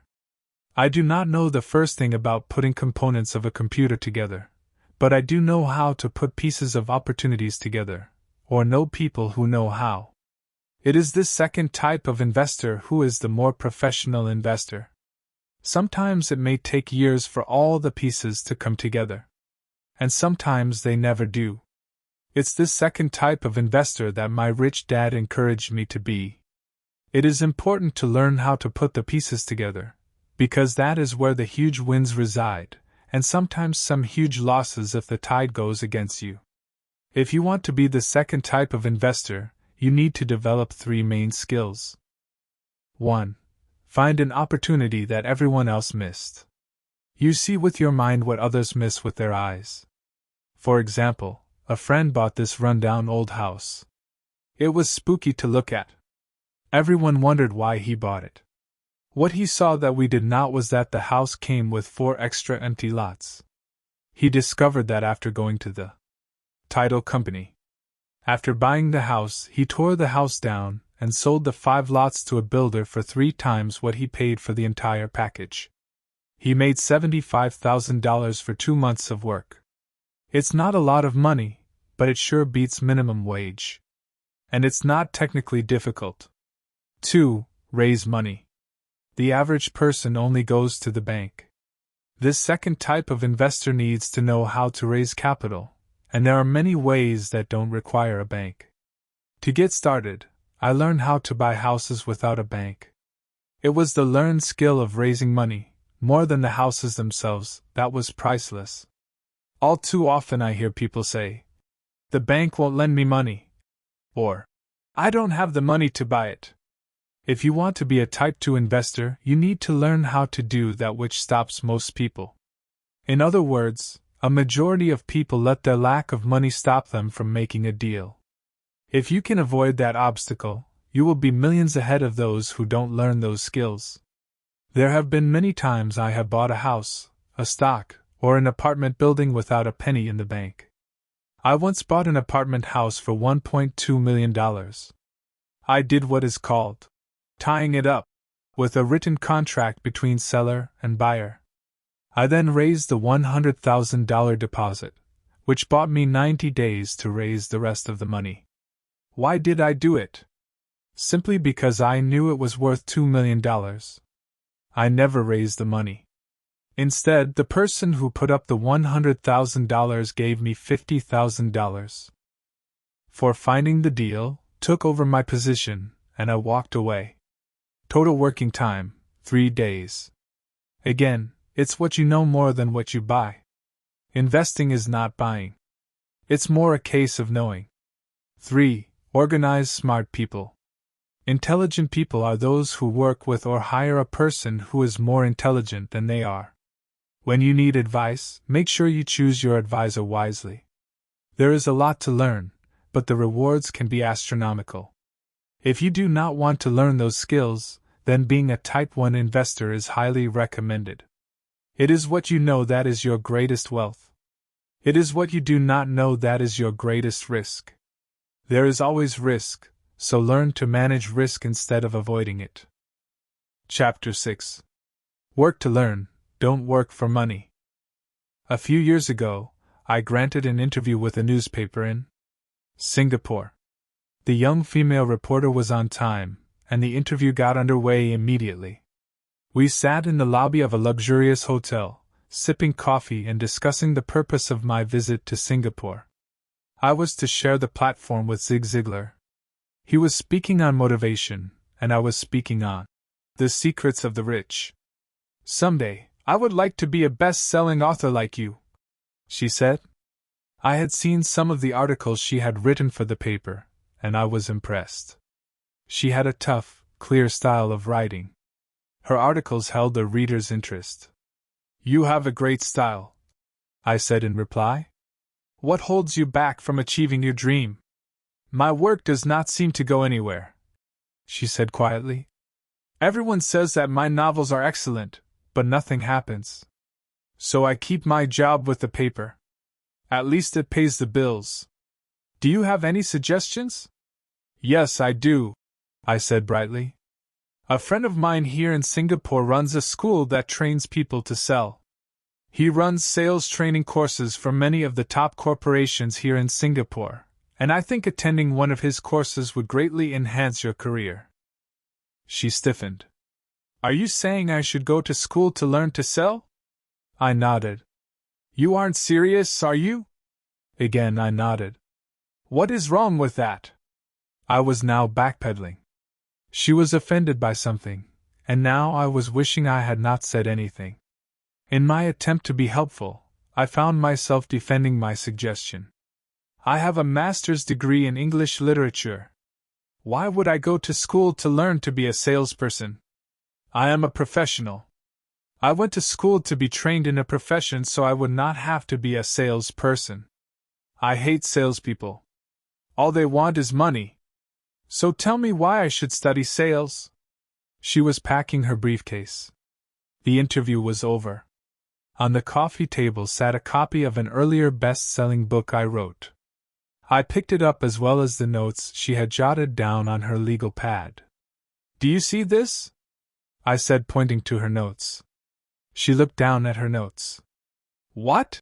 She said, confused. Again, I pointed deliberately to her notes. On her pad she had written, Robert Kiyosaki, best-selling author. It says best-selling author, not best-writing author, I said quietly. Her eyes widened. I am a terrible writer, I said. You are a great writer. I went to sales school. You have a master's degree. Put them together and you get a best-selling author and a best-writing author. Anger flared from her eyes. I'll never stoop so low as to learn how to sell. People like you have no business writing. I am a professionally trained writer, and you are a salesman. It is not fair. She fumed. She put the rest of her notes away and hurried out through the large glass doors into the humid Singapore morning. At least she gave me a fair and favorable write-up the next morning. The world is filled with smart, talented, educated, and gifted people. We meet them every day. They are all around us. A few days ago, my car was not running well. I pulled into a garage, and the young mechanic had it fixed in just a few minutes. He knew what was wrong by simply listening to the engine. I was amazed. I am constantly shocked at how little talented people earn. I have met brilliant, highly educated people who earn less than $20,000 a year. A business consultant who specializes in the medical trade was telling me how many doctors, dentists, and chiropractors struggle financially. All this time, I thought that when they graduated, the dollars would pour in. It was this business consultant who gave me the phrase, "They are one skill away from great wealth." What this phrase means is that most people need only to learn and master one more skill and their income would jump exponentially. I have mentioned before that financial intelligence is a synergy of accounting, investing, marketing, and law. Combine those four technical skills and making money with money is easier than most people would believe. When it comes to money, the only skill most people know is to work hard. The classic example of a synergy of skills was that young writer for the newspaper. If she diligently learned the skills of sales and marketing, her income would jump dramatically. If I were her, I would take some courses in advertising copywriting as well as sales. Then, instead of working at the newspaper, I would seek a job at an advertising agency. Even if it were a cut in pay, she would learn how to communicate in shortcuts that are used in successful advertising. She also would spend time learning public relations, an important skill. She would learn how to get millions in free publicity. Then, at night and on weekends, she could be writing her great novel. When it was finished, she would be better able to sell her book. Then, in a short while, she could be a best-selling author. When I came out with my first book, If You Want to Be Rich and Happy, Don't Go to School, a publisher suggested I change the title to The Economics of Education. I told the publisher that, with a title like that, I would sell 2 books, one to my family, and one to my best friend. The problem is that they would expect it for free. The obnoxious title, If You Want to Be Rich and Happy, Don't Go to School, was chosen because we knew it would get tons of publicity. I am pro-education and believe in education reform. If I were not pro-education, why would I continue to press for changing our antiquated educational system?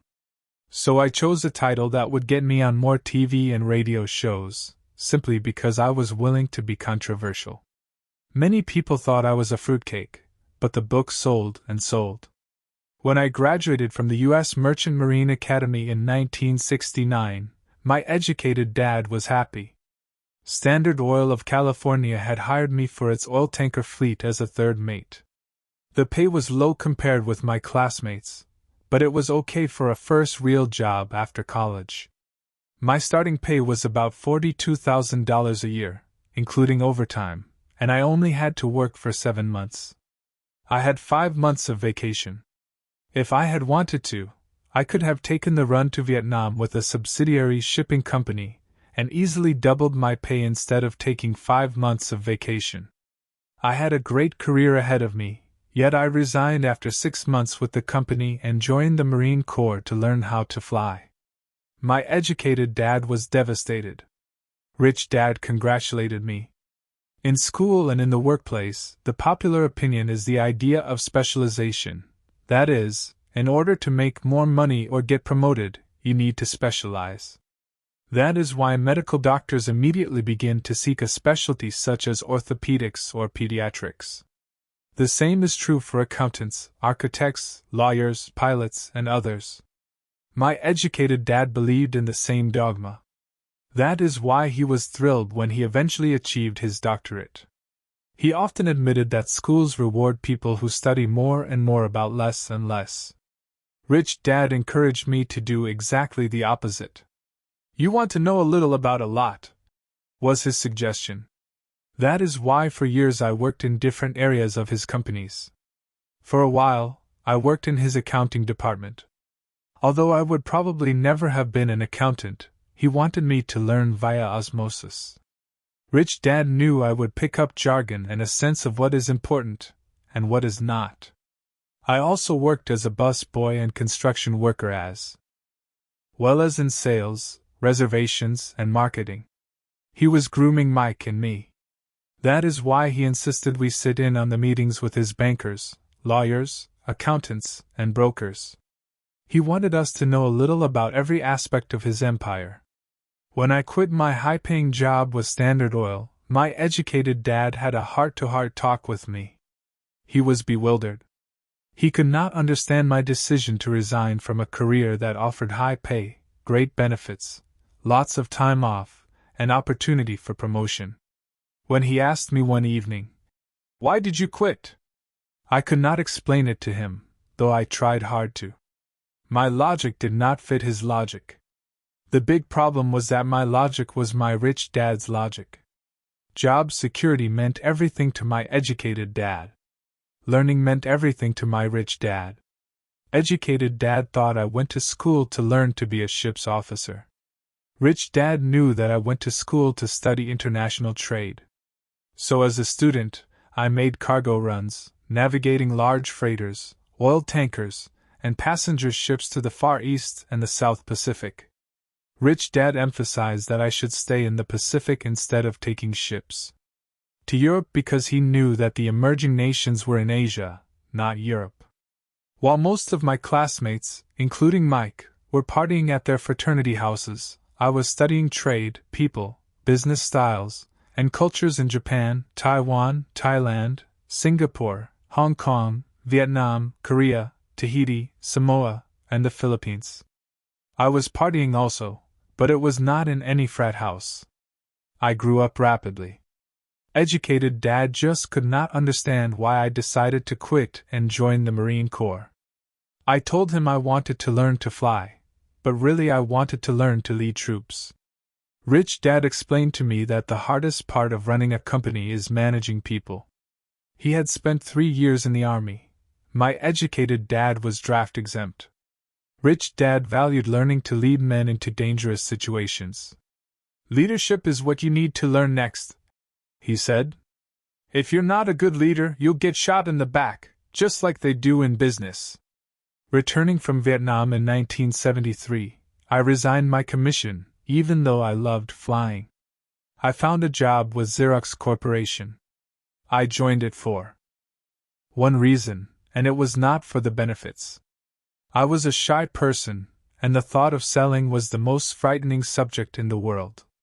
Xerox has one of the best sales training programs in America. Rich Dad was proud of me. My educated dad was ashamed. Being an intellectual, he thought that salespeople were below him.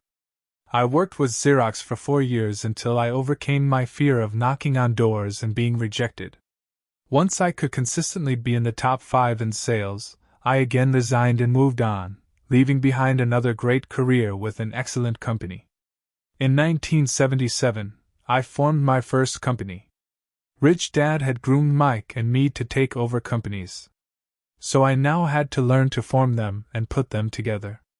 My first product, the nylon and Velcro wallet, was manufactured in the Far East and shipped to a warehouse in New York, near where I had gone to school. My formal education was complete, and it was time to test my wings. If I failed, I would go broke. Rich Dad thought it best to go broke before 30. You still have time to recover, was his advice. On the eve of my 30th birthday, my first shipment left Korea for New York. Today, I still do business internationally. And as my rich dad encouraged me to do, I keep seeking the emerging nations. Today, my investment company invests in South American countries and Asian countries, as well as in Norway and Russia. There is an old cliché that goes, "Job is an acronym for just over broke." Unfortunately, I would say that applies to millions of people. Because school does not think financial intelligence is an intelligence, most workers live within their means. They work, and they pay the bills. There is another horrible management theory that goes, workers work hard enough to not be fired, and owners pay just enough so that workers won't quit. And if you look at the pay scales of most companies, again I would say there is a degree of truth to that statement. The net result is that most workers never get ahead. They do what they've been taught to do, get a secure job. Most workers focus on working for pay and benefits that reward them in the short term, but are often disastrous in the long run. Instead, I recommend to young people to seek work for what they will learn, more than what they will earn. Look down the road at what skills they want to acquire before choosing a specific profession and before getting trapped in the rat race. Once people are trapped in the lifelong process of bill paying, they become like those little hamsters running around in those metal wheels. Their little furry legs are spinning furiously, the wheel is turning furiously, but come tomorrow morning, they'll still be in the same cage. Great job. In the movie Jerry Maguire starring Tom Cruise, there are many great one-liners. Probably the most memorable is, "Show me the money." But there is one line I thought most truthful. It comes from the scene where Tom Cruise is leaving the firm. He has just been fired, and he is asking the entire company, "Who wants to come with me?" And the whole place is silent and frozen. Only one woman speaks up and says, "I'd like to, but I'm due for a promotion in 3 months." That statement is probably the most truthful statement in the whole movie. It is the type of statement that people use to keep themselves busy, working away to pay bills. I know my educated dad looked forward to his pay raise every year, and every year he was disappointed. So he would go back to school to earn more qualifications so he could get another raise. Then, once again, there would be another disappointment. The question I often ask people is, where is this daily activity taking you? Just like the little hamster, I wonder if people look at where their hard work is taking them. What does the future hold? In his book The Retirement Myth, Craig S. Carpel writes, I visited the headquarters of a major national pension consulting firm and met with a managing director who specializes in designing lush retirement plans for top management. When I asked her what people who don't have corner offices will be able to expect in the way of pension income, she said with a confident smile, "The silver bullet." "What," I asked, "is the silver bullet?" She shrugged and said, "If baby boomers discover they don't have enough money to live on when they're older, they can always blow their brains out." Carpel goes on to explain the difference between the old defined benefit retirement plans and the new 401k plans that are riskier. It is not a pretty picture for most people working today. And that is just for retirement. Add medical fees and long-term nursing home care, and the picture is frightening. Already, many hospitals in countries with socialized medicine need to make tough decisions such as, who will live and who will die? They make those decisions purely on how much money they have and how old the patients are. If the patient is old, they often will give the medical care to someone younger. The older poor patient gets put to the back of the line. Just as the rich can afford better education, the rich will be able to keep themselves alive, while those who have little wealth will die.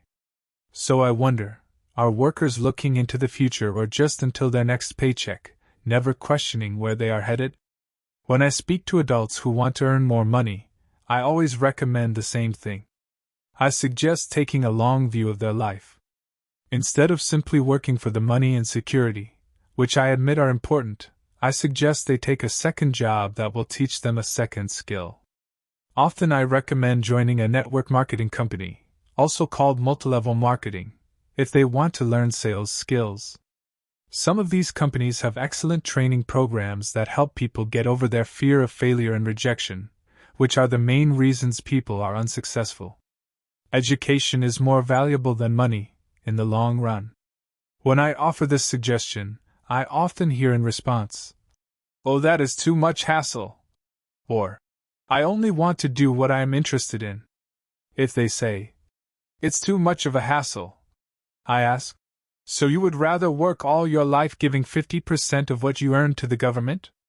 If they tell me, "I only do what I am interested in," I say, "I'm not interested in going to the gym, but I go because I want to feel better and live longer."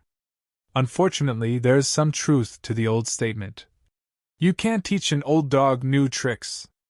Unless a person is used to changing, it's hard to change. But for those of you who might be on the fence when it comes to the idea of working to learn something new, I offer this word of encouragement. Life is much like going to the gym. The most painful part is deciding to go. Once you get past that, it's easy. There have been many days I have dreaded going to the gym, but once I am there and in motion, it is a pleasure. After the workout is over, I am always glad I talked myself into going. If you are unwilling to work to learn something new and instead insist on becoming highly specialized within your field, make sure the company you work for is unionized. Labor unions are designed to protect specialists. My educated dad, after falling from grace with the governor, became the head of the teachers' union in Hawaii. He told me that it was the hardest job he ever held. My rich dad, on the other hand, spent his life doing his best to keep his companies from becoming unionized. He was successful. Although the unions came close, Rich Dad was always able to fight them off. Personally, I take no sides because I can see the need for and the benefits of both sides.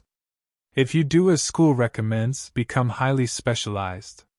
Then seek union protection. For example, had I continued with my flying career, I would have sought a company that had a strong pilots' union. Why? Because my life would be dedicated to learning a skill that was valuable in only one industry. If I were pushed out of that industry, my life skills would not be as valuable to another industry. A displaced senior pilot, with 100,000 hours of heavy airline transport time, earning $150,000 a year, would have a hard time finding an equivalent high-paying job teaching in school. Skills do not necessarily transfer from industry to industry.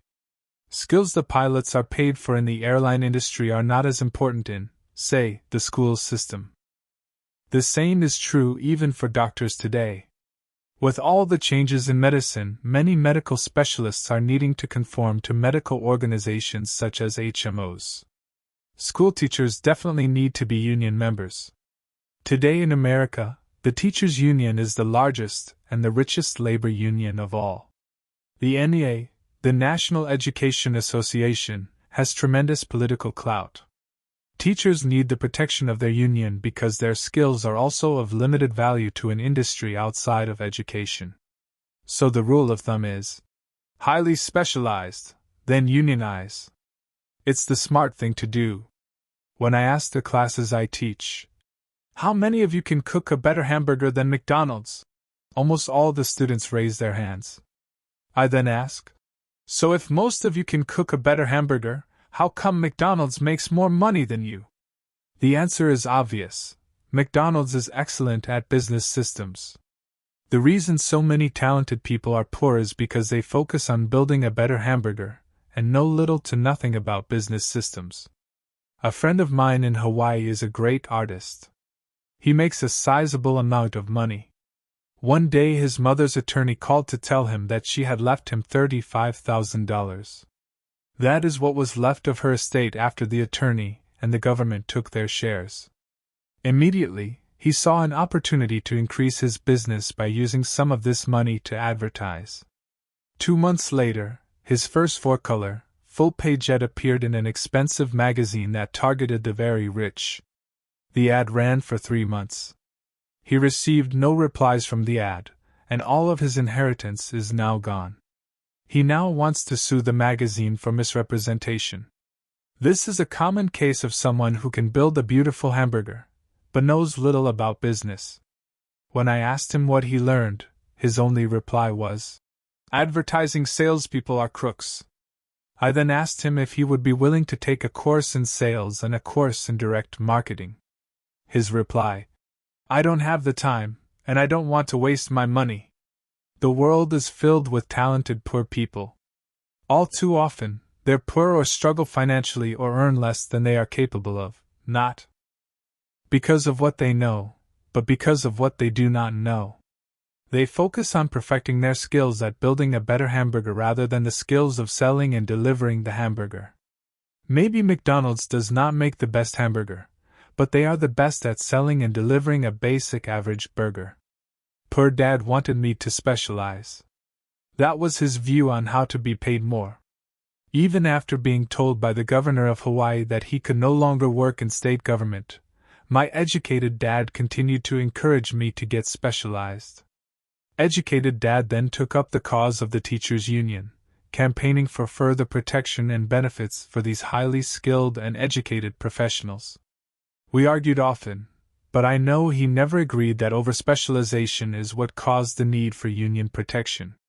He never understood that the more specialized you become, the more you are trapped and dependent on that specialty.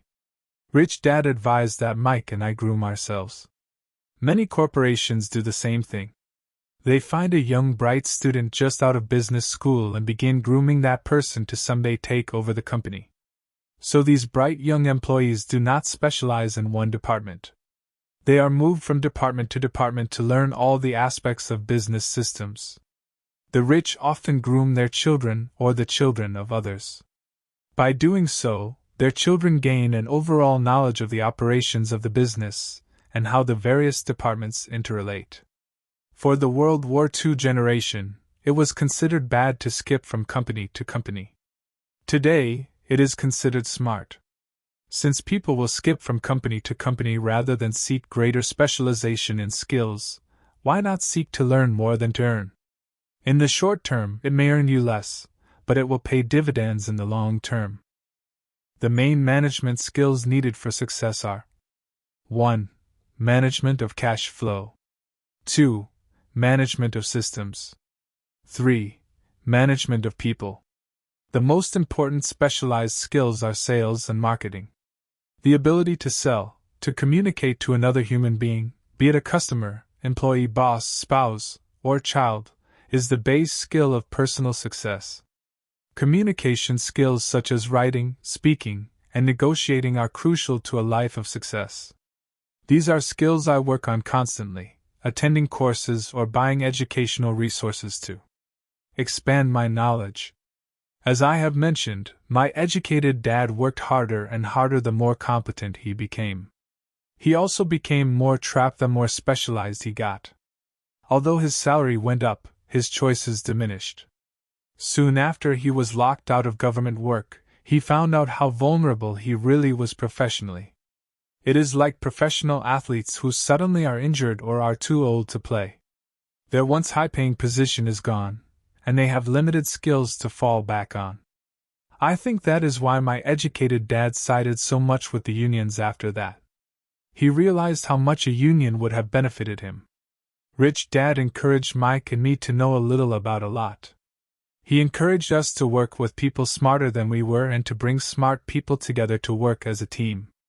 Today it would be called a synergy of professional specialties. Today, I meet ex-schoolteachers earning hundreds of thousands of dollars a year. They earn that much because they have specialized skills in their field as well as other skills. They can teach, as well as sell and market. I know of no other skills to be more important than selling and marketing. The skills of selling and marketing are difficult for most people, primarily due to their fear of rejection. The better you are at communicating, negotiating, and handling your fear of rejection, the easier life is. Just as I advised that newspaper writer who wanted to become a best-selling author, I advise anyone else today. Being technically specialized has its strengths as well as its weaknesses. I have friends who are geniuses, but they cannot communicate effectively with other human beings and, as a result, their earnings are pitiful. I advise them to just spend a year learning to sell. Even if they earn nothing, their communication skills will improve. And that is priceless. In addition to being good learners, sellers, and marketers, we need to be good teachers as well as good students.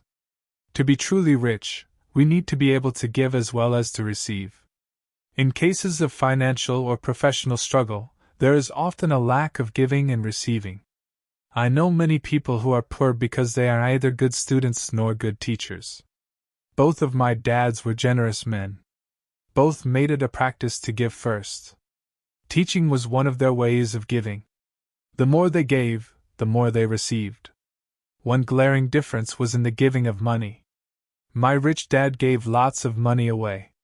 He gave to his church, to charities, and to his foundation. He knew that to receive money, you had to give money.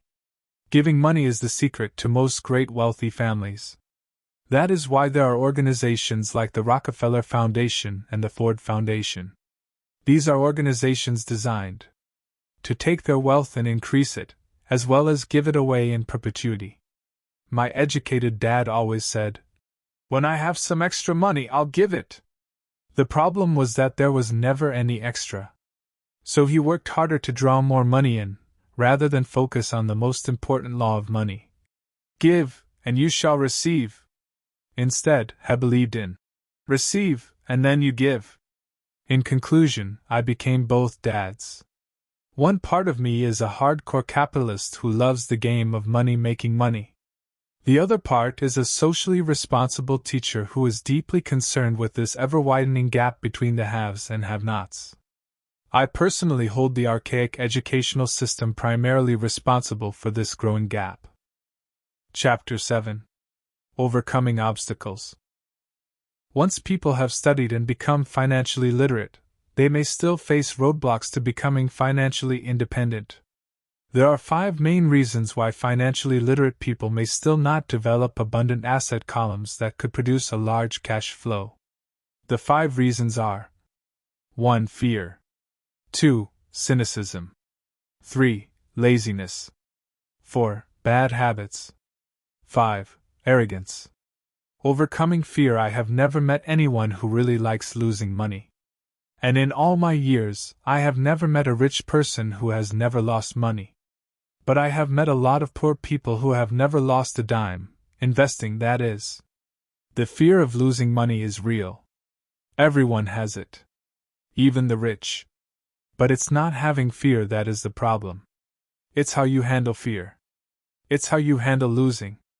It's how you handle failure that makes the difference in one's life. The primary difference between a rich person and a poor person is how they manage that fear. It's okay to be fearful. It's okay to be a coward when it comes to money. You can still be rich. We're all heroes at something, and cowards at something else. My friend's wife is an emergency room nurse. When she sees blood, she flies into action. When I mention investing, she runs away. When I see blood, I don't run. I pass out. My rich dad understood phobias about money. Some people are terrified of snakes. Some people are terrified about losing money. Both are phobias, he would say. So his solution to the phobia of losing money was this little rhyme. If you hate risk and worry, start early. If you start young, it's easier to be rich. I won't go into it here, but there is a staggering difference between a person who starts investing at age 20 versus age 30. The purchase of Manhattan Island is said to be one of the greatest bargains of all time. New York was purchased for $24 in trinkets and beads. Yet if that $24 had been invested at 8% annually, that $24 would have been worth more than $28 trillion by 1995. Manhattan could be repurchased with money left over to buy much of Los Angeles. But what if you don't have much time left or would like to retire early? How do you handle the fear of losing money? My poor dad did nothing. He simply avoided the issue, refusing to discuss the subject. My rich dad, on the other hand, recommended that I think like a Texan. I like Texas and Texans, he used to say. In Texas, everything is bigger. When Texans win, they win big. And when they lose, it's spectacular. They like losing? I asked. That's not what I'm saying. Nobody likes losing. Show me a happy loser, and I'll show you a loser, said Rich Dad. It's a Texan's attitude toward risk, reward, and failure I'm talking about. It's how they handle life. They live it big. Not like most of the people around here, living like roaches when it comes to money, terrified that someone will shine a light on them, and whimpering when the grocery clerk shortchanges them a quarter. Rich Dad went on. What I like best is the Texas attitude. They're proud when they win, and they brag when they lose. Texans have a saying, if you're going to go broke, go big. You don't want to admit you went broke over a duplex. He constantly told Mike and me that the greatest reason for lack of financial success was because most people played it too safe. People are so afraid of losing that they lose, were his words. Fran Tarkenton, a one-time great NFL quarterback, says it's still another way. Winning means being unafraid to lose. In my own life, I've noticed that winning usually follows losing. Before I finally learned to ride a bike, I first fell down many times. I've never met a golfer who has never lost a golf ball. I've never met people who have fallen in love who have never had their heart broken. And I've never met someone rich who has never lost money. So for most people, the reason they don't win financially is because the pain of losing money is far greater than the joy of being rich. Another saying in Texas is, everyone wants to go to heaven, but no one wants to die. Most people dream of being rich, but are terrified of losing money. So they never get to heaven. Rich Dad used to tell Mike and me stories about his trips to Texas. If you really want to learn the attitude of how to handle risk, losing, and failure, go to San Antonio and visit the Alamo. The Alamo is a great story of brave people who chose to fight, knowing there was no hope of success. They chose to die instead of surrendering. It's an inspiring story worthy of study. Nonetheless, it's still a tragic military defeat. They got their butts kicked. So how do Texans handle failure? They still shout, "Remember the Alamo." Mike and I heard this story a lot. He always told us this story when he was about to go into a big deal, and he was nervous. After he had done all his due diligence, and it was time to put up or shut up, he told us this story. Every time he was afraid of making a mistake or losing money, he told us this story. It gave him strength, for it reminded him that he could always turn a financial loss into a financial win. Rich Dad knew that failure would only make him stronger and smarter. It's not that he wanted to lose. He just knew who he was and how he would take a loss. He would take a loss and make it a win. That's what made him a winner and others losers.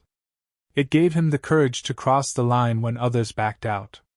That's why I like Texans so much, he would say. They took a great failure and turned it into inspiration, as well a tourist destination that makes them millions. But probably his words that mean the most to me today are these. Texans don't bury their failures. They get inspired by them. They take their failures and turn them into rallying cries. Failure inspires Texans to become winners. But that formula is not just the formula for Texans. It is the formula for all winners. I've said that falling off my bike was part of learning to ride. I remember falling off only made me more determined to learn to ride, not less. I also said that I have never met a golfer who has never lost a ball. For top professional golfers, Losing a ball or a tournament provides the inspiration to be better, to practice harder, to study more. That's what makes them better. For winners, losing inspires them. For losers, losing defeats them. I like to quote John D. Rockefeller, who said, "I always tried to turn every disaster into an opportunity." And being Japanese American, I can say this. Many people say that Pearl Harbor was an American mistake. I say it was a Japanese mistake.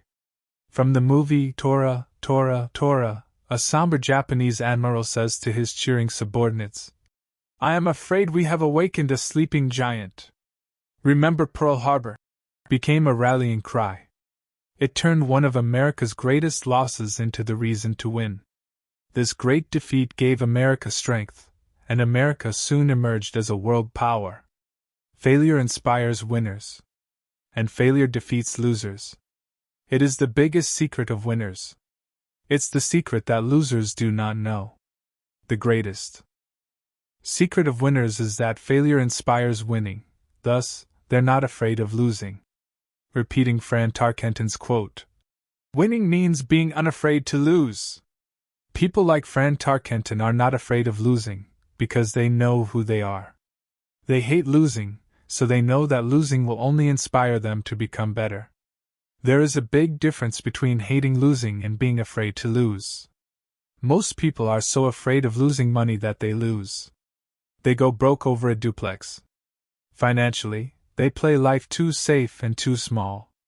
They buy big houses and big cars, but not big investments. The main reason that over 90% of the American public struggles financially is because they play not to lose. They don't play to win. They go to their financial planners or accountants or stockbrokers and buy a balanced portfolio. Most have lots of cash in CDs, low-yield bonds, mutual funds that can be traded within a mutual fund family, and a few individual stocks. It is a safe and sensible portfolio. But it is not a winning portfolio. It is a portfolio of someone playing not to lose. Don't get me wrong. It's probably a better portfolio than more than 70% of the population has, and that's frightening. It's a great portfolio for someone who loves safety. But playing it safe and balanced on your investment portfolio is not the way successful investors play the game. If you have little money and you want to be rich, you must first be focused, not balanced. If you look at any successful person, at the start they were not balanced. Balanced people go nowhere. They stay in one spot. To make progress, you must first go unbalanced. Just look at how you make progress walking. Thomas Edison was not balanced. He was focused. Bill Gates was not balanced. He was focused. Donald Trump is focused. George Soros is focused. George Patton did not take his tanks wide. He focused them and blew through the weak spots in the German line. The French went wide with the Maginot Line, and you know what happened to them. If you have any desire to be rich, you must focus. Do not do what poor and middle-class people do, put their few eggs in many baskets. Put a lot of your eggs in a few baskets and focus. Follow one course until successful. If you hate losing, play it safe. If losing makes you weak, play it safe. Go with balanced investments. If you're over 25 years old and are terrified of taking risks, don't change. Play it safe, but start early. Start accumulating your nest egg early because it will take time. But if you have dreams of freedom, of getting out of the rat race, the first question to ask yourself is, how do I respond to failure? If failure inspires you to win, maybe you should go for it, but only maybe. If failure makes you weak or causes you to throw temper tantrums, like spoiled brats who call attorneys to file lawsuits every time something doesn't go their way, then play it safe. Keep your daytime job. Or buy bonds or mutual funds. But remember, there is risk in those financial instruments also, even though they may appear safe. I say all this, mentioning Texas and Fran Tarkenton, because stacking the asset column is easy. It's really a low-aptitude game. It doesn't take much education. 5th grade math will do. But building your asset column is a game in which attitude plays a major role. It takes guts, patience, and a great attitude toward failure. Losers avoid failing. And failure turns losers into winners. Just remember the Alamo. The sky is falling! The sky is falling! Most of us know the story of Chicken Little who ran around warning the barnyard of impending doom. We all know people who are that way. There's a Chicken Little inside each of us. As I stated earlier, the cynic is really a little chicken. We all get a little chicken when fear and doubt cloud our thoughts. All of us have doubts. I'm not smart. I'm not good enough. So-and-so is better than me. Our doubts often paralyze us. We play the "what if" game. What if the economy crashes right after I invest? What if I lose control and I can't pay the money back? What if things don't go as I planned? Or we have friends or loved ones who will remind us of our shortcomings. They often say, "What makes you think you can do that? If it's such a good idea, how come someone else hasn't done it? That will never work. You don't know what you're talking about." These words of doubt often get so loud that we fail to act. A horrible feeling builds in our stomach.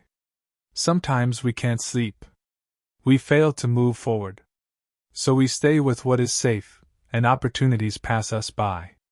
We watch life passing by as we sit immobilized with a cold knot in our body. We have all felt this at one time in our lives, some more than others. Peter Lynch of Fidelity Magellan Mutual Fund fame refers to warnings about the sky falling as noise, and we all hear it. Noise is either created inside our heads or comes from outside, often from friends, family, co-workers, and the media. Lynch recalls the time during the 1950s when the threat of nuclear war was so prevalent in the news that people began building fallout shelters and storing food and water. If they had invested that money wisely in the market, instead of building a fallout shelter, they'd probably be financially independent today. When violence breaks out in a city, gun sales go up all over the country. A person dies from rare hamburger meat in the state of Washington, and the Arizona Health Department orders restaurants to have all beef cooked well done. A drug company runs a TV commercial in February showing people catching the flu. Colds go up as well as sales of cold medicine. Most people are poor because, when it comes to investing, the world is filled with Chicken Littles running around yelling, "The sky is falling! The sky is falling!" And Chicken Littles are effective, because every one of us is a little chicken. It often takes great courage to not let rumors and talk of doom and gloom affect your doubts and fears. But a savvy investor knows that the seemingly worst of times is actually the best of times to make money. When everyone else is too afraid to act, they pull the trigger and are rewarded. Some time ago, a friend named Richard came from Boston to visit Kim and me in Phoenix. He was impressed with what we had done through stocks and real estate. The Phoenix real estate prices were depressed. We spent 2 days showing him what we thought were excellent opportunities for cash flow and capital appreciation. Kim and I are not real estate agents. We are strictly investors. After identifying a unit in a resort community, we called an agent who sold it to him that afternoon. The price was a mere $42,000 for a 2-bedroom townhome. Similar units were going for $65,000. He had found a bargain. Excited, he bought it and returned to Boston. 2 weeks later, the agent called to say that our friend had backed out.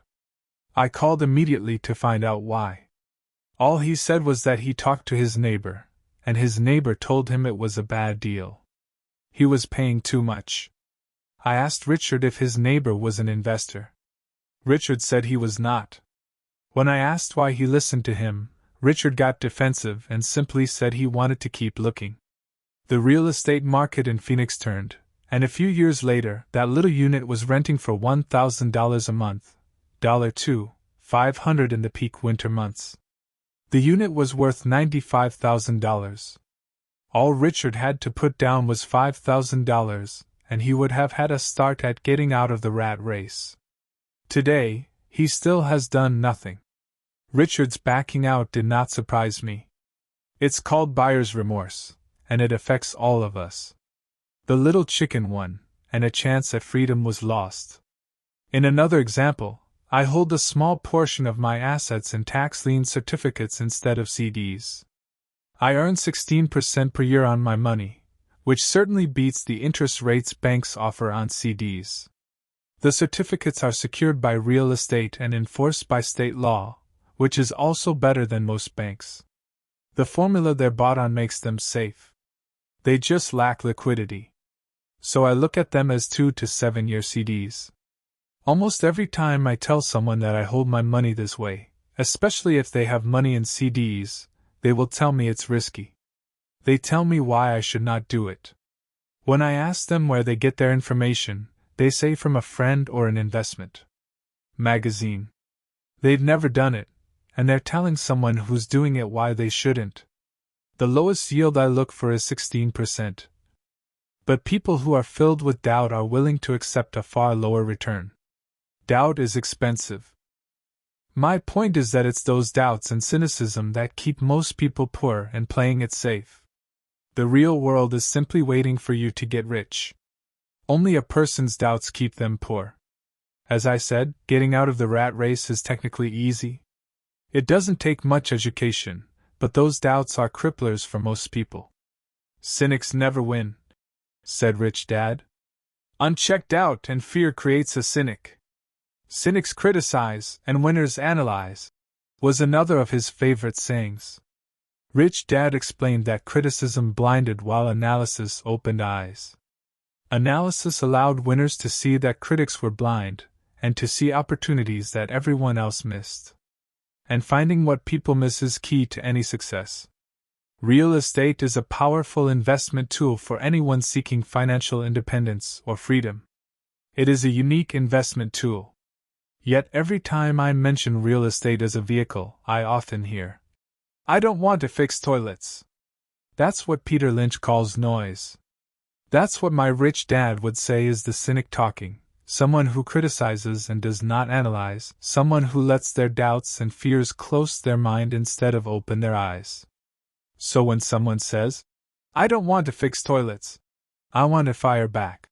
What makes you think I want to? They're saying a toilet is more important than what they want. I talk about freedom from the rat race, and they focus on toilets. That is the thought pattern that keeps most people poor.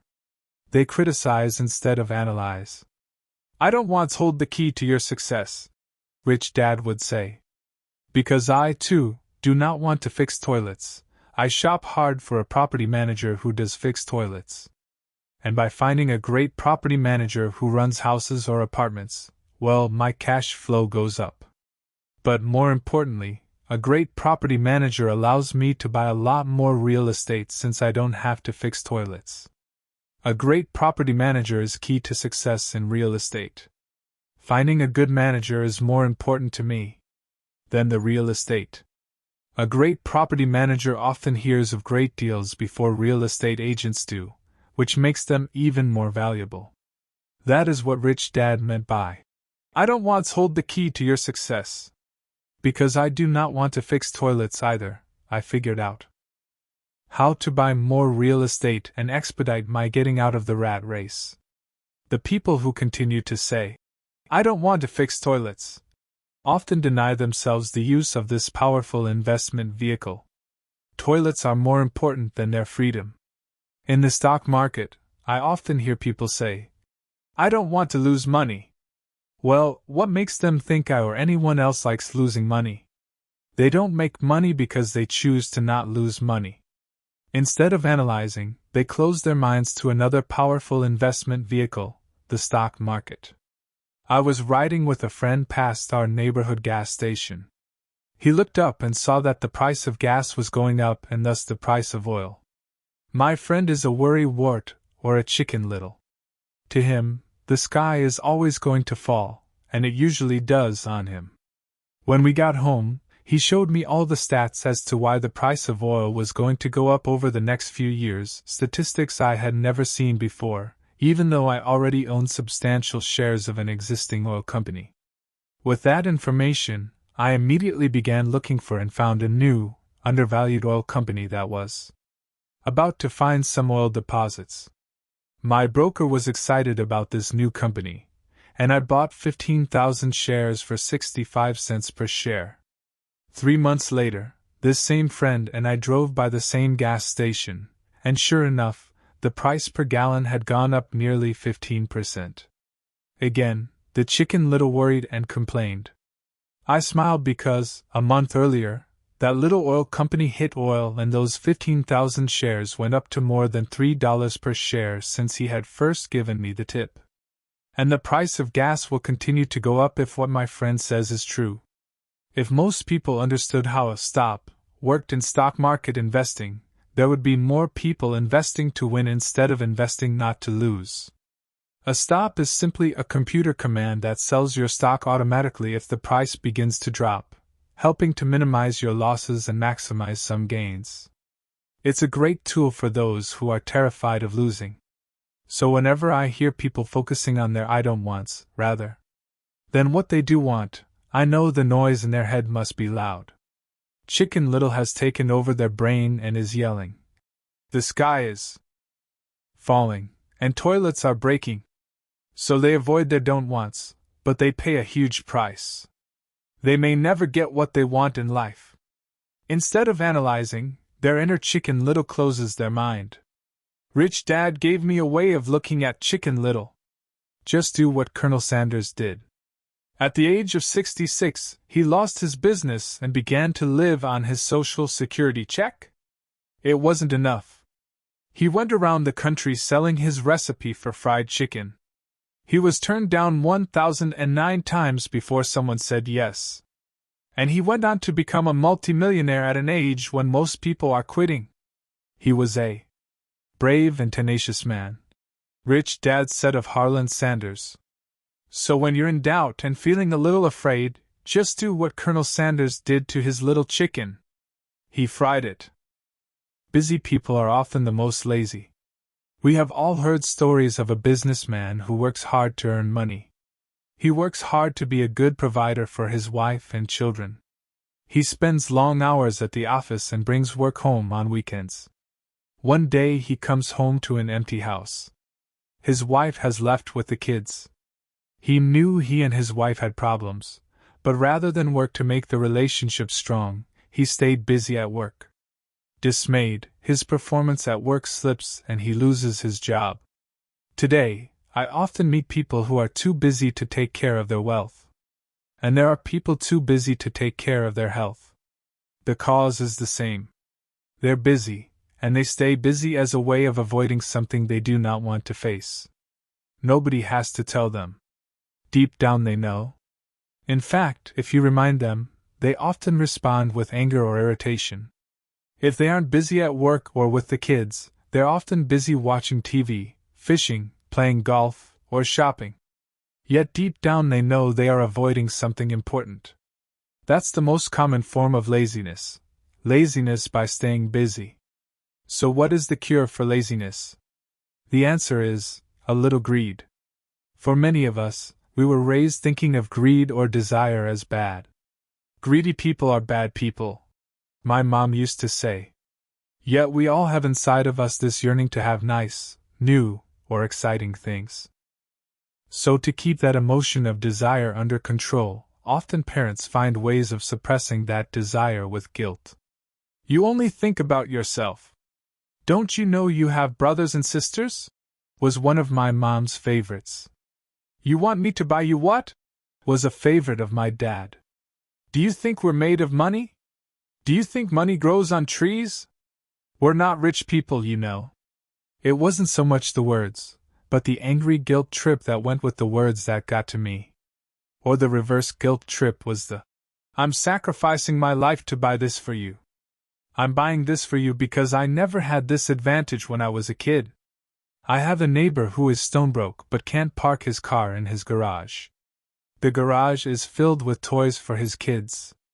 Those spoiled brats get everything they ask for. I don't want them to know the feeling of want, are his everyday words. He has nothing set aside for their college or his retirement.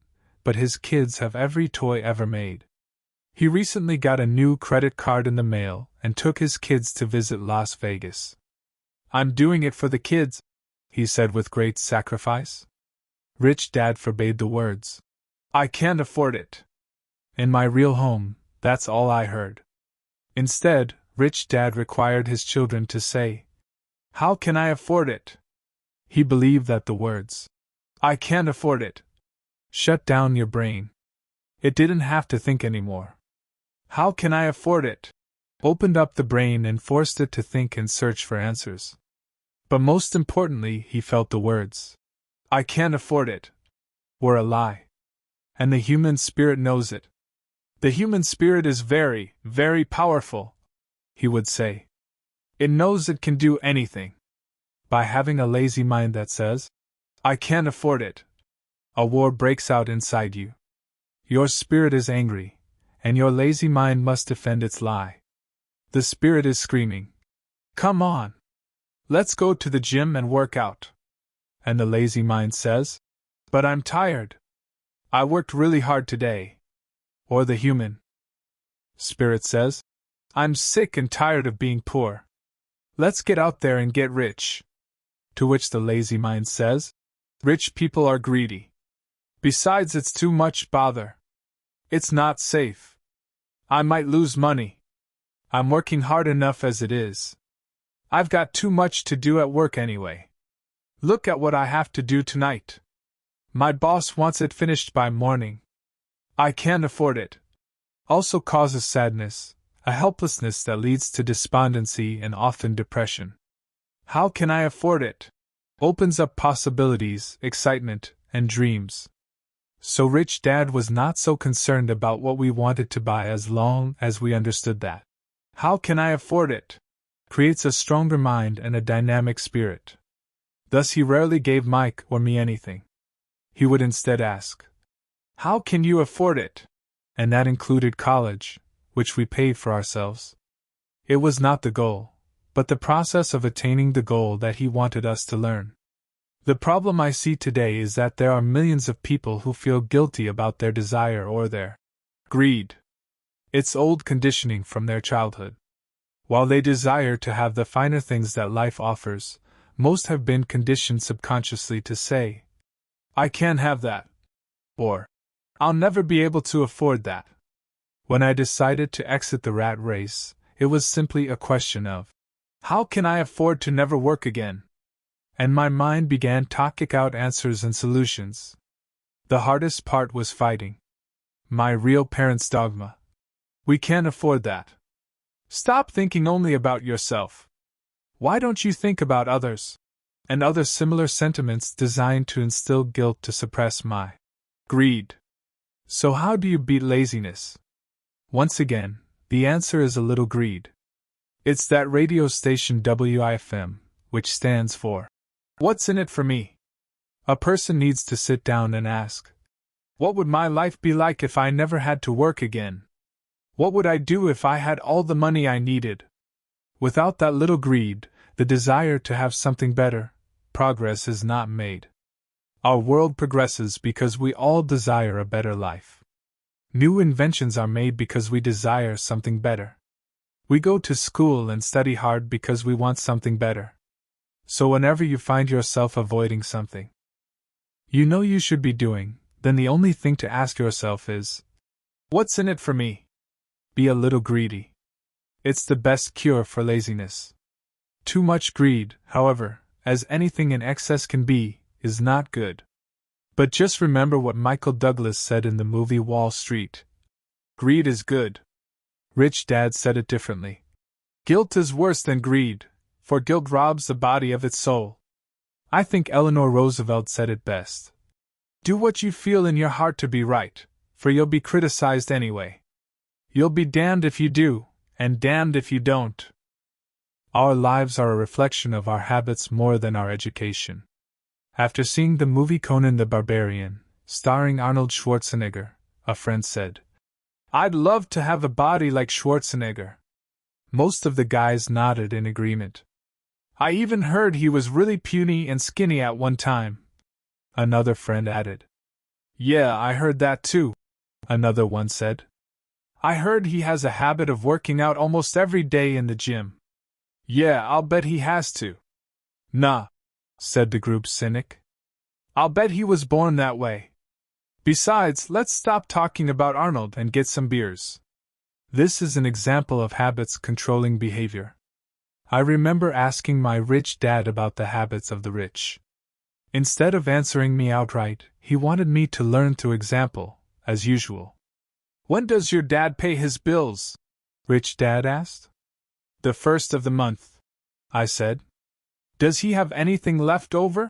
He asked. Very little, I said. That's the main reason he struggles, said Rich Dad.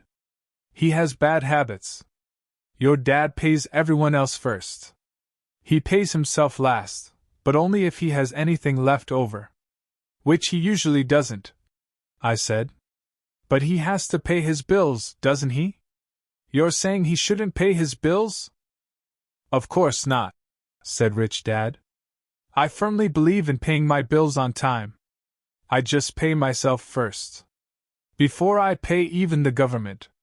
But what happens if you don't have enough money? I asked. What do you do then? The same, said Rich Dad. I still pay myself first. Even if I'm short of money. My asset column is far more important to me than the government. But, I said, don't they come after you? Yes, if you don't pay, said Rich Dad.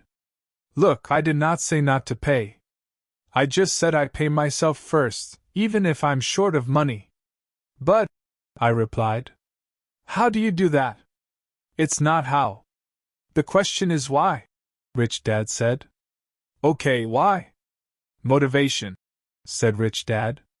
Who do you think will complain louder if I don't pay them, me, or my creditors? Your creditors will definitely scream louder than you, I said, responding to the obvious. You wouldn't say anything if you didn't pay yourself. So you see, after paying myself, the pressure to pay my taxes and the other creditors is so great that it forces me to seek other forms of income. The pressure to pay becomes my motivation. I've worked extra jobs, started other companies, traded in the stock market, anything just to make sure those guys don't start yelling at me. That pressure made me work harder, forced me to think, and all in all, made me smarter and more active when it comes to money. If I had paid myself last, I would have felt no pressure, but I'd be broke. So it is the fear of the government or other people you owe money to that motivates you. That's right, said Rich Dad. You see, government bill collectors are big bullies. So are bill collectors in general. Most people give in to these bullies. They pay them and never pay themselves. You know the story of the 98-pound weakling who gets sand kicked in his face? I nodded. I see that ad for weightlifting and bodybuilding lessons in the comic books all the time. Well, most people let the bullies kick sand in their faces. I decided to use the fear of the bully to make me stronger. Others get weaker. Forcing myself to think about how to make extra money is like going to the gym and working out with weights. The more I work my mental money muscles out, the stronger I get. Now I'm not afraid of those bullies. I liked what Rich Dad was saying. So if I pay myself first, I get financially stronger, mentally and fiscally. Rich Dad nodded. And if I pay myself last, or not at all, I get weaker. So people like bosses, managers, tax collectors, bill collectors, and landlords push me around all my life, just because I don't have good money habits. Rich Dad nodded. Just like the 98-pound weakling. What I know makes me money. What I don't know loses me money.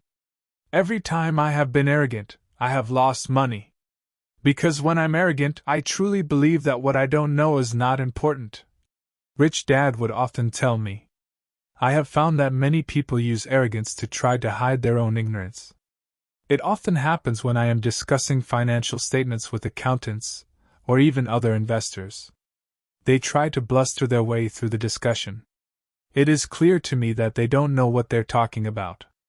They're not lying, but they are not telling the truth. There are many people in the world of money, finances, and investments who have absolutely no idea what they're talking about. Most people in the money industry are just spouting off sales pitches like used car salesmen. When you know you are ignorant in a subject, start educating yourself by finding an expert in the field or a book on the subject. Chapter 8. Getting Started. I wish I could say acquiring wealth was easy for me, but it wasn't. So in response to the question, how do I start? I offer the thought process I go through on a day-to-day basis. It really is easy to find great deals. I promise you that. It's just like riding a bike. After a little wobbling, it's a piece of cake. But when it comes to money, it takes determination to get through the wobbling. That's a personal thing. To find million-dollar deals of a lifetime requires us to call on our financial genius. I believe that each of us has a financial genius within us. The problem is that our financial genius lies asleep, waiting to be called upon. It lies asleep because our culture has educated us into believing that the love of money is the root of all evil. It has encouraged us to learn a profession so we can work for money, but failed to teach us how to have money work for us. It taught us not to worry about our financial future because our company or the government would take care of us when our working days are over. However, it is our children, educated in the same school system, who will end up paying for this absence of financial education. The message is still to work hard, earn money, and spend it, and when we run short, we can always borrow more.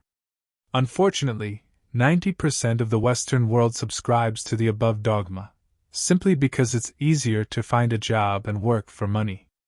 If you are not one of the masses, I offer you the following 10 steps to awaken your financial genius. I simply offer you the steps I have personally followed. If you want to follow some of them, great. If you don't, make up your own. Your financial genius is smart enough to develop its own list. While in Peru, I asked a gold miner of 45 years how he was so confident about finding a gold mine. He replied, "There is gold everywhere. Most people are not trained to see it." And I would say that is true. In real estate, I can go out and in a day come up with 4 or 5 great potential deals, while the average person will go out and find nothing, even looking in the same neighborhood. The reason is that they have not taken the time to develop their financial genius. I offer you the following 10 steps as a process to develop your God-given powers over which only you have control. 1. Find a reason greater than reality. The power of spirit. If you ask most people if they would like to be rich or financially free, they would say yes. But then reality sets in. The road seems too long with too many hills to climb. It's easier to just work for money and hand the excess over to your broker. I once met a young woman who had dreams of swimming for the U.S. Olympic team. The reality was that she had to get up every morning at 4 o'clock to swim for 3 hours before going to school. She did not party with her friends on Saturday night. She had to study and keep her grades up, just like everyone else. When I asked her what fueled her superhuman ambition and sacrifice, she simply said, "I do it for myself and the people I love. It's love that gets me over the hurdles and sacrifices." A reason or a purpose is a combination of wants and don't wants. When people ask me what my reason for wanting to be rich is, I tell them that it is a combination of deep emotional wants and don't wants. I will list a few first. The don't wants, for they create the wants.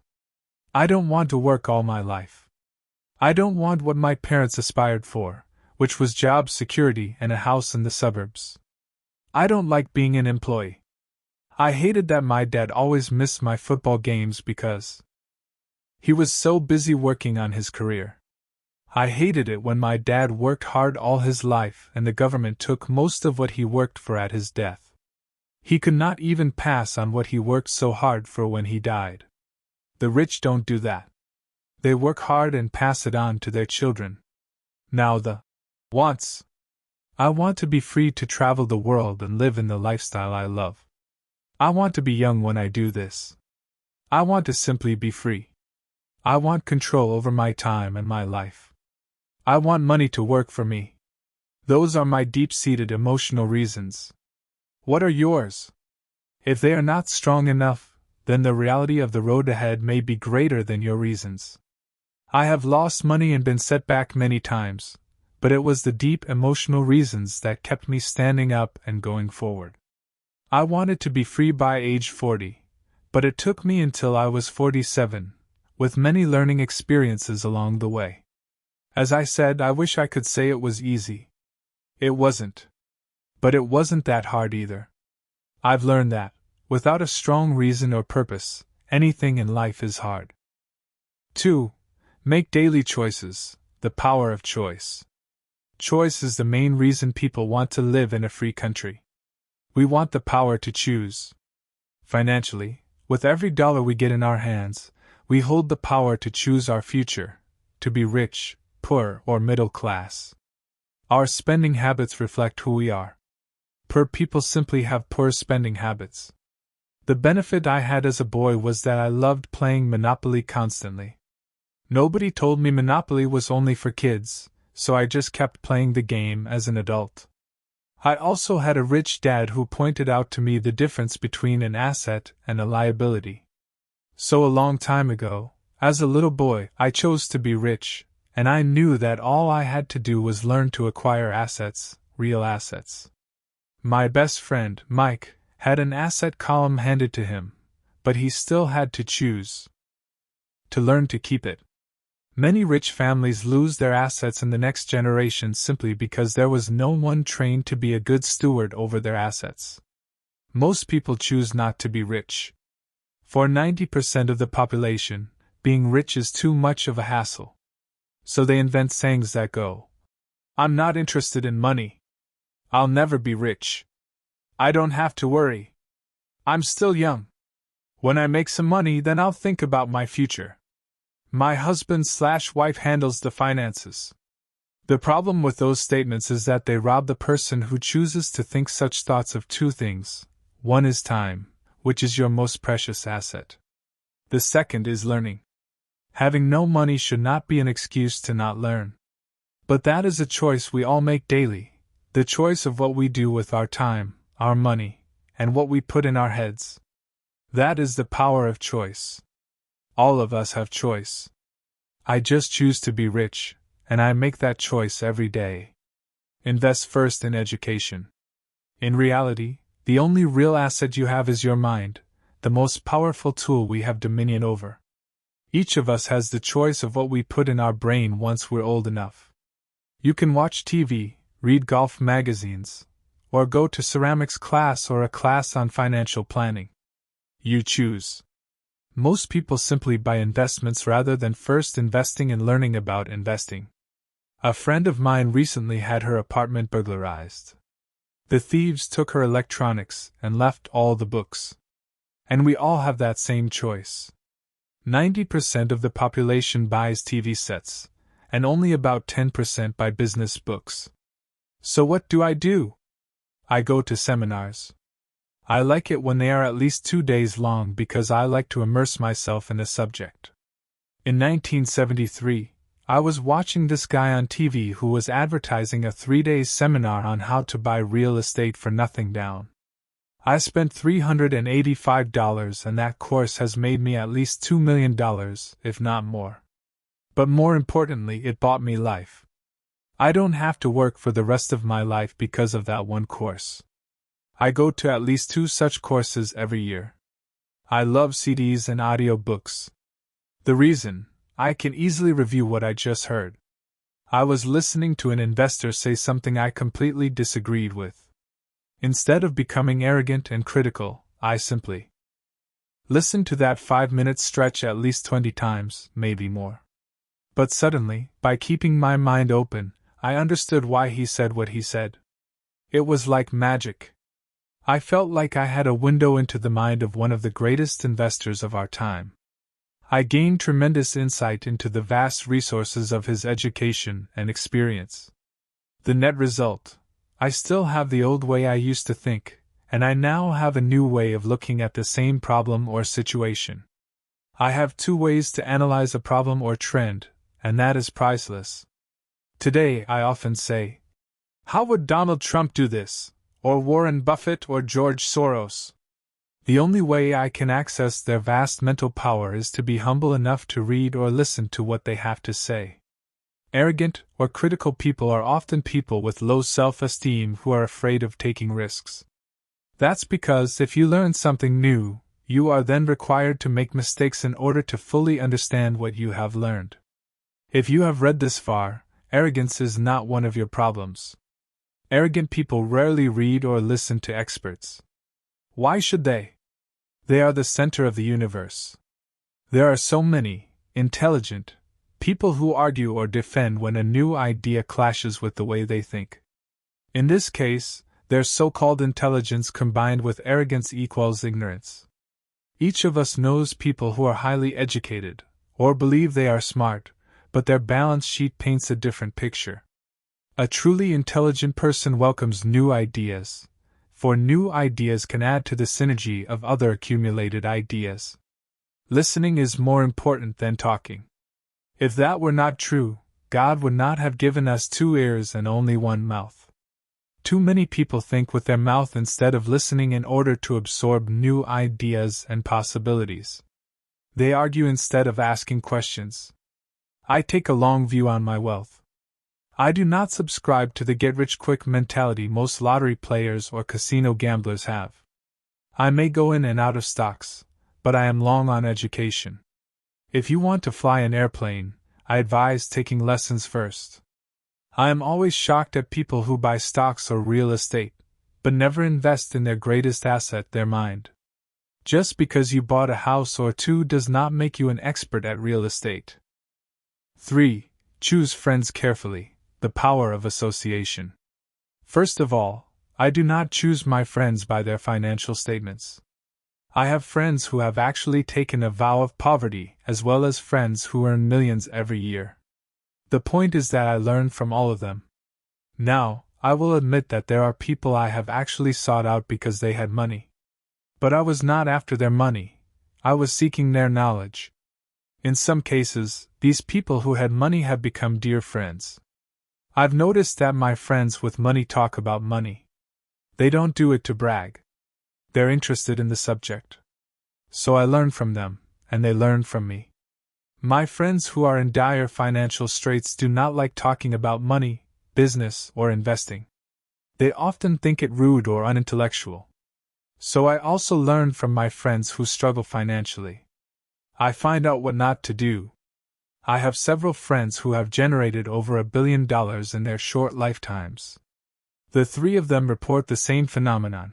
Their friends who have no money have never come to them to ask them how they did it. But they do come asking for one of 2 things, or both, a loan, or a job. Warning, don't listen to poor or frightened people. I have such friends, and while I love them dearly, they are the Chicken Littles of life. To them, when it comes to money, especially investments, it's always, "The sky is falling! The sky is falling!" They can always tell you why something won't work. The problem is that people listen to them. But people who blindly accept doom and gloom information are also chicken littles. As that old saying goes, birds of a feather flock together. If you watch business channels on TV, they often have a panel of so-called experts. One expert will say the market is going to crash, and the other will say it's going to boom. If you're smart, you listen to both. Keep your mind open, because both have valid points. Unfortunately, most poor people listen to Chicken Little. I have had many close friends try to talk me out of a deal or an investment. Not long ago, a friend told me he was excited because he found a 6% certificate of deposit. I told him I earned 16% from the state government. The next day he sent me an article about why my investment was dangerous. I have received 16% for years now, and he still receives 6%. I would say that one of the hardest things about wealth building is to be true to yourself and to be willing to not go along with the crowd. This is because, in the market, it is usually the crowd that shows up late that is slaughtered. If a great deal is on the front page, it's too late in most instances. Look for a new deal. As we used to say as surfers, there is always another wave. People who hurry and catch a wave late usually are the ones who wipe out. Smart investors don't time the markets. If they miss a wave, they search for the next one and get themselves in position. This is hard for most investors because buying what is not popular is frightening. Timid investors are like sheep going along with the crowd. Or their greed gets them in when wise investors have already taken their profits and moved on. Wise investors buy an investment when it's not popular. They know their profits are made when they buy, not when they sell. They wait patiently. As I said, they do not time the market. Just like a surfer, they get in position for the next big swell. It's all insider trading. There are forms of insider trading that are illegal, and there are forms of insider trading that are legal. But either way, it's insider trading. The only distinction is, how far away from the inside are you? The reason you want to have rich friends is because that is where the money is made. It's made on information. You want to hear about the next boom, get in, and get out before the next bust. I'm not saying do it illegally, but the sooner you know, the better your chances are for profits with minimal risk. That is what friends are for. And that is financial intelligence. 4. Master a formula and then learn a new one. The power of learning quickly in order to make bread. Every baker follows a recipe, even if it's only held in their head. The same is true for making money. Most of us have heard the saying, "You are what you eat." I have a different slant. I say, "You become what you study."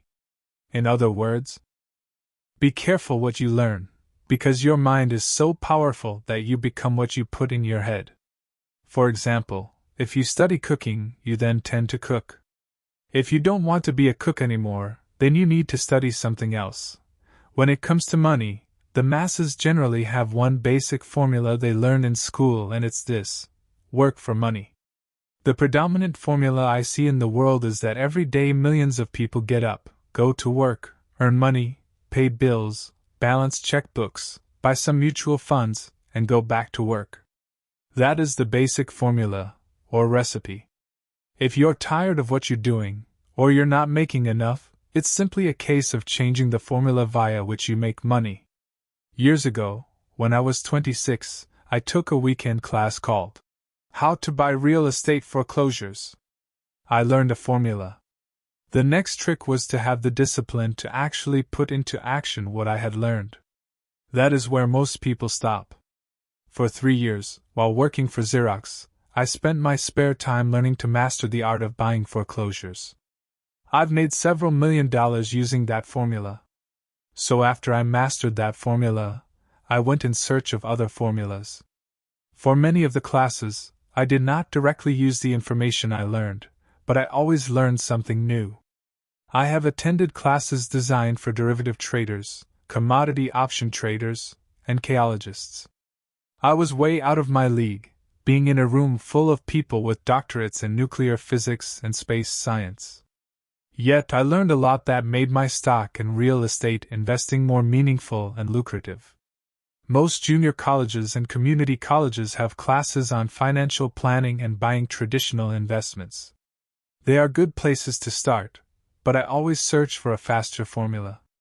That is why, on a fairly regular basis, I make more in a day than many people will make in their lifetime. Another side note: in today's fast-changing world, it's not so much what you know anymore that counts, because often what you know is old. It is how fast you learn. That skill is priceless. It's priceless in finding faster formulas, recipes, if you will, for making dough. Working hard for money is an old formula born in the day of cavemen. 5. Pay yourself first. The power of self-discipline.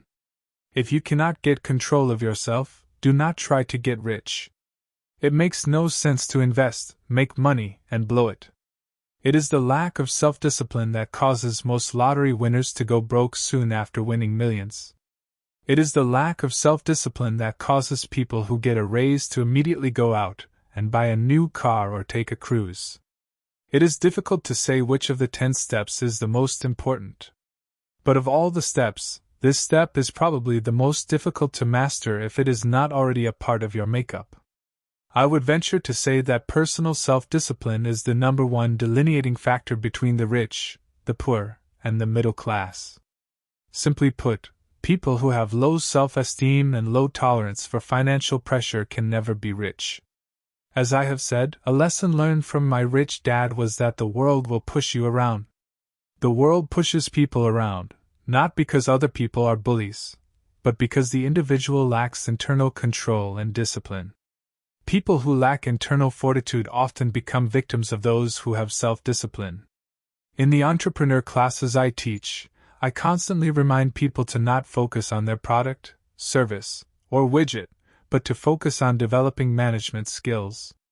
The 3 most important management skills necessary to start your own business are management of 1. Cash flow. 2. People. 3. Personal time.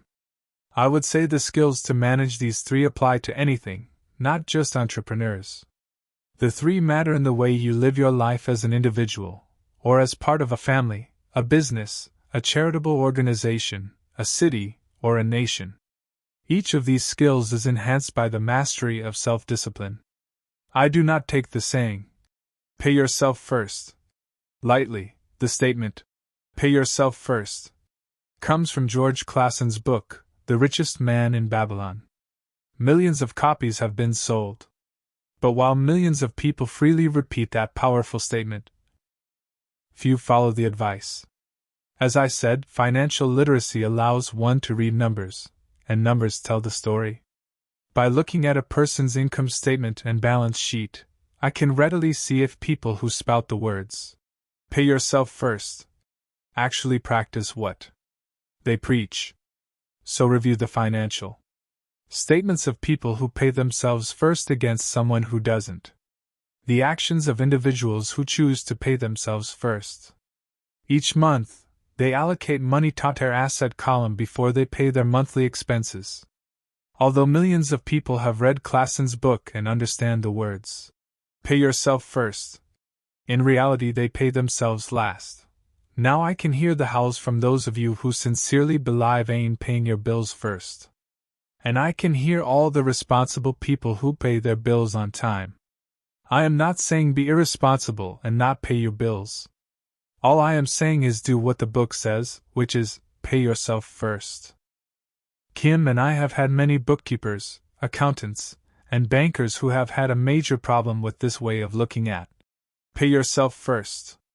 The reason is that these financial professionals actually do what the masses do, they pay themselves last. There have been times in my life when, for whatever reason, cash flow was far less than my bills. I still paid myself first. My accountant and bookkeeper screamed in panic, "They're going to come after you. The IRS is going to put you in jail. You're going to ruin your credit rating. They'll cut off the electricity." I still paid myself first. Why? You ask? Because that's what the story, The Richest Man in Babylon, was all about, the power of self-discipline and the power of internal fortitude. As my rich dad taught me the first month I worked for him, most people allow the world to push them around. A bill collector calls and you pay or else. A sales clerk says, "Oh, just put it on your charge card."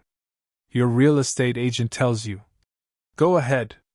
The government allows you a tax deduction on your home." That is what the book is really about, having the guts to go against the tide and get rich. You may not be weak, but when it comes to money, many people get wimpy. I am not saying be irresponsible. The reason I don't have high credit card debt and doodad debt is because I pay myself first. The reason I minimize my income is because I don't want to pay it to the government. That is why my income comes from my asset column, through a Nevada corporation. If I work for money, the government takes it. Although I pay my bills last, I am financially astute enough to not get into a tough financial situation. I don't like consumer debt. I actually have liabilities that are higher than 99% of the population, but I don't pay for them. Other people pay for my liabilities. They're called tenants. So rule number 1 in paying yourself first is, don't get into consumer debt in the first place. Although I pay my bills last, I set it up to have only small unimportant bills that are due. When I occasionally come up short, I still pay myself first. I let the creditors and even the government scream. I like it when they get tough. Why? Because those guys do me a favor. They inspire me to go out and create more money. So I pay myself first, invest the money, and let the creditors yell. I generally pay them right away anyway. Kim and I have excellent credit. We just don't cave into pressure and spend our savings or liquidate stocks to pay for consumer debt. That is not too financially intelligent. To successfully pay yourself first, keep the following in mind. 1.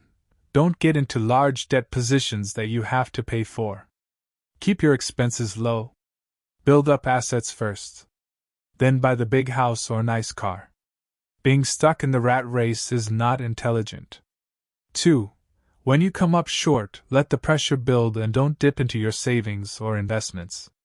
Use the pressure to inspire your financial genius to come up with new ways of making more money, and then pay your bills. You will have increased your ability to make more money as well as your financial intelligence. So many times I have gotten into financial hot water and used my brain to create more income while staunchly defending the assets in my asset column. My bookkeeper has screamed and dived for cover, but I was like a good soldier defending the fort assets. Poor people have poor habits.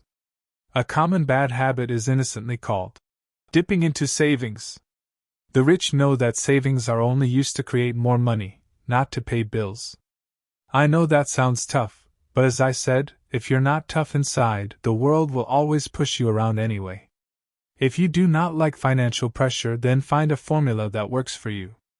A good one is to cut expenses, put your money in the bank, pay more than your fair share of income tax, buy safe mutual funds, and take the vow of the average. But this violates the pay yourself first rule.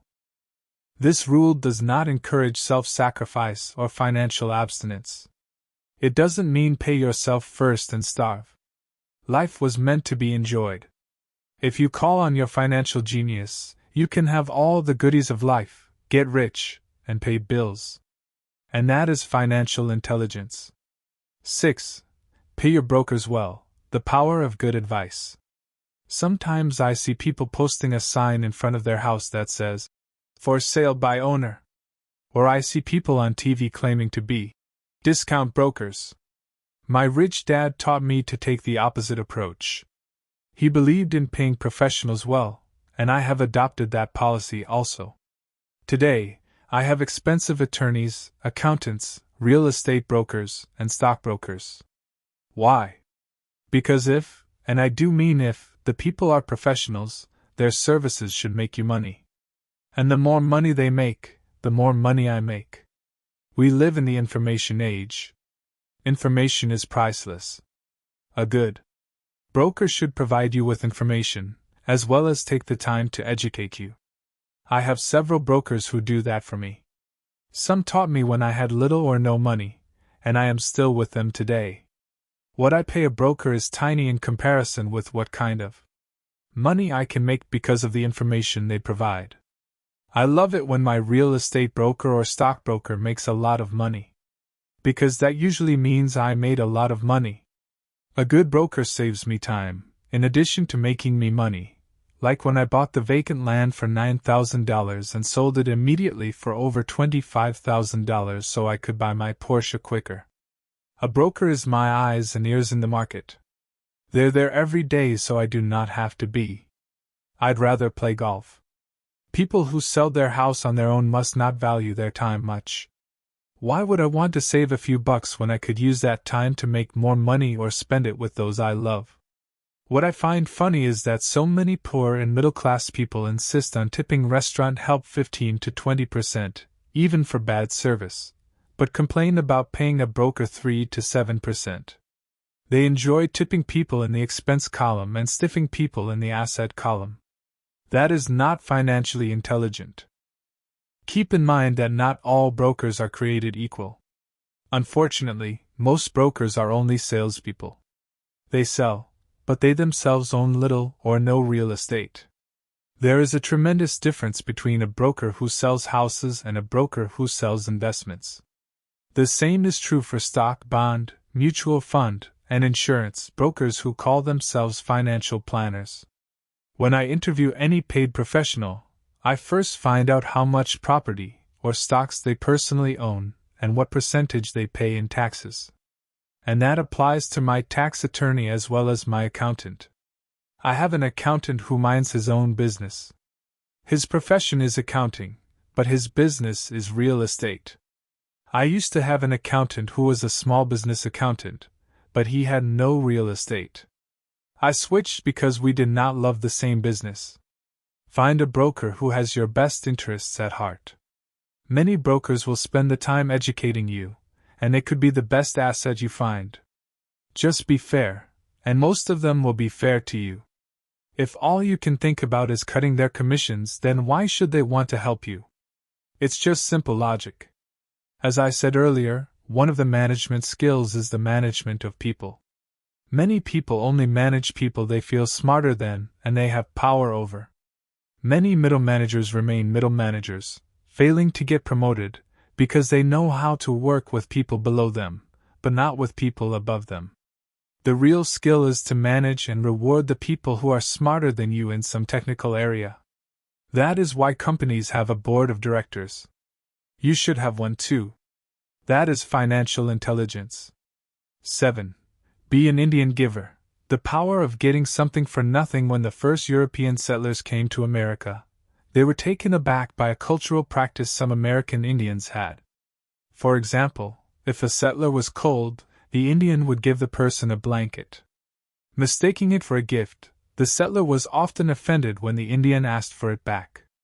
The Indians also got upset when they realized the settlers did not want to give it back. That is where the term, Indian giver, came from, a simple cultural misunderstanding. In the world of the asset column, being an Indian giver is vital to wealth. The sophisticated investor's first question is, how fast do I get my money back? They also want to know what they get for free, also called the piece of the action. That is why the ROI, or return on investment, is so important. For example, I found a small condominium that was in foreclosure a few blocks from where I lived. The bank wanted $60,000, and I submitted a bid for $50,000, which they took, simply because, along with my bid, was a cashier's check for $50,000. They realized I was serious.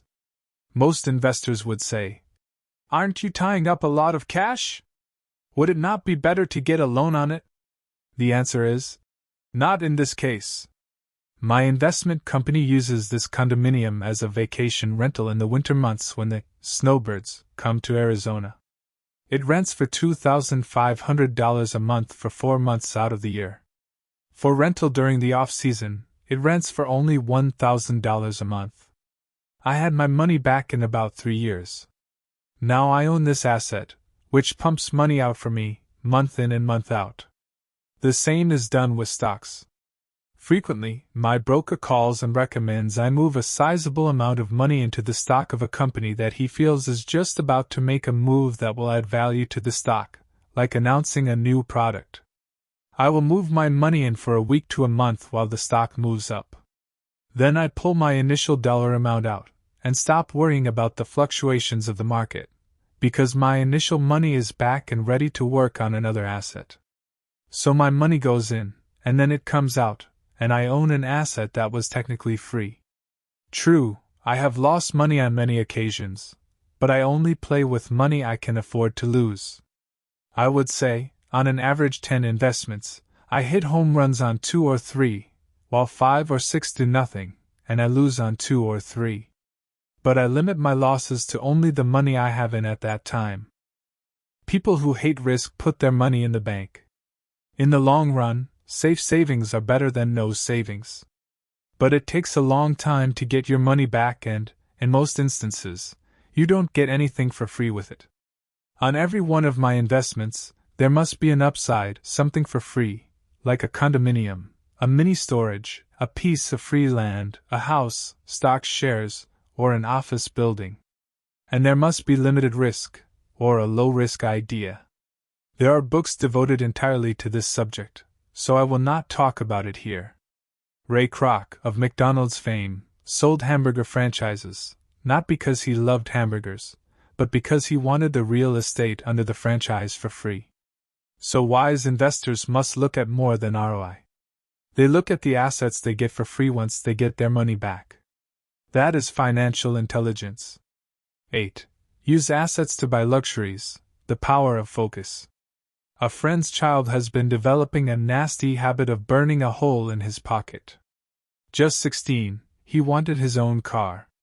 The excuse, all his friends' parents gave their kids cars. The child wanted to go into his savings and use it for a down payment. That was when his father called me and then came to see me. Do you think I should let him do it, or should I just buy him a car? I answered, it might relieve the pressure in the short term, but what have you taught him in the long term? Can you use this desire to own a car and inspire your son to learn something?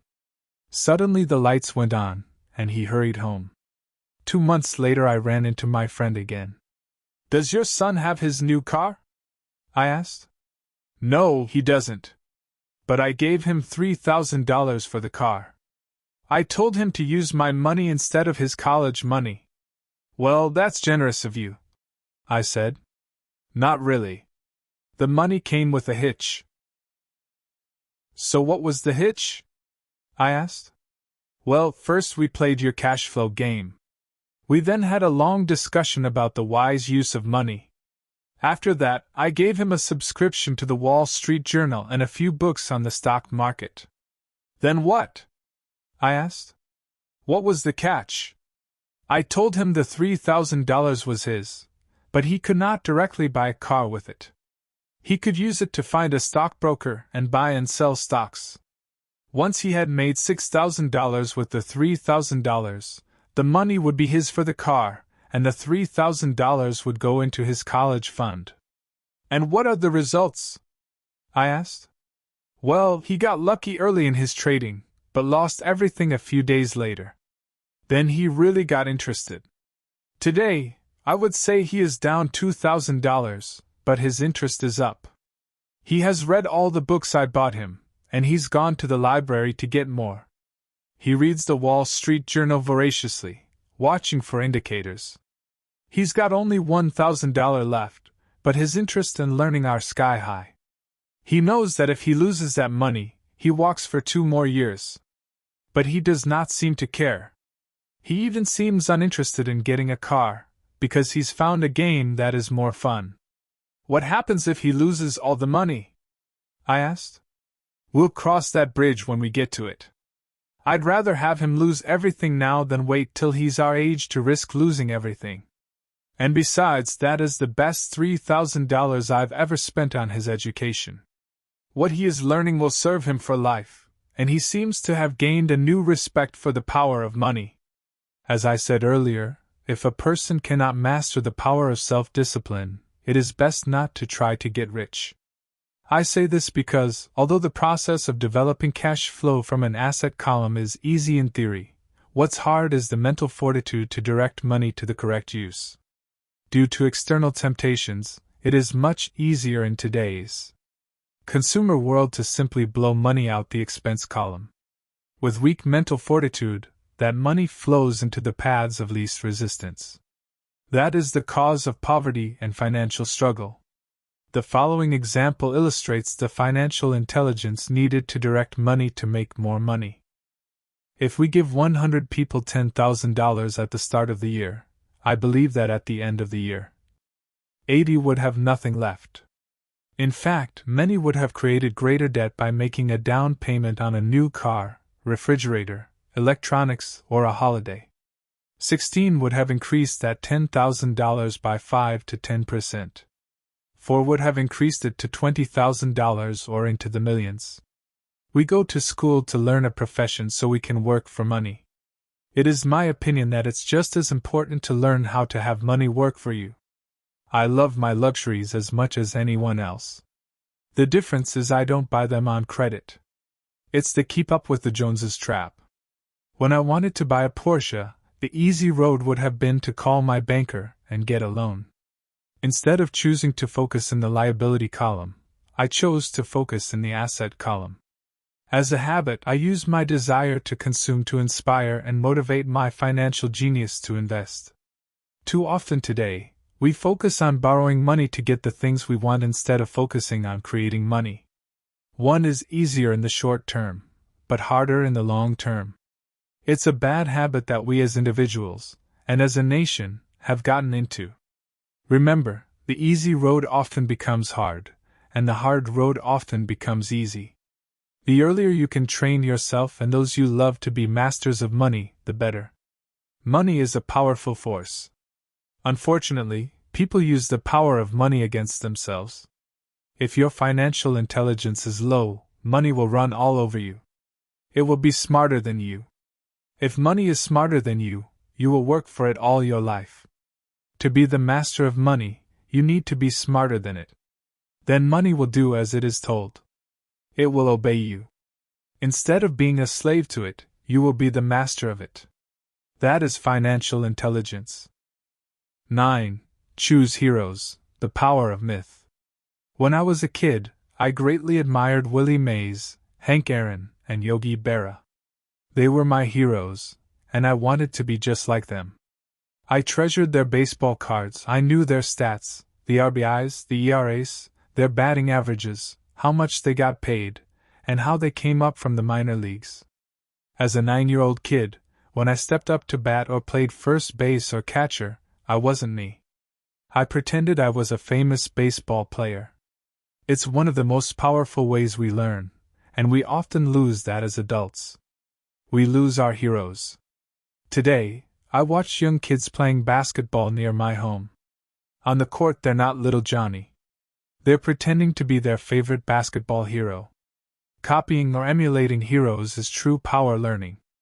I have new heroes as I grow older. I have golf heroes and I copy their swings and do my best to read everything I can about them. I also have heroes such as Donald Trump, Warren Buffett, Peter Lynch, George Soros, and Jim Rogers. I know their stats just like I knew the ERAs and RBIs of my childhood baseball heroes. I follow what Warren Buffett invests in, and I read anything I can about his point of view on the market and how he chooses stocks. And I read about Donald Trump, trying to find out how he negotiates and puts deals together. Just as I was not me when I was up to bat, when I'm in the market or I'm negotiating a deal, I am subconsciously acting with the bravado of Trump. Or when analyzing a trend, I look at it as though Warren Buffett were doing it. By having heroes, we tap into a tremendous source of raw genius. But heroes do more than simply inspire us. Heroes make things look easy. Making it look easy convinces us to want to be just like them. If they can do it, so can I. When it comes to investing, too many people make it sound hard. Instead, find heroes who make it look easy. 10. Teach and you shall receive, the power of giving. Both of my dads were teachers. My rich dad taught me a lesson I have carried all my life, the necessity of being charitable or giving. My educated dad gave a lot of his time and knowledge, but almost never gave away money. He usually said that he would give when he had some extra money, but of course there was rarely any extra. My rich dad gave money as well as education. He believed firmly in tithing. If you want something, you first need to give, he would always say. When he was short of money, he gave money to his church or to his favorite charity. If I could leave one single idea with you, it is that idea. Whenever you feel short or in need of something, give what you want first, and it will come back in buckets. That is true for money, a smile, love, or friendship. I know it is often the last thing a person may want to do, but it has always worked for me. I trust that the principle of reciprocity is true, and I give what I want. I want money, so I give money, and it comes back in multiples. I want sales, so I help someone else sell something, and sales come to me. I want contacts, and I help someone else get contacts. Like magic, contacts come to me. I heard a saying years ago that went, "God does not need to receive, but humans need to give." My rich dad would often say, "Poor people are more greedy than rich people." He would explain that if a person was rich, that person was providing something that other people wanted. In my life, whenever I have felt needy or short of money or short of help, I simply went out or found in my heart what I wanted, and decided to give it first. And when I gave, it always came back. It reminds me of the story of the guy sitting with firewood in his arms on a cold, freezing night. He is yelling at the pot-bellied stove, "When you give me some heat, then I'll put some wood in you." And when it comes to money, love, happiness, sales, and contacts, all one needs to remember is to give first. Often just the process of thinking of what I want, and how I could give that to someone else, breaks free a torrent of bounty. Whenever I feel that people aren't smiling at me, I simply begin smiling and saying hello. Like magic, the next thing I know I'm surrounded by smiling people. It is true that your world is only a mirror of you. So that's why I say, teach and you shall receive. I have found that the more I teach those who want to learn, the more I learn. If you want to learn about money, teach it to someone else. A torrent of new ideas and finer distinctions will come in. There are times when I have given and nothing has come back, or what I have received is not what I wanted. But upon closer inspection and soul searching, I was often giving to receive in those instances, instead of giving for the joy that giving itself brings. My dad taught teachers, and he became a master teacher. My rich dad always taught young people his way of doing business. In retrospect, it was their generosity with what they knew that made them smarter. There are powers in this world that are much smarter than we are. You can get there on your own, but it's easier with the help of the powers that be. You only need to be generous with what you have. Chapter 9. Still want more? Here are some to-dos. Many people may not be satisfied with my 10 steps. They see them more as philosophies than actions. I think understanding the philosophy is just as important as the action. There are many people who want to do instead of think, and then there are people who think but do not do. I would say that I am both. I love new ideas, and I love action. So for those who want a to-do list on how to get started, I will share with you some of the things I do, in abbreviated form. Stop doing what you're doing. In other words, take a break and assess what is working and what is not working. The definition of insanity is doing the same thing over and over and expecting a different result. Stop doing what is not working, and look for something new. Look for new ideas. For new investing ideas, I go to bookstores and search for books on different and unique subjects. I call them formulas. I buy how-to books on formulas I know nothing about. For example, in the bookstore I found the book The 16% Solution by Joel Moskowitz. I bought the book and read it, and the next Thursday, I did exactly as the book said. Most people do not take action, or they let someone talk them out of whatever new formula they are studying. My neighbor told me why 16% would not work. I did not listen to him because he's never done it. Find someone who has done what you want to do. Take them to lunch and ask them for tips and tricks of the trade.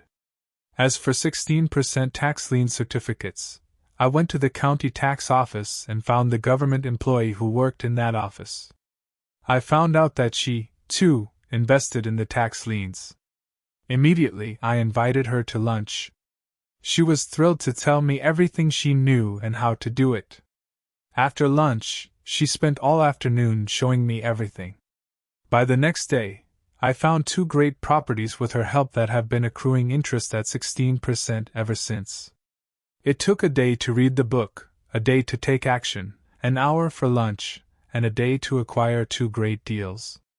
Take classes, read, and attend seminars. I search newspapers and the internet for new and interesting classes, many of which are free or inexpensive. I also attend and pay for expensive seminars on what I want to learn.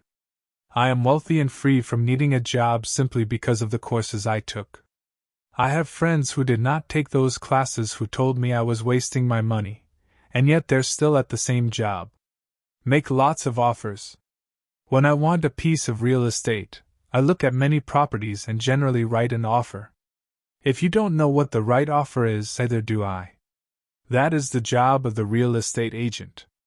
They make the offers. I do as little work as possible.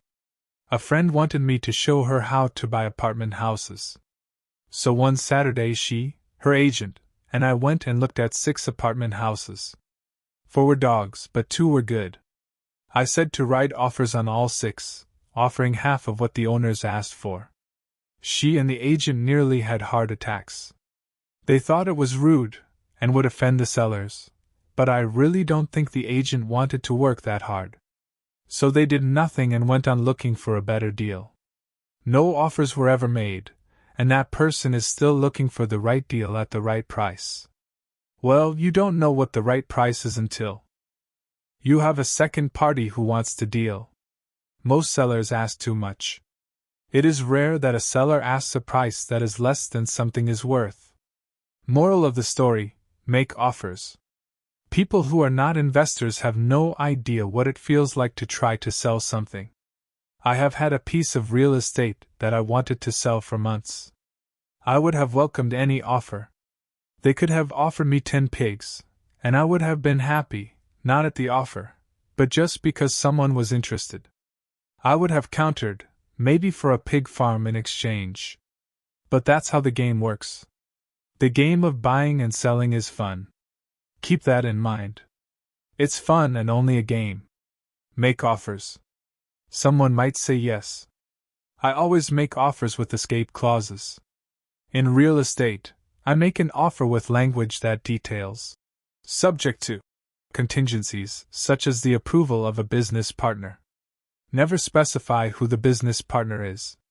Most people don't know that my partner is my cat.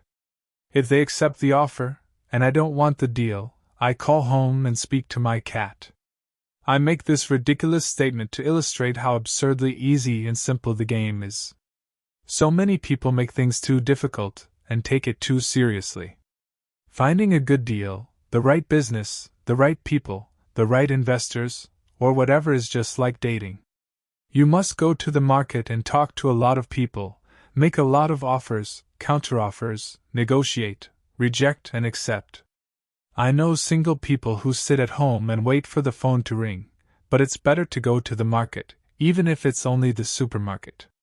Search, offer, reject, negotiate, and accept are all parts of the process of almost everything in life. Jog, walk, or drive a certain area once a month for 10 minutes. I have found some of my best real estate investments doing this. I will jog a certain neighborhood for a year and look for change. For there to be profit in a deal, there must be 2 elements, a bargain and change. There are lots of bargains, but it's change that turns a bargain into a profitable opportunity. So when I jog a neighborhood I might like to invest in. It is the repetition that causes me to notice slight differences. I notice real estate signs that are up for a long time. That means the seller might be more agreeable to deal. I watch for moving trucks going in or out. I stop and talk to the drivers. I talk to the postal carriers. It's amazing how much information they acquire about an area. I find a bad area, especially an area that the news has scared everyone away from. I drive it for sometimes a year waiting for signs of something changing for the better. I talk to retailers, especially new ones, and find out why they're moving in. It takes only a few minutes a month, and I do it while doing something else, like exercising, or going to and from the store. Shop for bargains in all markets. Consumers will always be poor. When the supermarket has a sale, say on toilet paper, the consumer runs in and stocks up. But when the housing or stock market has a sale, most often called a crash or correction, the same consumer often runs away from it. When the supermarket raises its prices, the consumer shops somewhere else. But when housing or the stock market raise their prices, the same consumer often rushes in and starts buying. Always remember, profits are made in the buying, not in the selling. Look in the right places. A neighbor bought a condominium for $100,000. I bought the identical condo next door for $50,000. He told me he's waiting for the price to go up. I told him that profit is made when you buy, not when you sell. He shopped with a real estate broker who owns no property of her own. I shopped at the foreclosure auction. I paid $500 for a class on how to do this. My neighbor thought that the $500 for a real estate investment class was too expensive. He said he could not afford the money, or the time. So he waits for the price to go up. Look for people who want to buy first. Then look for someone who wants to sell. A friend was looking for a certain piece of land. He had the money but did not have the time. I found a large piece of land, larger than what my friend wanted to buy, tied it up with an option, called my friend, and he said he wanted a piece of it. So I sold the piece to him, and then bought the land. I kept the remaining land as mine for free. Moral of the story: buy the pie, and cut it in pieces. Most people look for what they can afford, so they look too small. They buy only a piece of the pie, so they end up paying more for less. Small thinkers don't get the big breaks.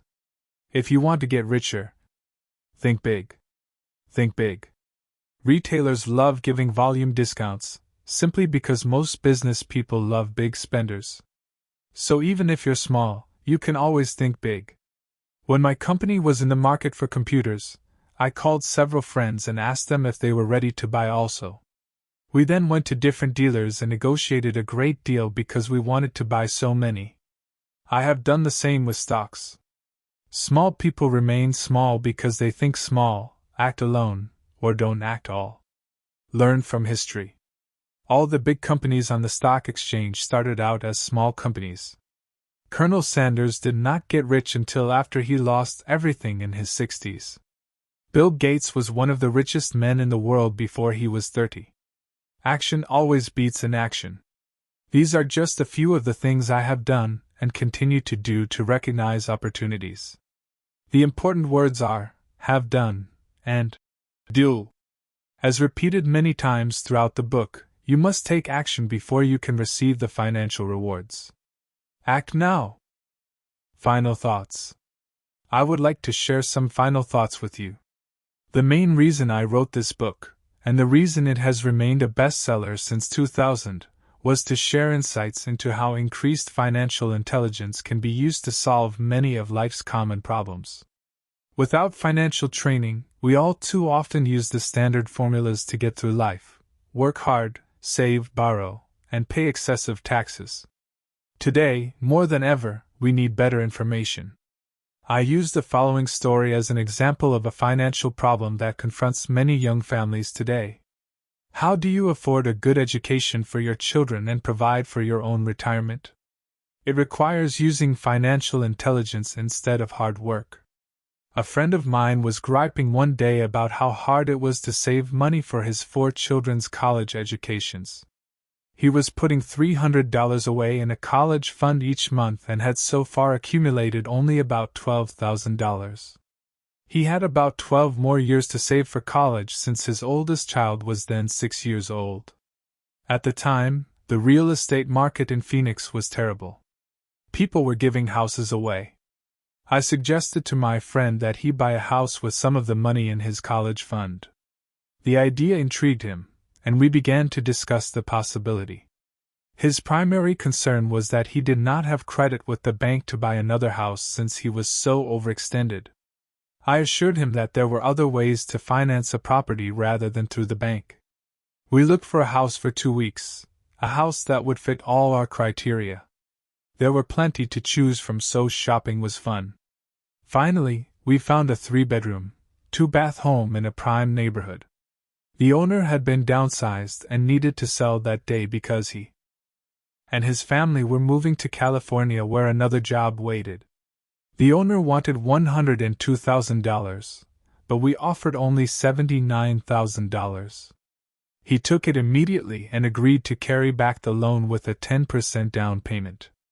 All my friend had to come up with was $7,900.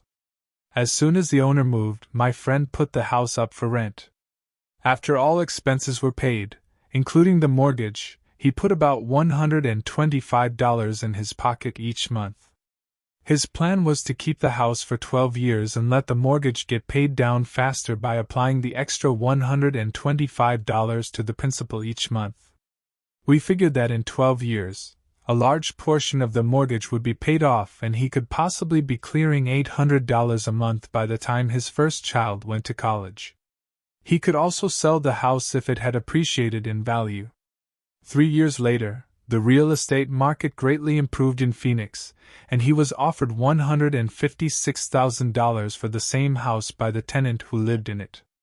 Again, he asked me what I thought. I advised that he sell it, using a 1031 tax-deferred exchange.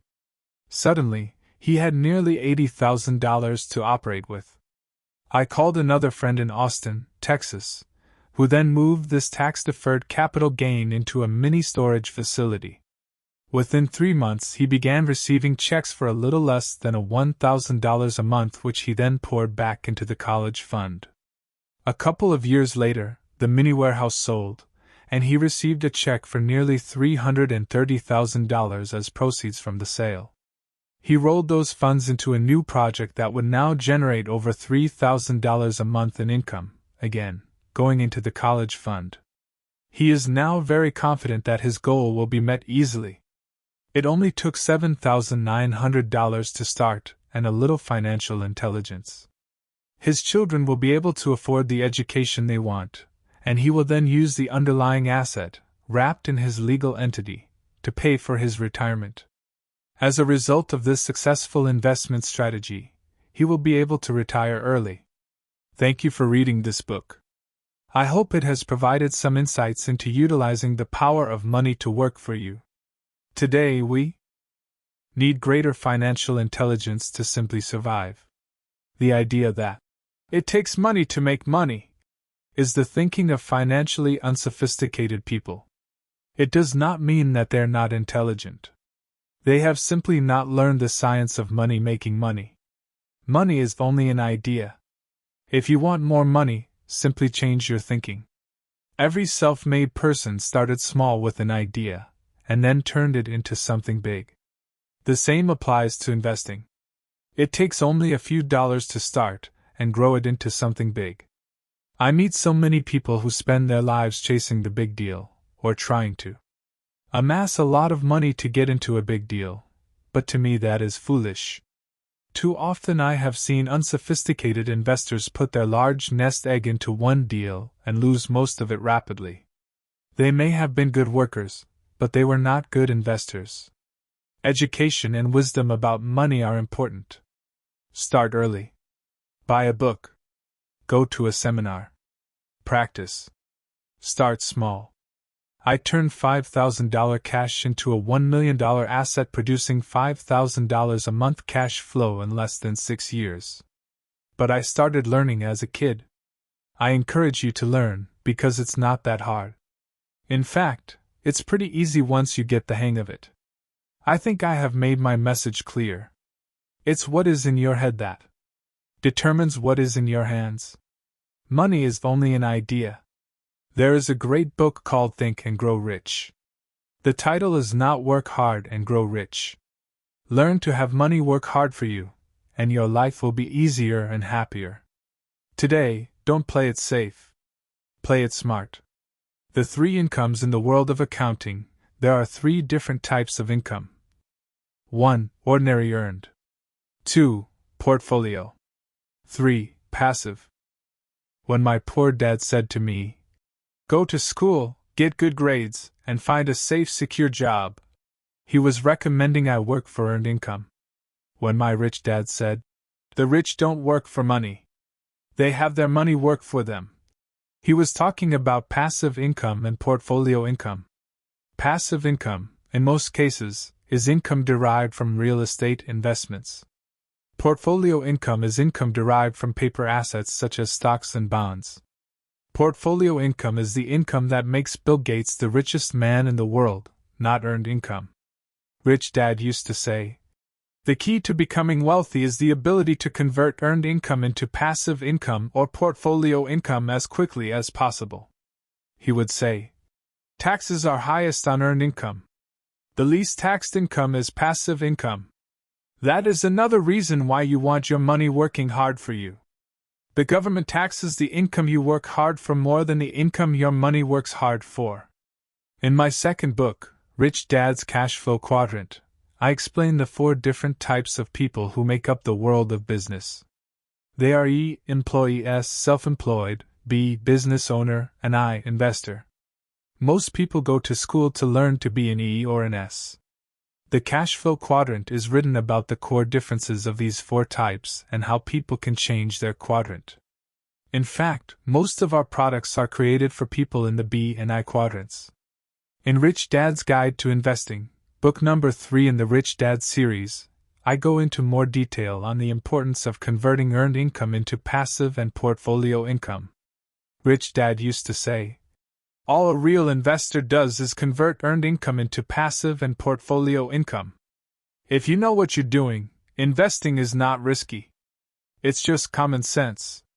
The key to financial freedom and great wealth is a person's ability to convert earned income into passive and or portfolio income. My rich dad spent a lot of time teaching Mike and me this skill.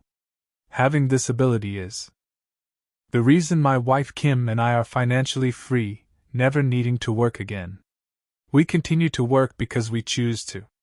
Today we own a real estate investment company for passive income and participate in private placements and initial public offerings of stock for portfolio income. We also went back to work to build a financial education company so that we can continue to create and publish books and games. All of our educational products are created to teach the same skills my rich dad taught me, the skills of converting earned income into passive and portfolio income. The games we create are important because they teach what books cannot teach. For example, you could never learn to ride a bicycle by only reading a book. Our cash flow games for adults and cash flow for kids game are designed to teach players the basic investment skills of converting earned income into passive and portfolio income. They also teach the principles of accounting and financial literacy. These games are the only educational products in the world that teach people all of these skills simultaneously.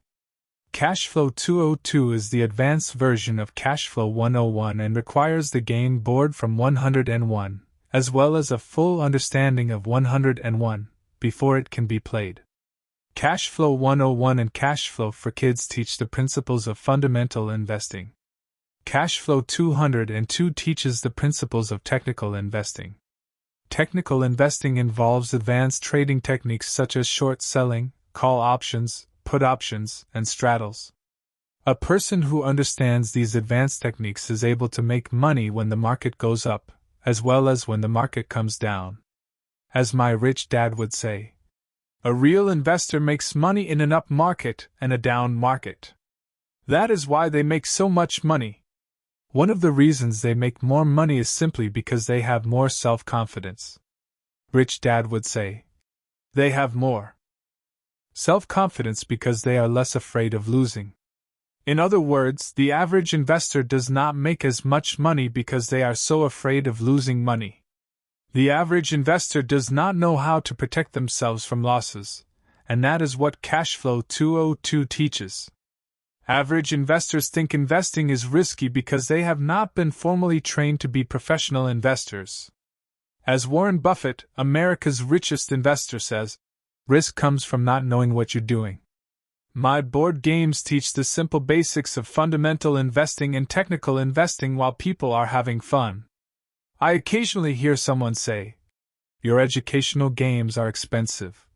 Which poses the question of ROI, the return on investment, or the value returned for the price paid. I nod my head and reply, yes, they may be expensive, especially when compared to entertainment board games. But my games are not as expensive as a college education, working hard all your life for earned income, paying excessive taxes, and then living in terror of losing all of your money in the investment markets. When someone walks away mumbling about the price, I can hear my rich dad saying, "If you want to be rich, you must know what kind of income to work hard for, how to keep it, and how to protect it from loss. That is the key to great wealth." Rich Dad would also say, "If you do not understand the differences in those three incomes and do not learn the skills on how to acquire and protect those incomes, you will probably spend your life earning less than you could and working harder than you should." My poor dad thought a good education, a good job, and years of hard work were all you needed to be successful. My rich dad also thought a good education was important. But to him it was also important that Mike and I know the differences in the three incomes and what kind of income to work hard for. To him, that was basic financial education. Knowing the differences in the three incomes and learning the investment skills of how to acquire the different incomes is basic education for anyone who strives to acquire great wealth and achieve financial freedom, a special kind of freedom that only a few will ever know. As Rich Dad states in lesson number 1, the rich do not work for money. They know how to have money work hard for them. Rich Dad said, "Ordinary earned income is money you work for, and passive and portfolio income is money working for you." Knowing that little difference has been significant in my life. Or, as Robert Frost ends his poem, "And that has made all the difference." Take action! All of you were given two great gifts, your mind and your time. It is up to you to do what you please with both. With each dollar bill that enters your hand, you, and only you, have the power to determine your destiny. Spend it foolishly, and you choose to be poor. Spend it on liabilities, and you join the middle class. Invest it in your mind and learn how to acquire assets, and you will be choosing wealth as your goal and your future. The choice is yours, and only yours. Every day with every dollar, you decide to be rich, poor, or middle class. Choose to share this knowledge with your children, and you choose to prepare them for the world that awaits. No one else will. You and your children's future will be determined by choices you make today, not tomorrow. I wish you great wealth and much happiness with this fabulous gift called life. If you want to listen more ebook for free, then don't forget to subscribe our channel.